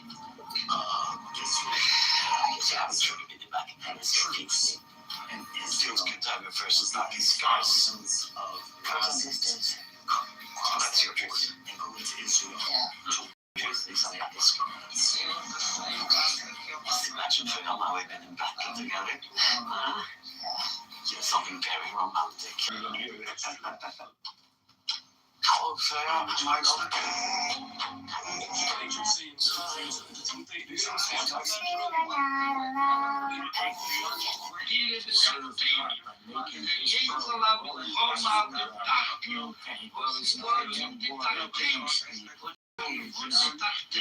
If y'all use this sound, hey everybody, and welcome to my YouTube channel. I'm going to be coming to you here with updates The African on tragedies, things I've been up to, and look forward to staying connected with you all right here. So Nobody cared. They don't give a fuck. The Gaza and West Bank situation gets way more disproportionate. Like if you just look at the numbers involved, it's like crazy. And even if you just look at Muslim lives affected, way more affected in Syria and Yemen. Yeah, and look forward to staying connected with you all right here. So click subscribe and stay tuned to what we have coming up. Some very enlightening conversations. Hey everybody, and welcome to my YouTube channel. I'm going to be coming to you here with updates on some things I've been up to, and look forward to staying connected with you all right here. So click subscribe and stay tuned to what we have coming up. Some very enlightening conversations. You won't want to miss them. Hey everybody, and welcome to my YouTube channel. I'm going to be coming to you here with updates on some things. This was an occupation by Muslims. Jordan of the West Bank, Gaza of Egypt. And there was no problem then. But when there's Jews involved, then it's a problem. Nobody called it an occupation until the state of Israel took it back in '67 and reapplied sovereignty. Yeah, and another thing, and during the Jordan occupation, 1948-67, they occupied Jerusalem. And one of the first things they did was take over the Jewish quarter, which had been Jewish for centuries. And they destroyed the synagogues as well. Yes. They kicked those people out. Okay, so if you want to talk about true, what's the term for that? Displacement of people.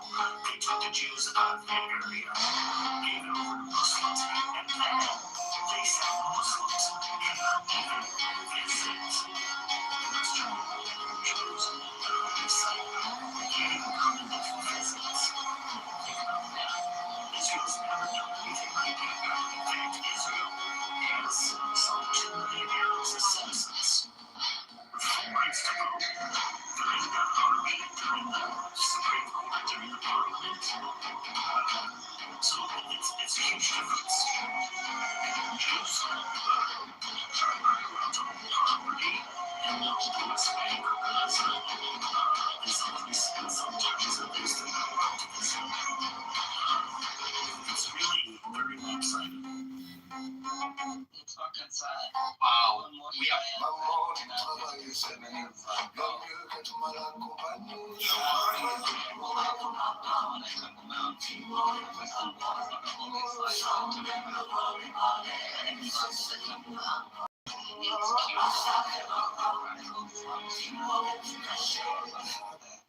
and they keep it there.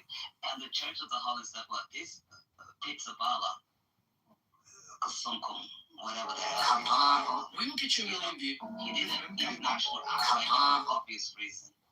He said it. He did it to decrease this benefit. That's the reason he did it.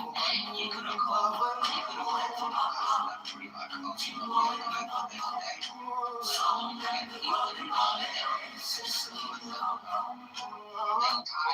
was short on cash and I really didn't want to. No guys.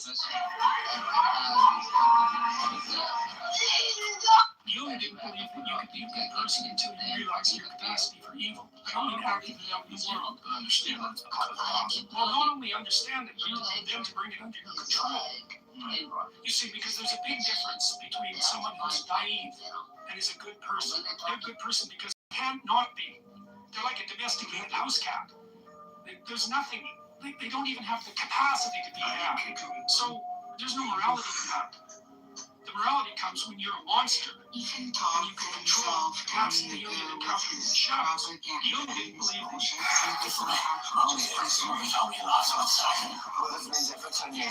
your propaganda and your shit is just as bad as anybody else's. 30 seconds. We'll find out to get out of there.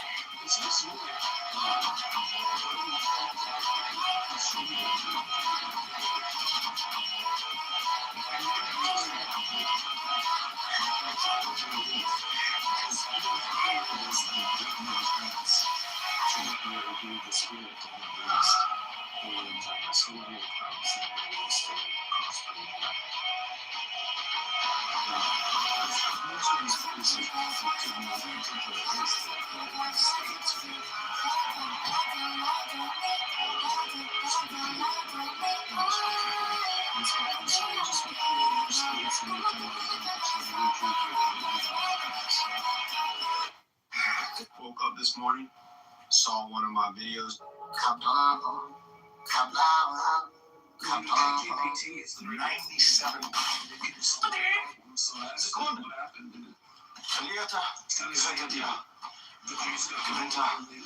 Come to proof. That's the blue.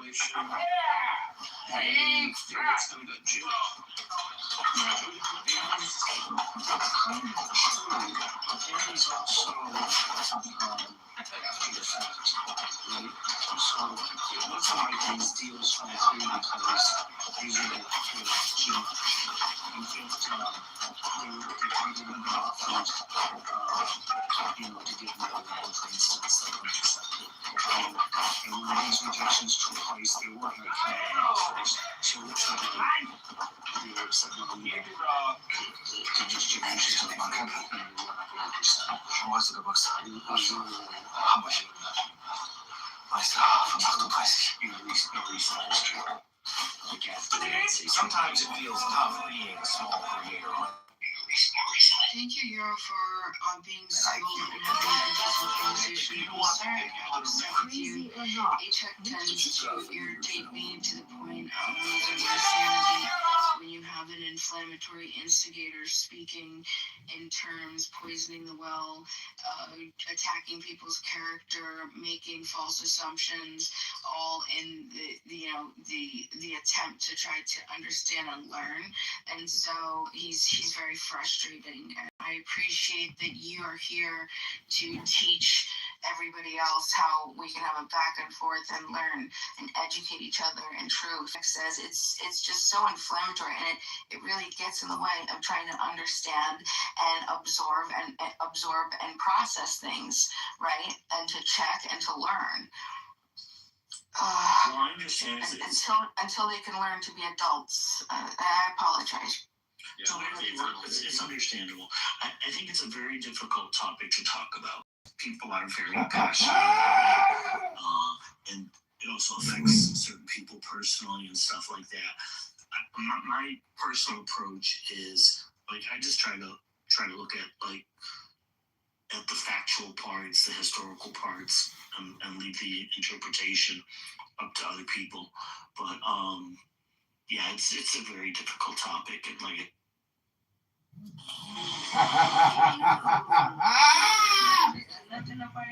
Got it, that bitch's brain. Got it, that bitch's brain. Yeah. Got that bitch.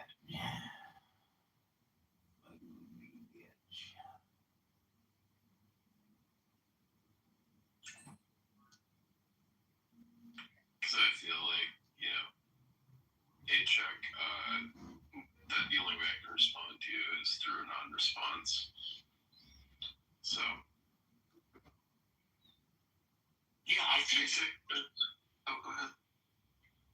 just gonna say, like, I think A-Check is probably knowledgeable, you know, but and Warren is certainly knowledgeable in most cases. Now, there's a lot of people that are knowledgeable on the subject, but it is difficult sometimes. I mean, like, being knowledgeable isn't enough, right? I mean, you need to be able to engage in back and forth. Abby is someone who's very knowledgeable on the subject as well. A-Chick says, I wasn't even terrible. That's true, A-Chick, but you were horrible. Even though you were not terrible, you were horrible.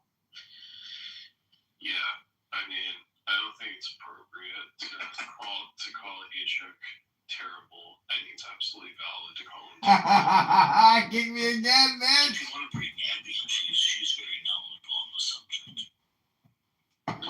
Yeah, A-Check, I said it once and I'll say it again. It's like, you know, there's a house quote that accurately describes you, which is that somewhere out there's a tree that is tirelessly producing oxygen for you to breathe. I think you owe an apology.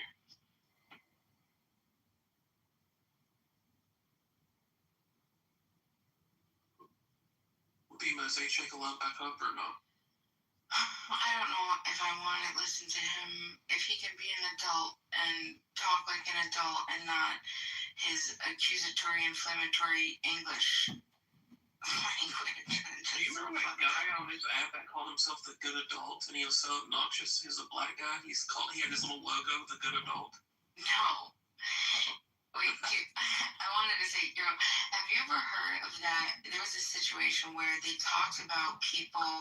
It was this is loose and it's word of mouth, okay? But it was a situation where a very popular company, I want to say it was potentially Apple or maybe not, but some big company. There is a payoff, right? When there are super intelligent people, and sometimes they tend to be just assholes. And this particular company said, we will hire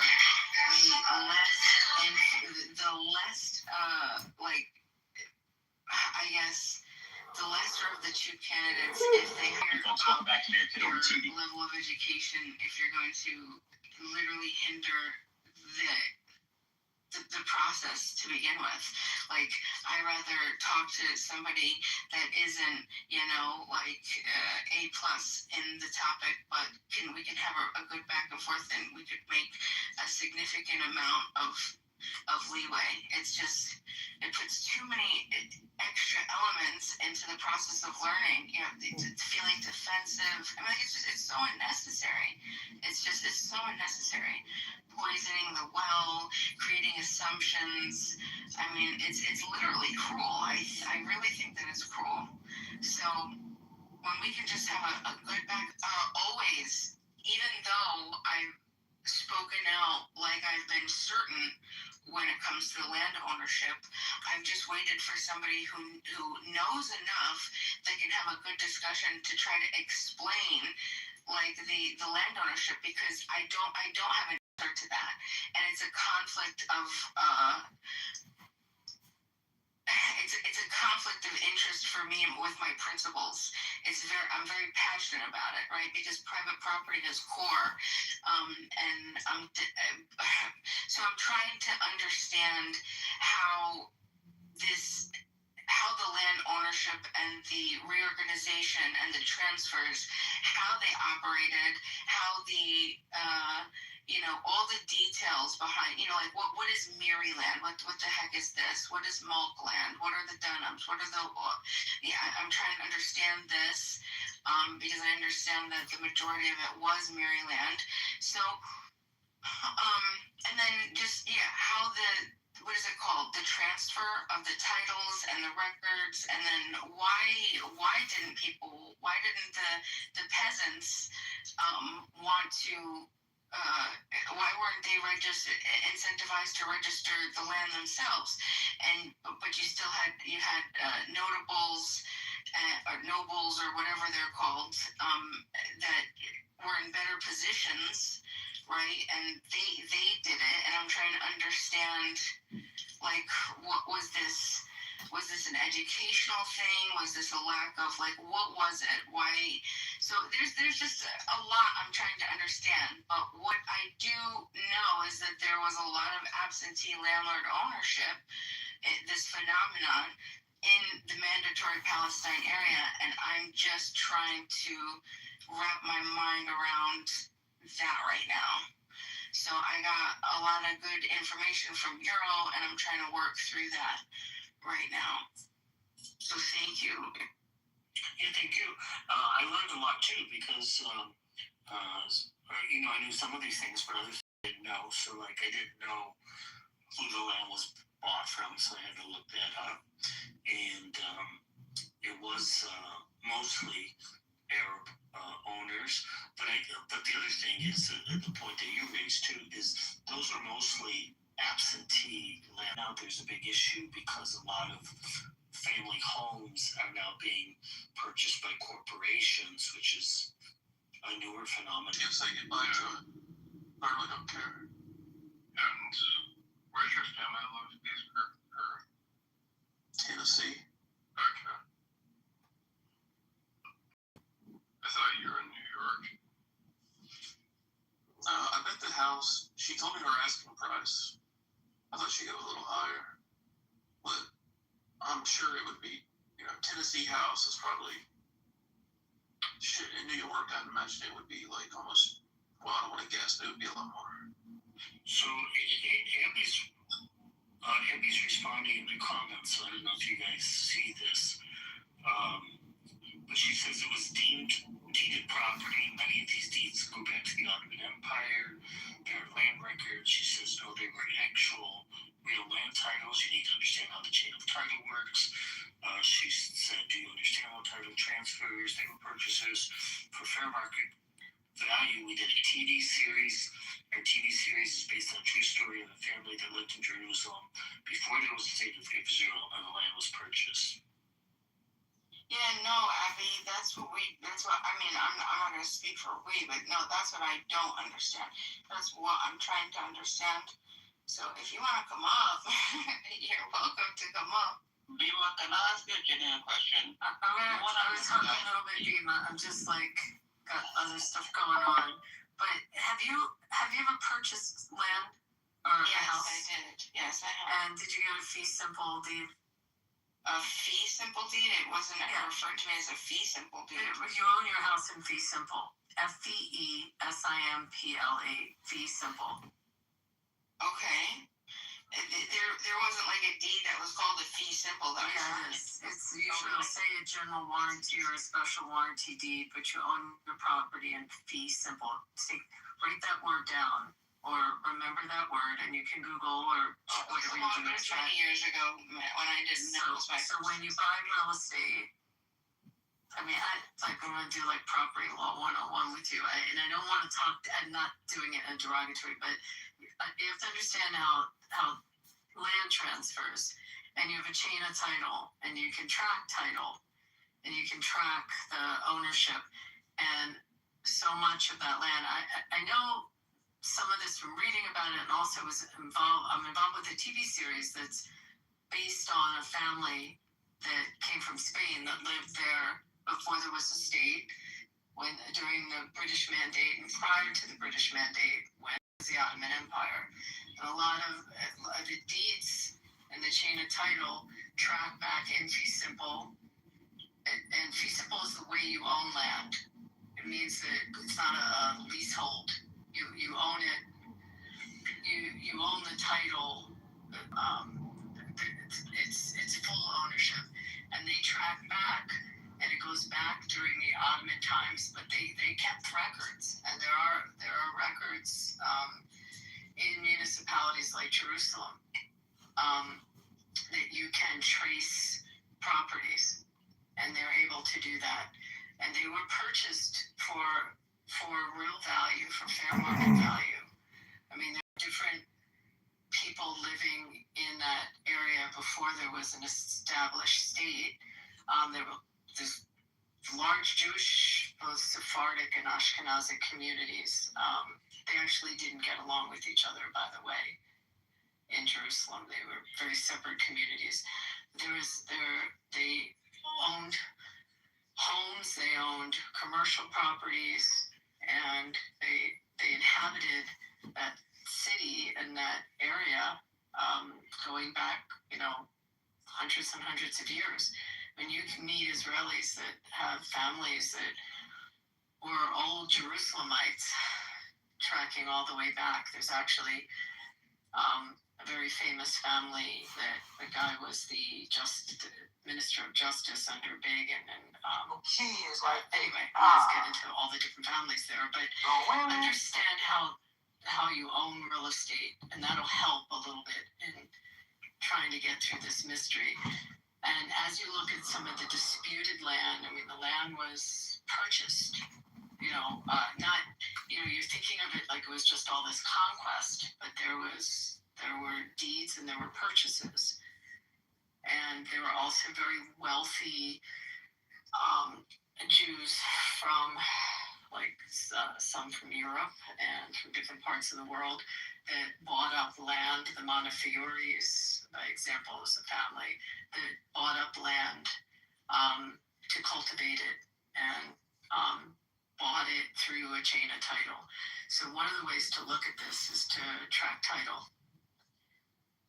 If that helps. It's not that, we're based in the United States on the English system, and over there, the way title transferred, it's similar, but there's a recorder of deeds, and you can search a piece of real estate and search it all the way back. That's what I wanted to say. I hope I didn't confuse you more.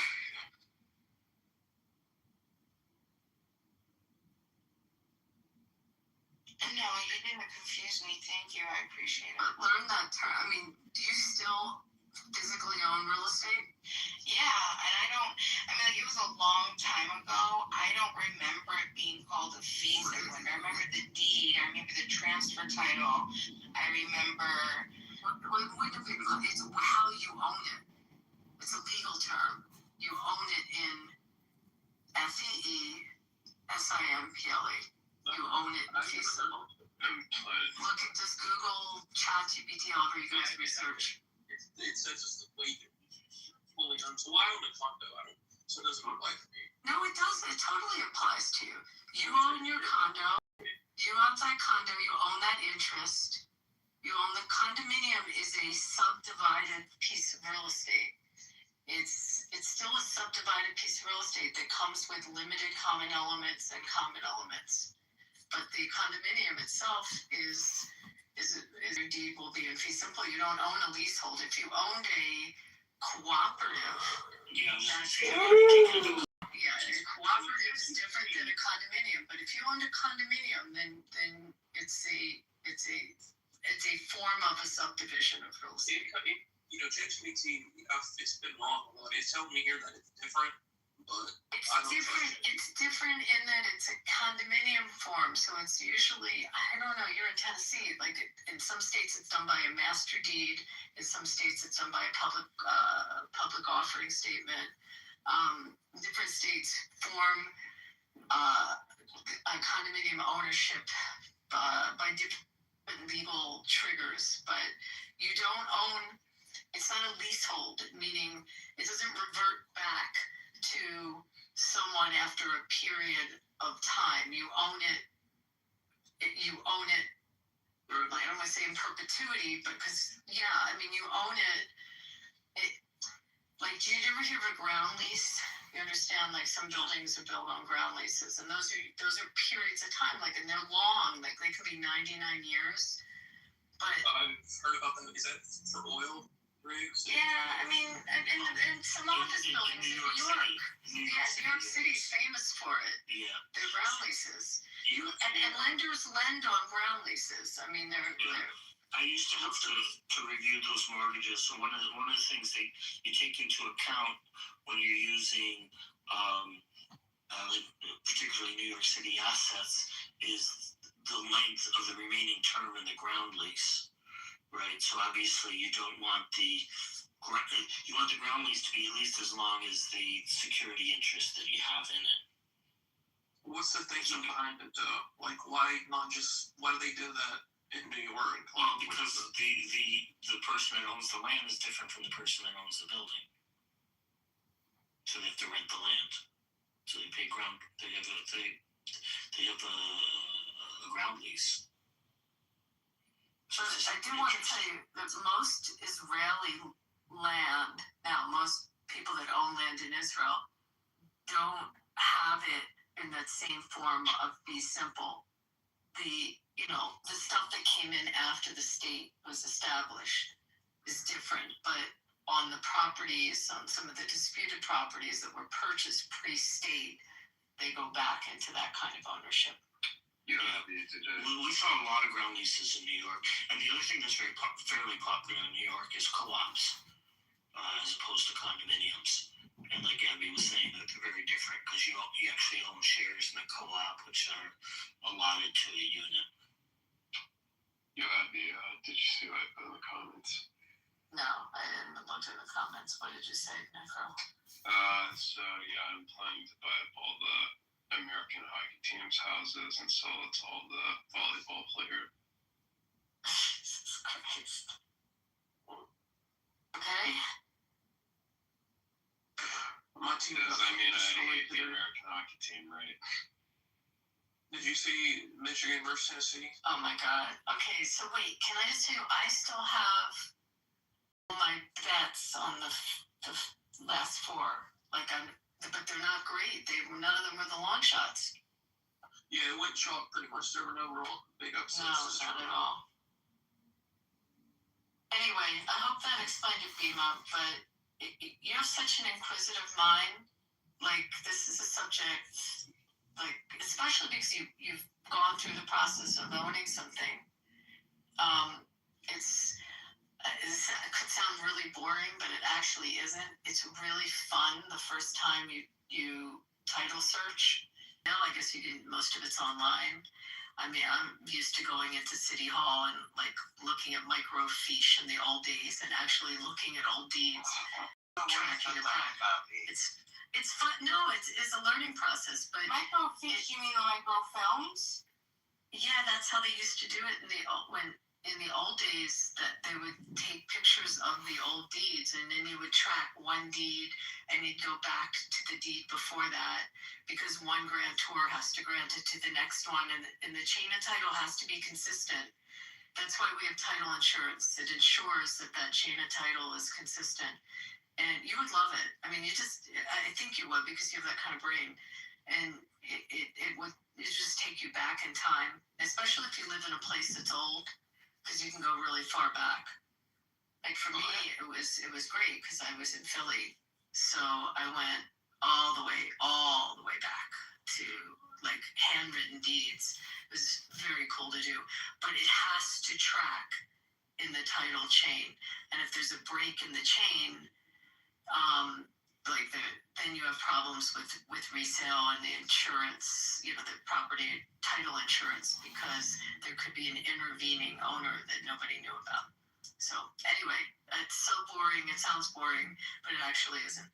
I forgot about I didn't use that in my very first job. An old microfiche. Yeah. It's kind of silly now if you think about it. Like you're zooming in on this tiny text and that little machine, you slide it over. Exactly, but that's how like a lot of cities and had kept their records in their clerks' offices. But if you're a person that likes to, which Bima, this is why I'm singling you out, but I kind of sense this with you. If you like to connect your dots, this is a great way to watch dots connect. Yeah, no, you're right. There was there's a manuscript library museum in where I was born and raised. It was an old bank, and they turned it into this manuscript. And anyway, when I visited, I only went once, but it was pretty incredible. They were pulling they were showing us canvases before, like when they used to measure, like with sticks. It was crazy. It was crazy to see how land ownership worked back then, and how it was drawn on like canvas, like just actual cloth, and yeah, it was pretty intense. So I definitely never thought to do it with this property, but I'm interested now. Search. I A feel lot like of this people. property You was might have a ghost. You never know. Like ghost search everyone around your house. No, Like, I not don't. a bad ghost. You might have a good ghost. Yeah, no, there's no. That's what I'm saying. Like, this is just. I think it was just land. Like I know the person who owned it before me, and he owned it for some generations, but it was just apple. Called. Yeah, but they have to go rentals. Look, listen, I'm down to they want their country. Only 6%. Only 6%. England are Muslim. 6%. 20 fucking cities they have Muslim mayors. Their last fucking prime minister was Muslim. Okay. They have all these fucking Sharia law court. What's up? I can't even get you on a date. Did you watch the video I put up there? I can't even get you online. No, I think I missed it. I can't even get you online, bitch. They're on the boards. They're on the boards. Sharia court. Sharia law police. No, I know that there's no go zones there. We know that. They cover that up. They pretend like there's no such thing of that, but there's no go zones in that country. Literally. They can lie to us as much as they want, or the people can believe it, but like we know at the end of the day, you literally have no go zones in your own country. You lost parts of your country. You basically surrendered.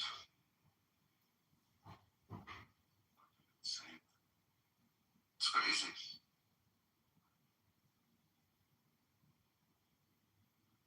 Insane is an understatement. And that's what scares me, that America's gonna get lost due to this fucking shit. Like, due to people like the ones come on stage and think this way.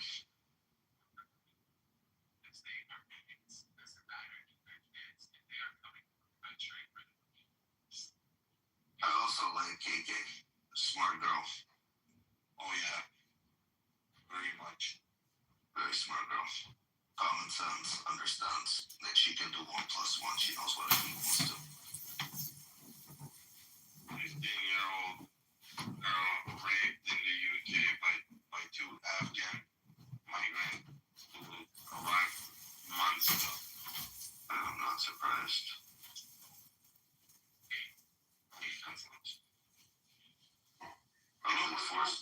You know the difference, bro? The difference in America is that Americans are like warriors, basically. They grew up with guns and shit. They all have guns. Shit like this happen over here, bro. Like in a bigger scale. It's gonna be a fucking river of blood over here. But it's gonna be a river of blood between American citizens. It's gonna be American citizen, not American citizen. It's gonna be a division between the left and the right. That's what's gonna happen in America. I mean, part of it is it could be if they Yeah, it's not that it could be hard to you. if they stand with the Muslims, though. It's not saying with the Muslims, it's either you stand with your country or against your country. No, that's what it is.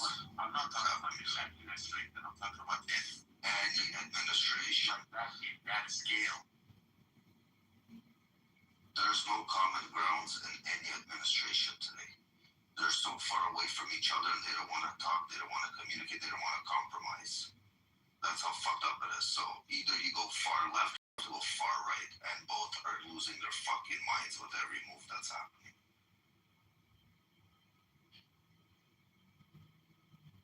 And this is not going to end up good, trust me.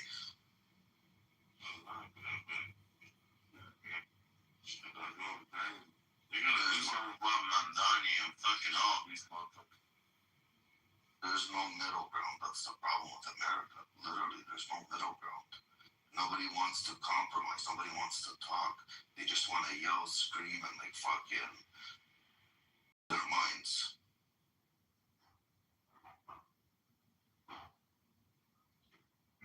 Oh my god, I don't know. Is this real?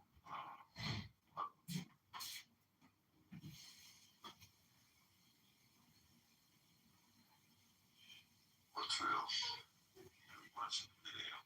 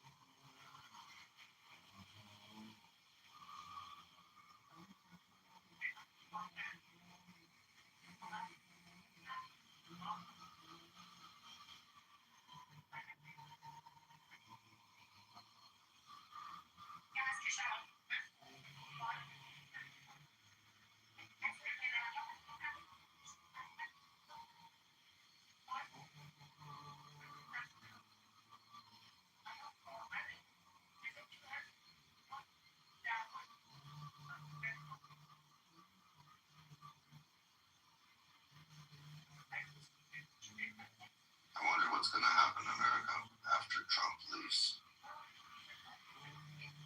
It's very important what's going to happen during his presidency. He pulls this off, the next president is going to be fucking Vance or Rubio. You'd think 100%. And all the other shit that he's doing pays off, bro. The fuck do you think? Republicans are gonna. I'm noticing even the right is getting brainwashed. Like they're already talking about body bags. Like they don't want to go in. That there's gonna be body bags. You guys, you don't know how it's gonna play out. Right? That's how. That fear mongering is already fucking indoctrinating the right against Trump. That's the fucked up part.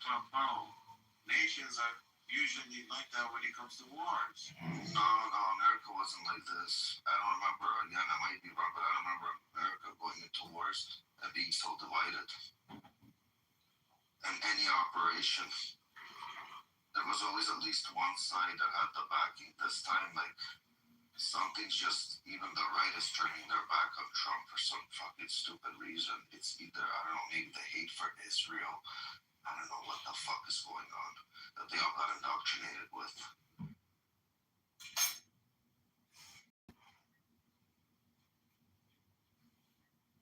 But it's interesting what's going to happen to America after.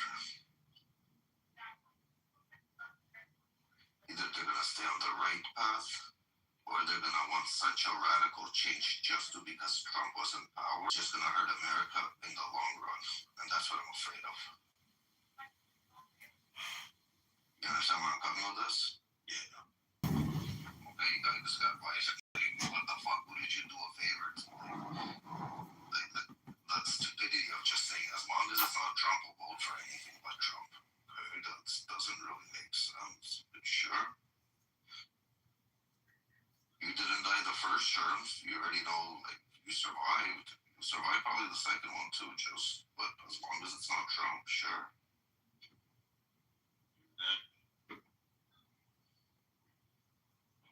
These fucking dogfights, man. We need to fucking educate them. I don't know what the fuck we need to do. Fucking horrible.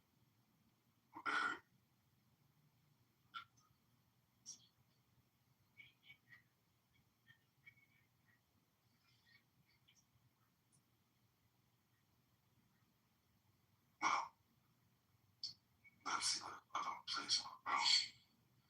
As we say, think of the worst but hope for the fucking best.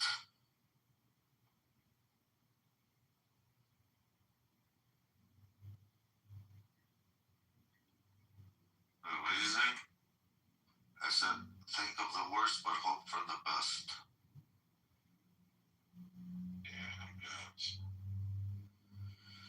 Because it's sad, it's scary where America's heading to. Is that funny how Iranians, Israelis, Cubans, Venezuelans, and the Ukrainians, they're uniting, and lefties and liberals are just lighting fire, ass on fire. true. It's crazy. That's fucking crazy, bro. I don't know. Scary. Really fucking scary, I have to say.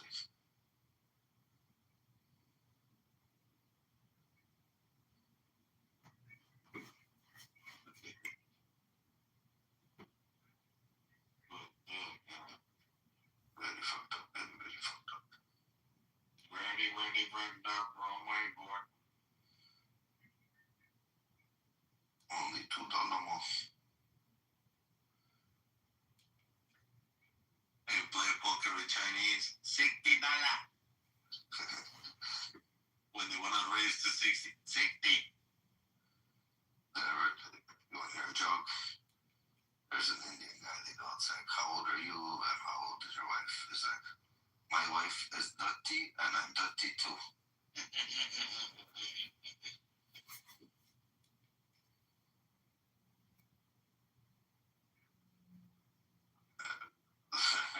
That was an old one. An old one, but a dirty. My wife is dirty and I'm dirty too.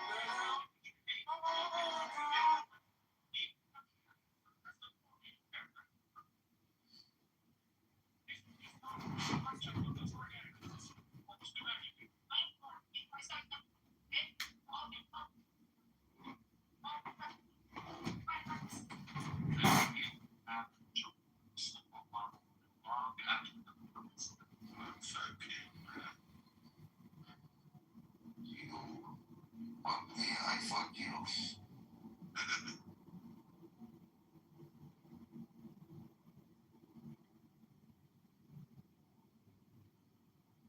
Couldn't have guns to, and protect it because they didn't own it. So it kind of kicks into a few of our amendments and a few of our inalienable rights, when it was colonized here. But just think about what Locke was saying, and then what the founders were thinking, and what they wanted that they didn't have in England. What motivated them to actually be landowners, that they could be